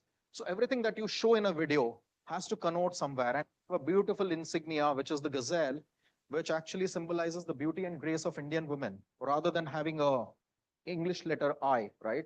So we try and infuse as much of that as possible. Again, can you play the second video?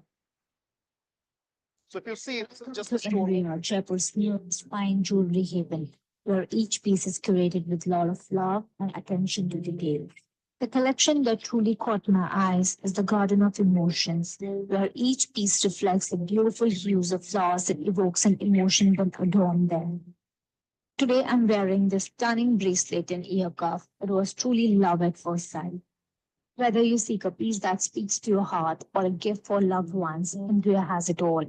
Visit Indriya Aditya Birla Jewelry Store to find your next favorite piece. So this video reference is largely only for branding. So it is not biggest or greatest pieces of video walkthrough or store walkthrough that we did. But how do you keep seeding your branding subconsciously so that you build memory structure with people is extremely critical. And then how do you become innovative, right? There are more learned people in the audience, so I will attempt this at the risk of sounding somebody who may not know the craft very well. But we believe that yeah, you can use influencers as influencers for sure, but you can use influencers as customers or consumers. And more importantly, we have used influencers as celebs. Typically, when you do a store opening or an event, you don't invite influencers. You get your brand ambassador and then you are done with, all right? And I'm, for the sake of time, only going to play the third video here, right? And it's important. Can you just play the third video so that I don't do the other one? This is a store opening for Pimpri, Pune. इसमें शक जरा भी नहीं, क्योंकि तुम्हें जितना देखती हूँ दिल यही कहता है कि दिल अभी भर लूं।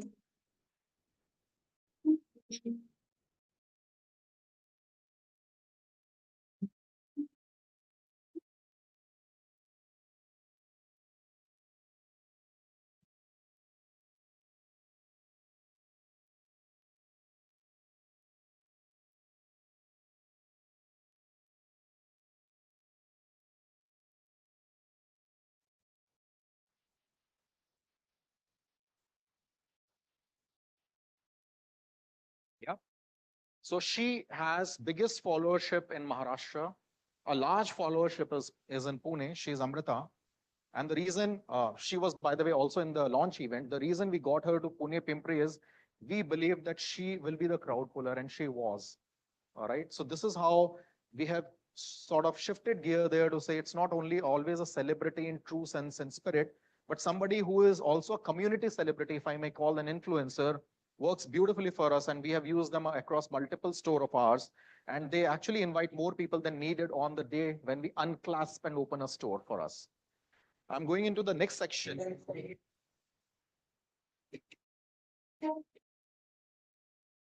which is, are we using our listening hats on, right? Extremely critical when you are in a blink and miss era of marketing.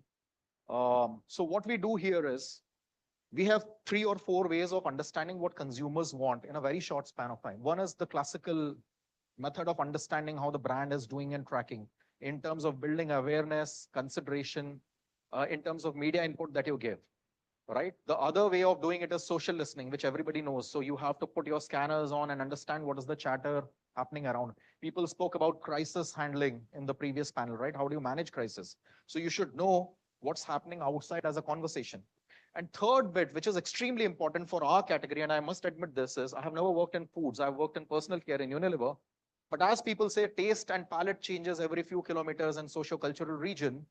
The same is true for jewelry as a category. Because jewelry, what women chooses changes in every socio-cultural region, right? So where a Surya Har is important, a Kumauni Nath may not work actually for you. And where temple jewelry can work, sparkling emerald jewelry will not work for you. So it's important to understand the socio-cultural lay of the land and use influences to that advantage. Here, I'll only play the first one, if I may, because this I can click. With the wedding season just around the corner, I'm on the lookout for the perfect jewelry for my looks. So today, I have come to Indria in Pimpri, Pune to get some styling advice. The stylist greeted me warmly and introduced me to their exquisite collection of over 16,000 designs. After telling them I wanted something traditional yet glamorous, we found 3 stunning options. This one with exquisite craftsmanship, perfect for a traditional look. This modern diamond piece that exudes timeless elegance. And this gold set blending classic and contemporary styles. Just the one I was looking for. Thank you, Andrea, for helping me find my dream look. If you want to shine this wedding season, you know where to go. So actually, if you look at Shrishti's followership, the followership is very limited. But the way we use this video is to understand what Puneites want in a particular store as jewelry pieces. And when we boosted it, the engagement didn't drop. In fact, it went multipliers of her reach as a social influencer. And this is what we learned, that when you are relevant culturally or contextually, there is a multiplier effect that you can derive out of influencers. What I'll do is I'll skip the next one. With the wedding season just around the corner, I'm on the lookout for Third one only. Only the third one.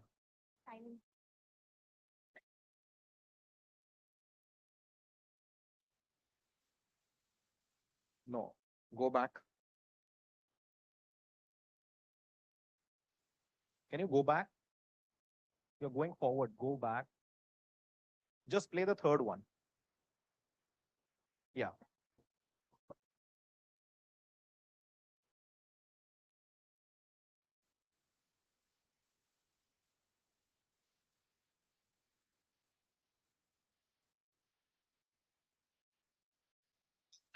Site which came from Kantar search to say that women want jewelry value to be unlocked. Where is it heading? Lightweighting, versatility, different looks, all influencers would agree in the room. How do you attach and detach a piece which can become a very traditional hearthful for a milestone or a festive or a bridal occasion, to really remove it and make it a finger ring, to a kada, to a bracelet, and really make it work for you, right?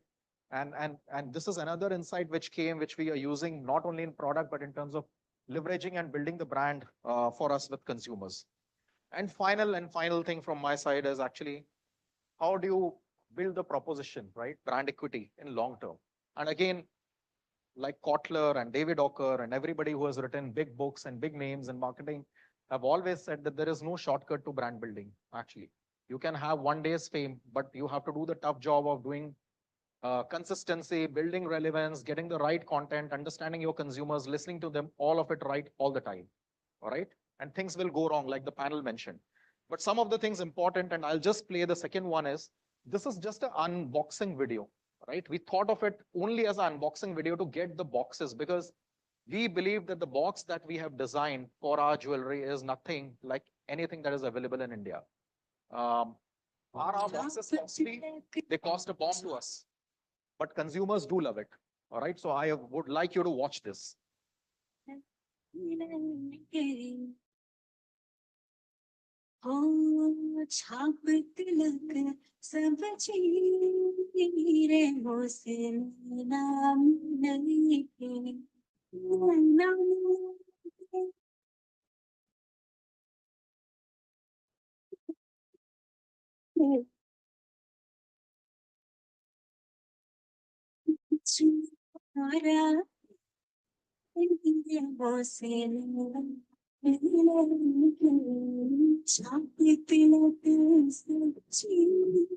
So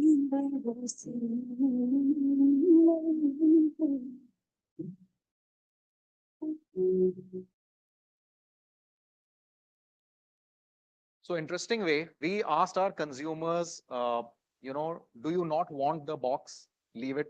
It looks heavy. It looks bulky. That was our view.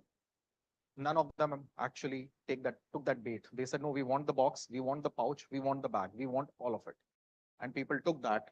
So we are retaining our boxes. There is no pressure on me to sort of optimize the cost or reduce it, and we are continuing with these beautiful boxes.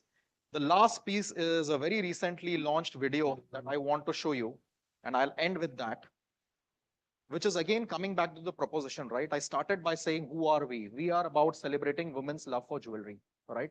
And it could be in any context. It could be in the context of the first video, which I showed, where a woman actually getting back from a function is removing her pieces of jewelry. And it so happens that she doesn't let it go and starts wearing everything back and starts wearing what she was not wearing originally, which is a mantika. When we did a consumer research on this across 4 catchments, a lot of women resonated with that thought of saying, listen, this is true. And why is it true? Because whenever we are going for a function, we realize that, oh, there is so much of urgency and hustle bustle to get ready, look good, so much of pressure. We go out, somebody is screaming, saying it's late, traffic will be more. In the function, we are socializing, we are not looking at ourselves. It is only when we come back home, and that one moment with me is when the moment of indulgence happens. And that is what made that video reach about 68 to 70 millions. I could be a little off on the numbers, right? And on the same lines, we did Festive, which is again about indulgence and showing your love for jewelry and sharing it in the context of festivity. So this is the last film that I'm playing, which is just 1 week old. I think it's 4.5 million views already. But this is about diamonds and in a very different context, and woman and diamond together. That's all. It's not a making of video. It's actually a relishing of video. The poetry is all about a diamond and a woman talking to each other.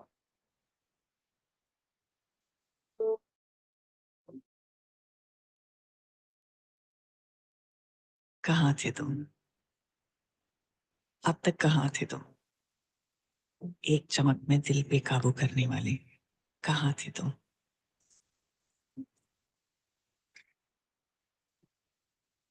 हजारों साल से कोयले में कैद तुम्हारा नाम पुकार रहा था। कहाँ थी ये रोशनी, मेरी नजरों को परवाना बनाने वाली?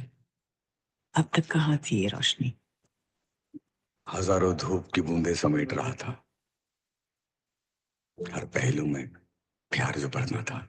कहाँ था ये नूर, मेरी उंगलियों को अपनी उंगलियों पे नचाने वाला? अब तक कहाँ था ये नूर? हजारों चांद बटोर रहा था, हर पहलू में चांदनी जो भरनी थी। कहाँ थे तुम, मेरे दिल में कभी न भरने वाली ख्वाहिश लाने वाले? अब तक कहाँ थे तुम? हीरों के पहलू हजार, हर पहलू में बेशुमार प्यार।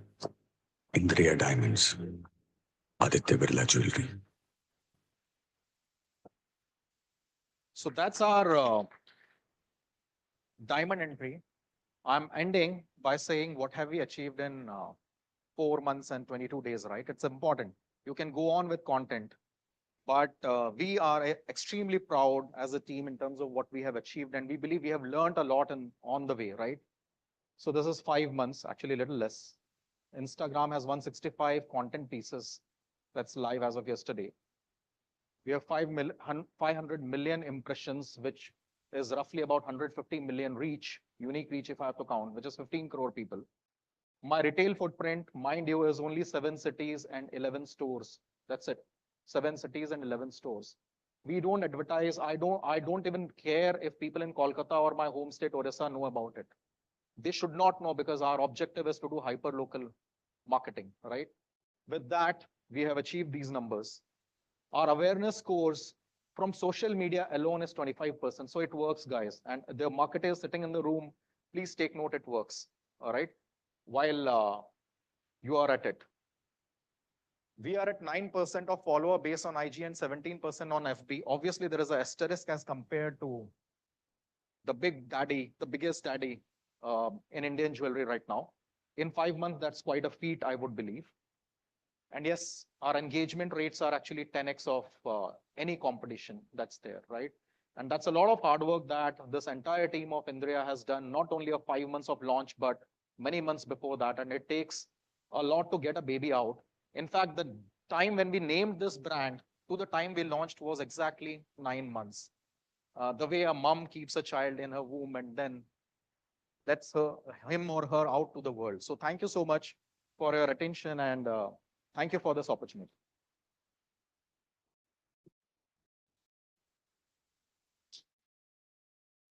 Thank you so much, Mr. Panda. But I'd like to be on the stage for a small moment because I would like to request Mr. Monish Shah, founder, CEO, Illuminati Media, to present a small token of appreciation to Mr. Panda.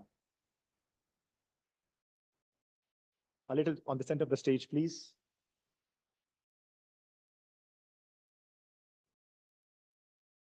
You guys know the best.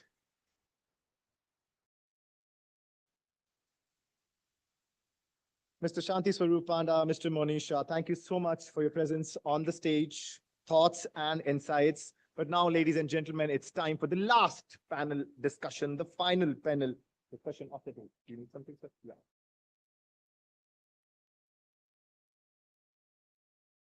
Now we delve into building communities into loyal customers. In today's competitive landscape, the ability to transform engaged communities into loyal, long-term customers is crucial for sustainable growth. Our expert panelists will explore strategies for creating strong, authentic communities around brands and how to cultivate deeper connections that drive customer loyalty and advocacy.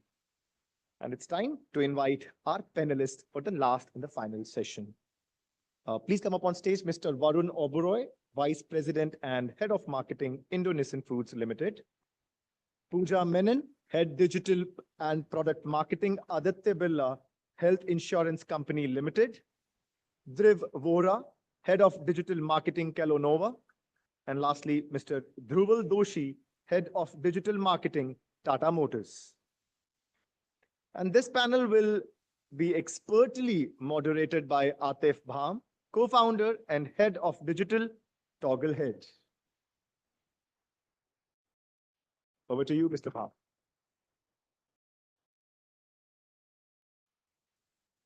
Hi, everyone. I'm Atif. I'm one of the co-founders at Togglehead. I'm here to moderate today's esteemed panel.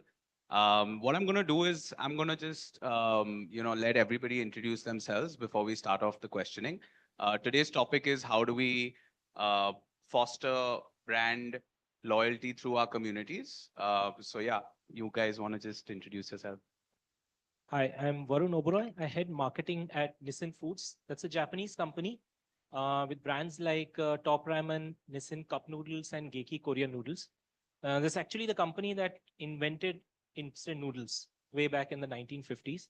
We've been in India for almost 30 years. Hi, everybody. I am Pooja Menon. I am part of Aditya Birla Health Insurance, part of the Aditya Birla Group, as we all know it. I take care of digital marketing, product, and brand marketing for the company. And we've been in existence for about 8 years now. And a very fast-paced industry and a very fast-paced growth is what we have seen over the last few years. We're excited to share our thoughts here on communities today. Thanks. Hi guys, I'm Dhruv. I'm looking at digital and media for Kellogg's. Kellogg's, or Kelonova as we call it, has brands like Chocos, Muesli, Pringles, so on and so forth. I have done a couple of stints before this at L'Oreal, some at Mattel Toys before. Happy to be here, try and share and learn from you guys as well. Hi guys, I'm Dhruval Doshi. I lead digital marketing for Tata.ev. This is the EV business for Tata Motors. We're a very young company. We got founded in 2020. Yeah, it's a startup. It's as fast-paced and excited to be here to exchange notes with you guys. Super, great. We have a really talented panel and a varied industry. set list here. So what we're going to do is we're going to start with Varun. I'd like to pose this question to Varun. So from a consumer packaged goods perspective, how crucial is community building to foster loyalty, the keyword being loyalty over here, for a brand like Nissin Foods? And, what unique strategies have you guys, employed to achieve this? It's of course desirable because, sorry to say, customer loyalty is almost dead. So we are living in a consumption economy. Consumers are more experimental, and at the same time, they are skeptical of brand claims.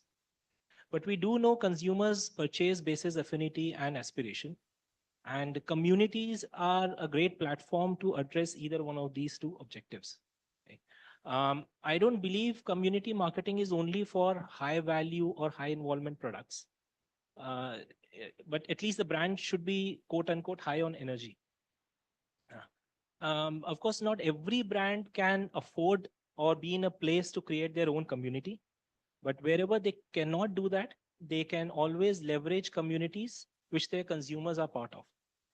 So that's probably the ultimate step in marketing in a lot of ways. Yeah, we start with making a connection with the consumer, then we engage them with a lot of content, and when we reach at a community level, that's the really stuff of dreams, right? Because then your consumer is really living the brand and not just loving it. Right?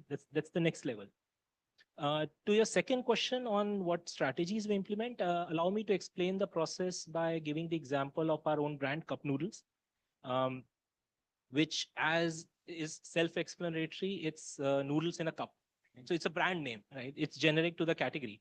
Now, obviously, the format we realized is loved by gamers, the gaming community, because they can play and eat at the same time. Right? So, having said that, it does not end there. Right? So when we were targeting gamers as a community, and gaming community in India is massive, right? So I needn't talk about that. But more importantly, we need to know where the brand stands and acknowledge where it stands within the community. Is it core to the community, as in it's running that community? Or is it ancillary to it, as in it is enabling those things that are running that community? Or is it on the periphery part of the lifestyle? So we are not at the core where probably a Lenovo or a Dell would be, right? Because they make gaming equipment. We are not we're not the ancillary part of it. That would be probably a gaming chair where it would come in. We are in the periphery, right? So we are the food, maybe alongside a sneaker or an anime or music, More or lifestyle. lifestyle. So when we did that, now from that vantage point of view, we create content to engage them. We and of course spur brand advocates to create their own. Then it becomes a two-way process. Then we create multiple touch points, offline and online. We are part of gaming events. We sponsor teams and players, and we associate with the gaming companies and brands or influencers who would spread the word about a brand. Right? But I think the cherry on the top comes when we actually launch a product uh, specifically targeted at gamers. We've already done that internationally for the brand. Last year, Japan launched a gaming variant with ingredients like ginseng to give gamers that energy while they are gaming. Wow. Right? I think that's the final step where sort of the whole flywheel gets completed. And then you can move from merely engagement to advocacy and having a proper conversation with your core consumers. Super insightful, Varun. Thank you so much. It's very important how brands are utilizing key opinion leaders, and they may or may not necessarily be influencers, but they are opinion leaders within the overall industry. Very interesting to see. So over to Pooja. Varun, I'll come back. So Pooja, trust and long-term relationships are key in the health insurance sector primarily. So how can digital communities help build that trust? Or contribute to customer retention for Aditya Birla Health Insurance?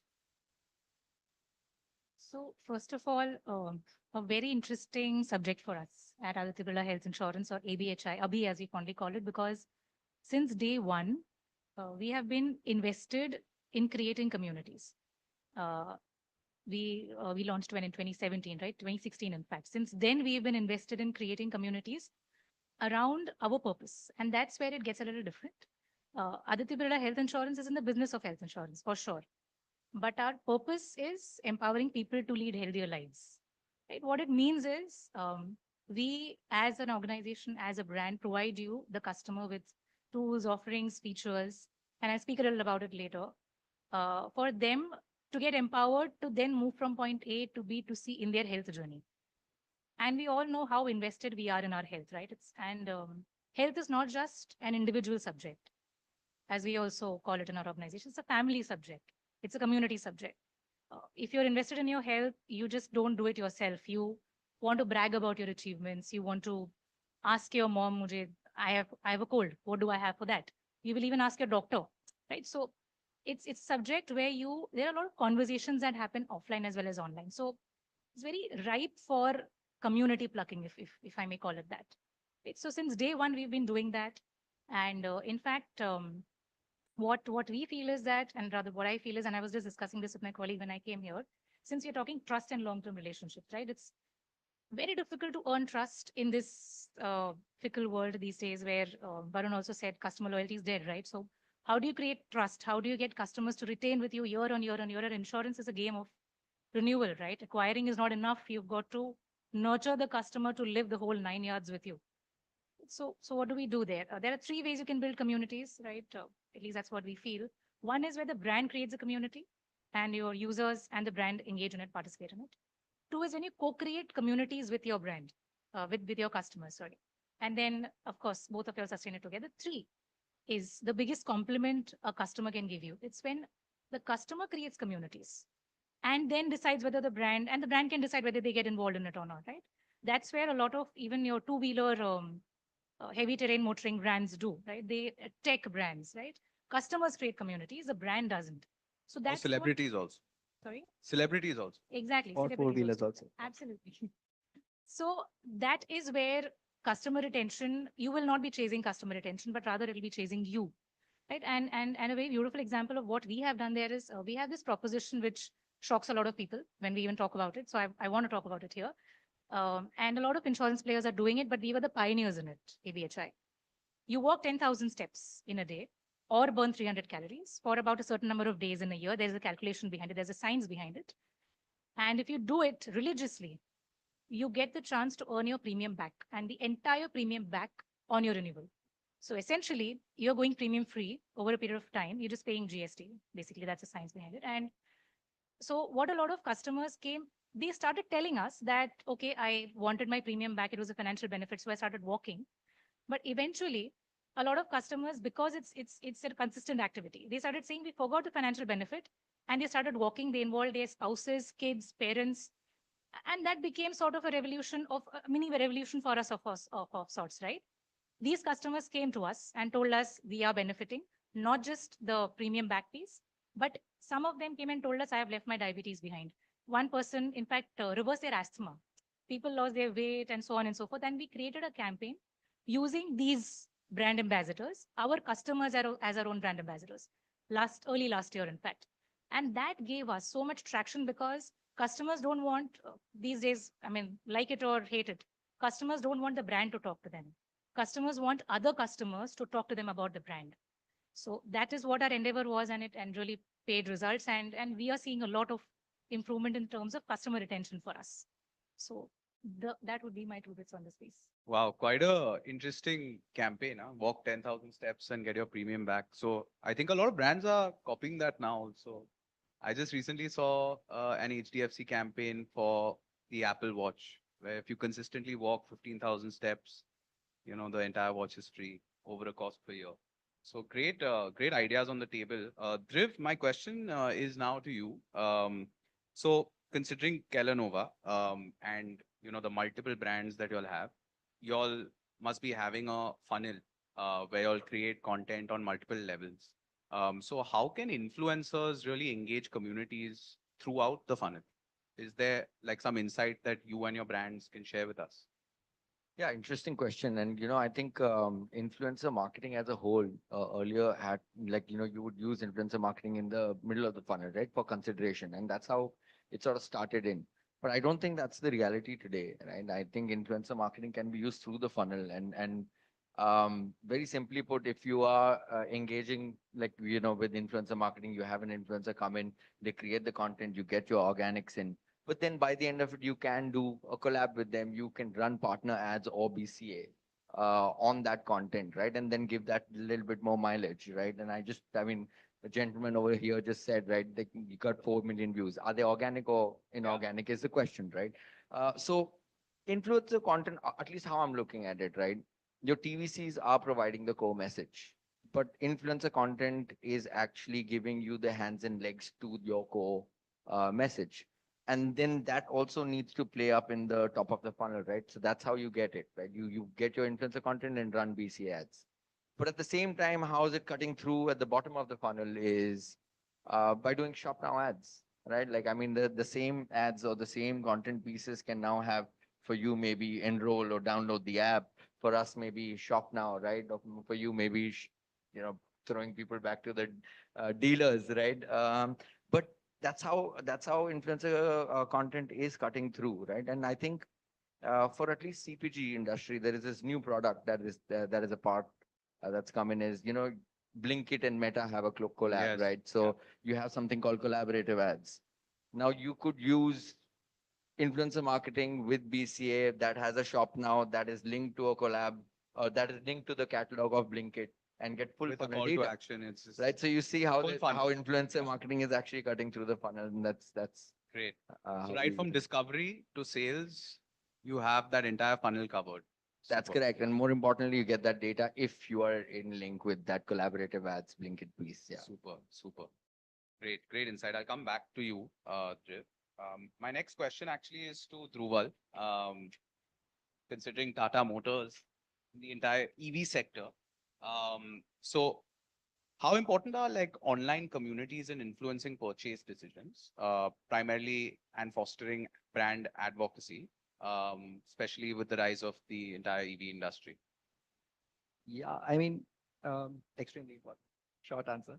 Uh, but I'll elaborate a little bit more in terms of how they influence, right? Like it depends on which community you're talking about. So the way we look at it, you get influenced through auto journalists or auto influencers. Then you get influenced by your peers. Like a car is typically bought through people, 5 people you'll ask next to you, saying that you bought this car. Does it have these specs and whatnot? But that's for the ICE cars, as we call them, internal combustion engines. For EV, the questions are completely different. In EV, people don't ask saying that is this car good? The question is, should I buy an EV in the first place? So in EV space, we're actually building the category because people don't know if, now is the time to buy the EV, which it is, by the way, clarifying. But, Subtle. yeah. But the thing is that, so who influences you at this point is critical from the category point of view, from the model point of view, because that also is important. So we have the way we look at it, and we look at our communities. We look at obviously the influencers. We look at auto influencers or other category influencers, but we also look at, I mean, subtle brag again, but we also have the largest owner community in the country at this point. Tata Motors contributes to, I mean, in terms of active owners, we contribute to more than 80% of owner community of EVs in the country.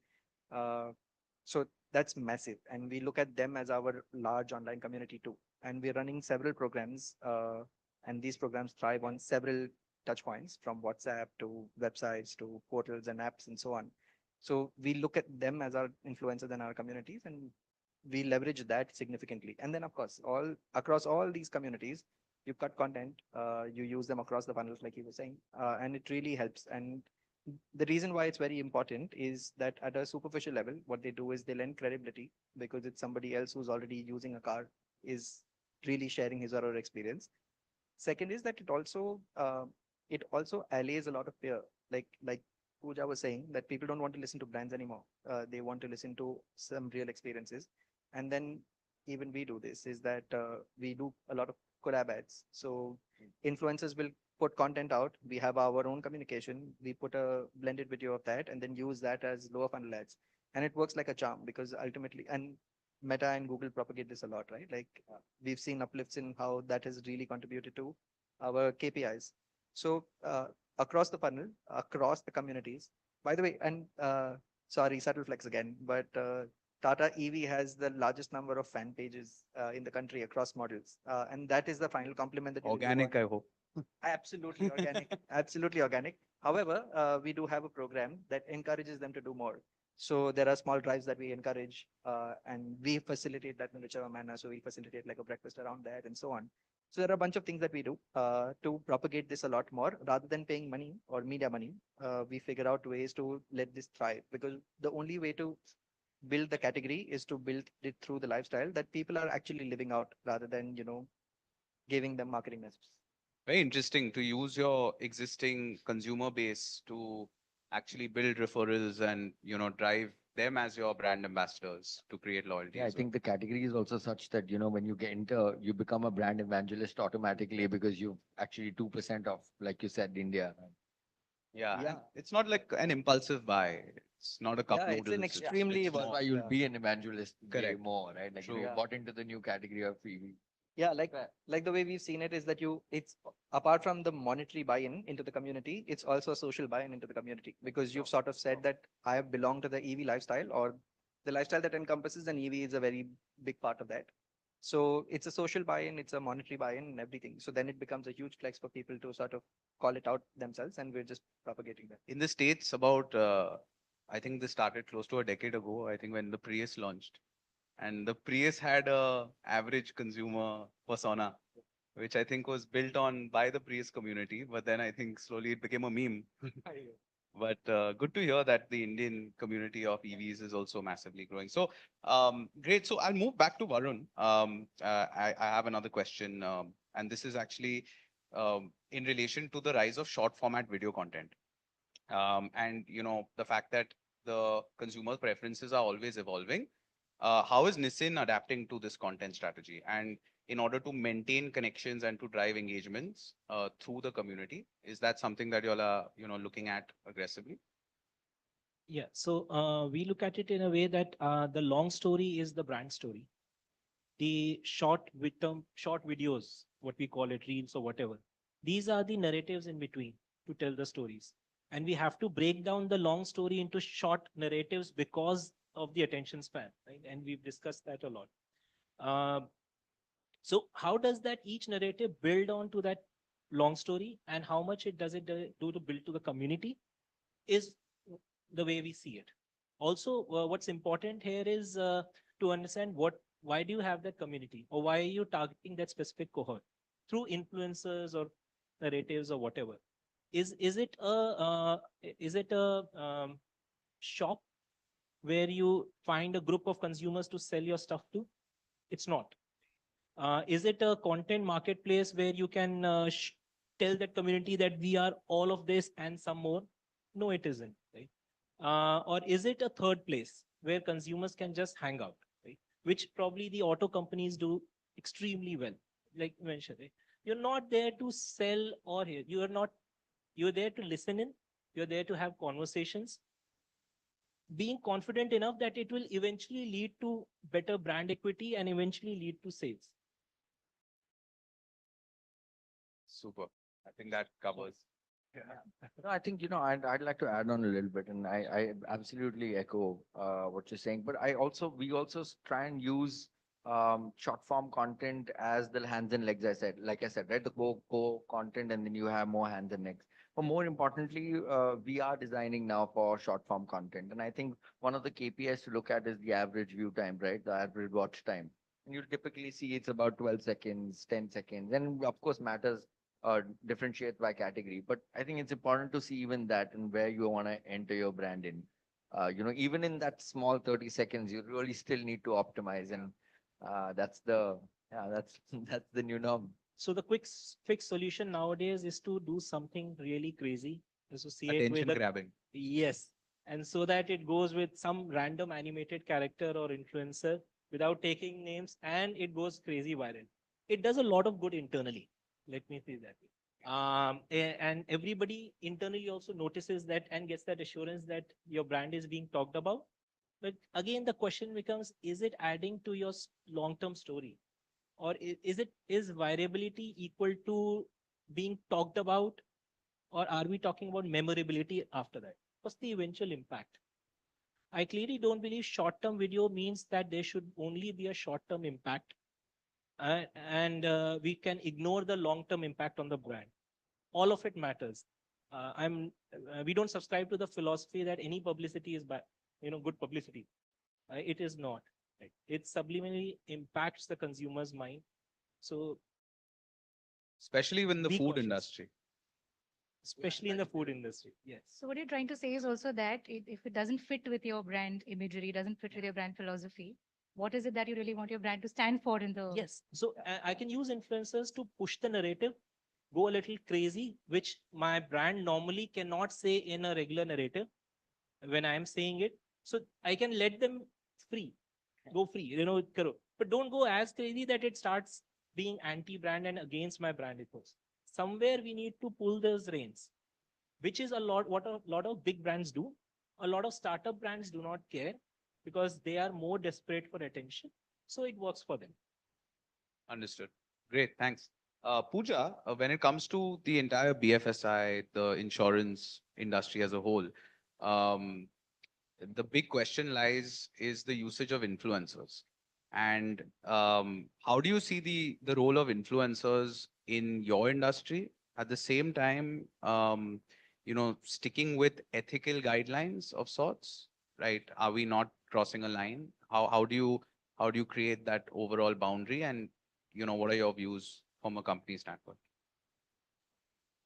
So see, when we also hire influencers, there are a lot of thumb rules that we use, a lot of guardrails that we use, etc. And we are a highly regulated industry, right? We are regulated by the IRDA. So we are all clear as to what we can't do, and there are certain set of rules that is already in place for us.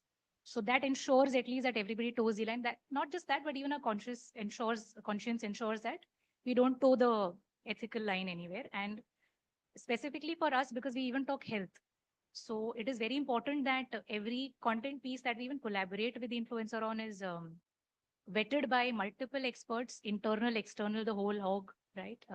We also, in fact, have not just influencer, I'll just take a little bit of time to say that we also have a blog called Active Living where we have so much content that we put, but customers come and tell us that only if it is vetted by experts and doled out by experts is when they will really pay attention to it. And that's what our focus has been for the last many years, right? And coming back to the other piece in the influencer piece, one is that the brand fit piece we just spoke of. It's important in the influencer arena also. Does your brand as well as your target audience see a fit? Do they see eye to eye with the influencer selections you've made? That is one. Two is we as a brand have never ever dictated content to the influencer.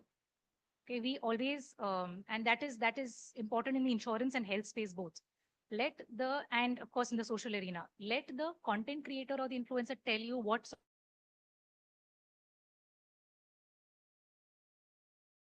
the features are, and let them do the storytelling, right? That is point number two. Point three is we were just talking about it, in fact, backstage. We were saying that it's not just influencers you hire and people touched upon that subject, you hire advocates. So what we do is, and customers are very intelligent these days. They're intelligent than most brands out there, right? So they will only listen to somebody if they see merit in it. That is one. So we as a brand also practice, we let the influencer or the advocate go through the experience of a product themselves. Only when they see merit in it, right? We tell them our brand story, right? Because the customer is not out there to listen to your product features. You don't listen to Apple because they're selling you a product. You listen to Apple because they're selling you a philosophy. They're selling you a very beautiful story. So customers are there to listen to your story. So explain to your advocate or your influencer what your story is. Let them weave that into their storytelling and then dish that content out to your customer. That is very important for us as a brand. And last but not the least, internal advocates. We are very proud to have a lot of internal advocates within the company itself because our purpose is health. We have two types of advocates. One is the expert advocates. We have a panel of health coaches, doctors, ourselves, who help our customers on their health journey. They are coaches who basically coach you if you have any conditions like diabetes, asthma, so on and so forth. So their objective is to make you healthier. So they become our internal advocates for the campaign. We are running a diabetes campaign right now where All content that is being put out is by our health coaches. Tips and tricks in order to not, reach the stage where you have diabetes if you are a pre-diabetic, so on and so forth. That's one form of internal advocate. The second internal advocate is our employees. A lot of our employees have, in fact, after joining, we've seen a tremendous shift in how they, believe in health. And putting out their stories even helps us create, I mean, this, we've not touched upon this, but employer branding opportunities as well, right? So these four guardrails, rules, or whatever is what we always follow when we work with content creators, influencers, stroke advocates, whatever it is that you call them. Some great insights. And I think that really sheds some light on the fact that if your people who are putting out the message don't truly believe in your product or use your product, it's very hard to create loyalty for the people viewing your content. So I think that's a great point from Pooja. We'll quickly just, get one more question each. Dhruv, with regards to creating content, how important is vernacular language or regional content in fostering loyalty? No, I cannot stress enough. It is definitely important to have a mix of regional and vernac being put in. I think this is no news, right? This is category hearsay. We know how vernacular content has been on the rise, but I think more than that, it's again relatability, right? It all goes back to how as a brand you're relatable to your audience, and if relatability comes from vernac language, yeah, so be it, right? It's like if you just like the last example, and I was just the gentleman here was talking about jewelry and how every few kilometers that you go, the jewelry is different, right? Similarly, your way of talking, lehza, is different, right? And if you go to a Bangalore, the guy in Bangalore, you may not be able to relate to all the jokes. There will be some jokes that you may bouncer chala gaya, right? Like how that's only because there is so much Diversity. yeah, and localized, right? So I think it's a part of the strategy to have regional content being placed, and Vernac plays a very, very big role. Thanks. Dhruval, how important is digital platforms to create communities, to foster communities? Yeah, we think that we want to follow the people or where the community is. So we don't plan saying that these are the channels that we're going to leverage for this kind of community. If we see that they're organically following, then we sort of channel out ourselves out there. For example, there are a lot of these Nexon EV communities that are on WhatsApp in the South. So we figure out a way to sort of encourage them on WhatsApp. I mean, enable the admins or enable the people to sort of share more, do more, aid them, like I said, in drives and whatnot.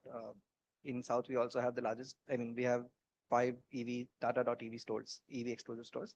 So we leverage those places as communities, epicenters for them to come and do whatever. So that's one way. The other way is that there are a lot of these, customers or owners who are doing 1 lakh plus kilometers across the country, and they're very scattered.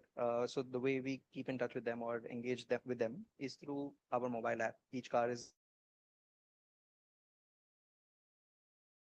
Tribe is an integral part of that.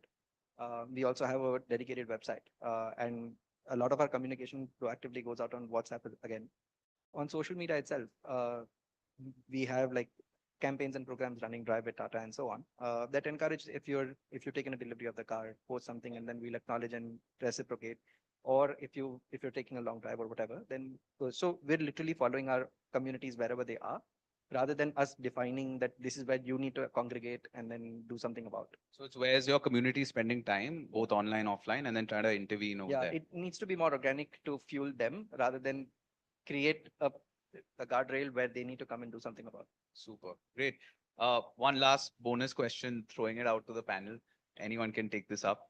But let's say a brand has built a certain amount of loyalty through its consumer base, through its content, and let's say some negative news comes out, right? How do brands counter that? Or let's say, how do they myth bust certain fake news about the brand, if any, which is probably damaging to their brand loyalty? And this is not specific to your brands, it's just agnostic. You all can just. Perfect. And no, because this is definitely one of the, and I think someone really spoke about this, right? Are we being ethical? Are the people who are really talking about things, are those guys experts or not? But because if you're not experts, then the brands will have to take the route of myth busting, like you already said, right? Correct. Myth busting is the only one way. Then you have to be able to, let's say, partner with authentic, credible sources, and then talk about all the things that may have been, let's say, de-influenced, right? And Someone I think, coming from a point of authority. yeah, but it should also be credibility, right? I Yeah. mean, authority does not give you the right to talk about, let's say, nutritional stuff that unless you're not a nutritionist, Correct. right? And if you're not, and if there is some content out there that may have garnered a lot of virality, so to say, the only one way left is to actually put facts at the table, which is myth busting. And if that means you have to partner with some authentic, credible sources to be able to put out some content about true content about what your brand is, Sure. that's the strategy you Super. apply. So like a nutritionist for food, a dermatologist for skin, those are more advocates coming from a point of, relevancy and authority. Super. Great. Thank you guys. And thanks to the panel for answering some really interesting conversation. Thanks. Thanks Thank a lot. you. Thank you, everyone, Thank for you. the insights and the stories. I would like to request Kanchan Srivastava, Senior Editor and Group Editorial Evangelist E4M, to present a small token of appreciation to our panelists and to the moderator, Atif.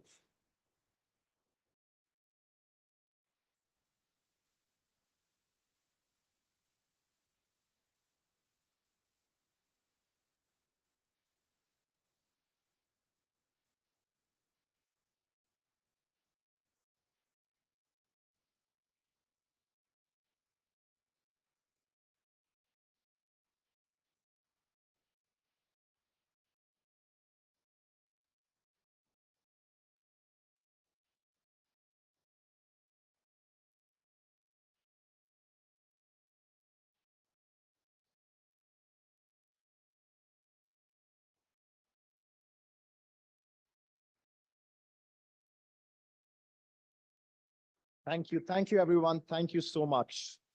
And with this, we come to the end of the press conferences. And thank you, everyone, for being part of C3 Summit content, community, connection. Your engagement and insights have made today truly memorable. We hope you leave with valuable takeaways and also a big reminder, ladies and gentlemen, do join us this evening for the Indian Content Marketing Awards 2024, where we will celebrate excellence in content marketing. But before we leave you, here is a quick reminder once again to thank our partners. This event was partnered by Footprint, connecting brands, influencers, content, and campaigns. Digital growth partner, Kit Global, performance at the speed of your ambition. Associate partner, Fixed Derma, solutions that are backed by science and recommended by 12,000 plus dermatologists for every skin concern. And once again, at the end, this is the partner presentation.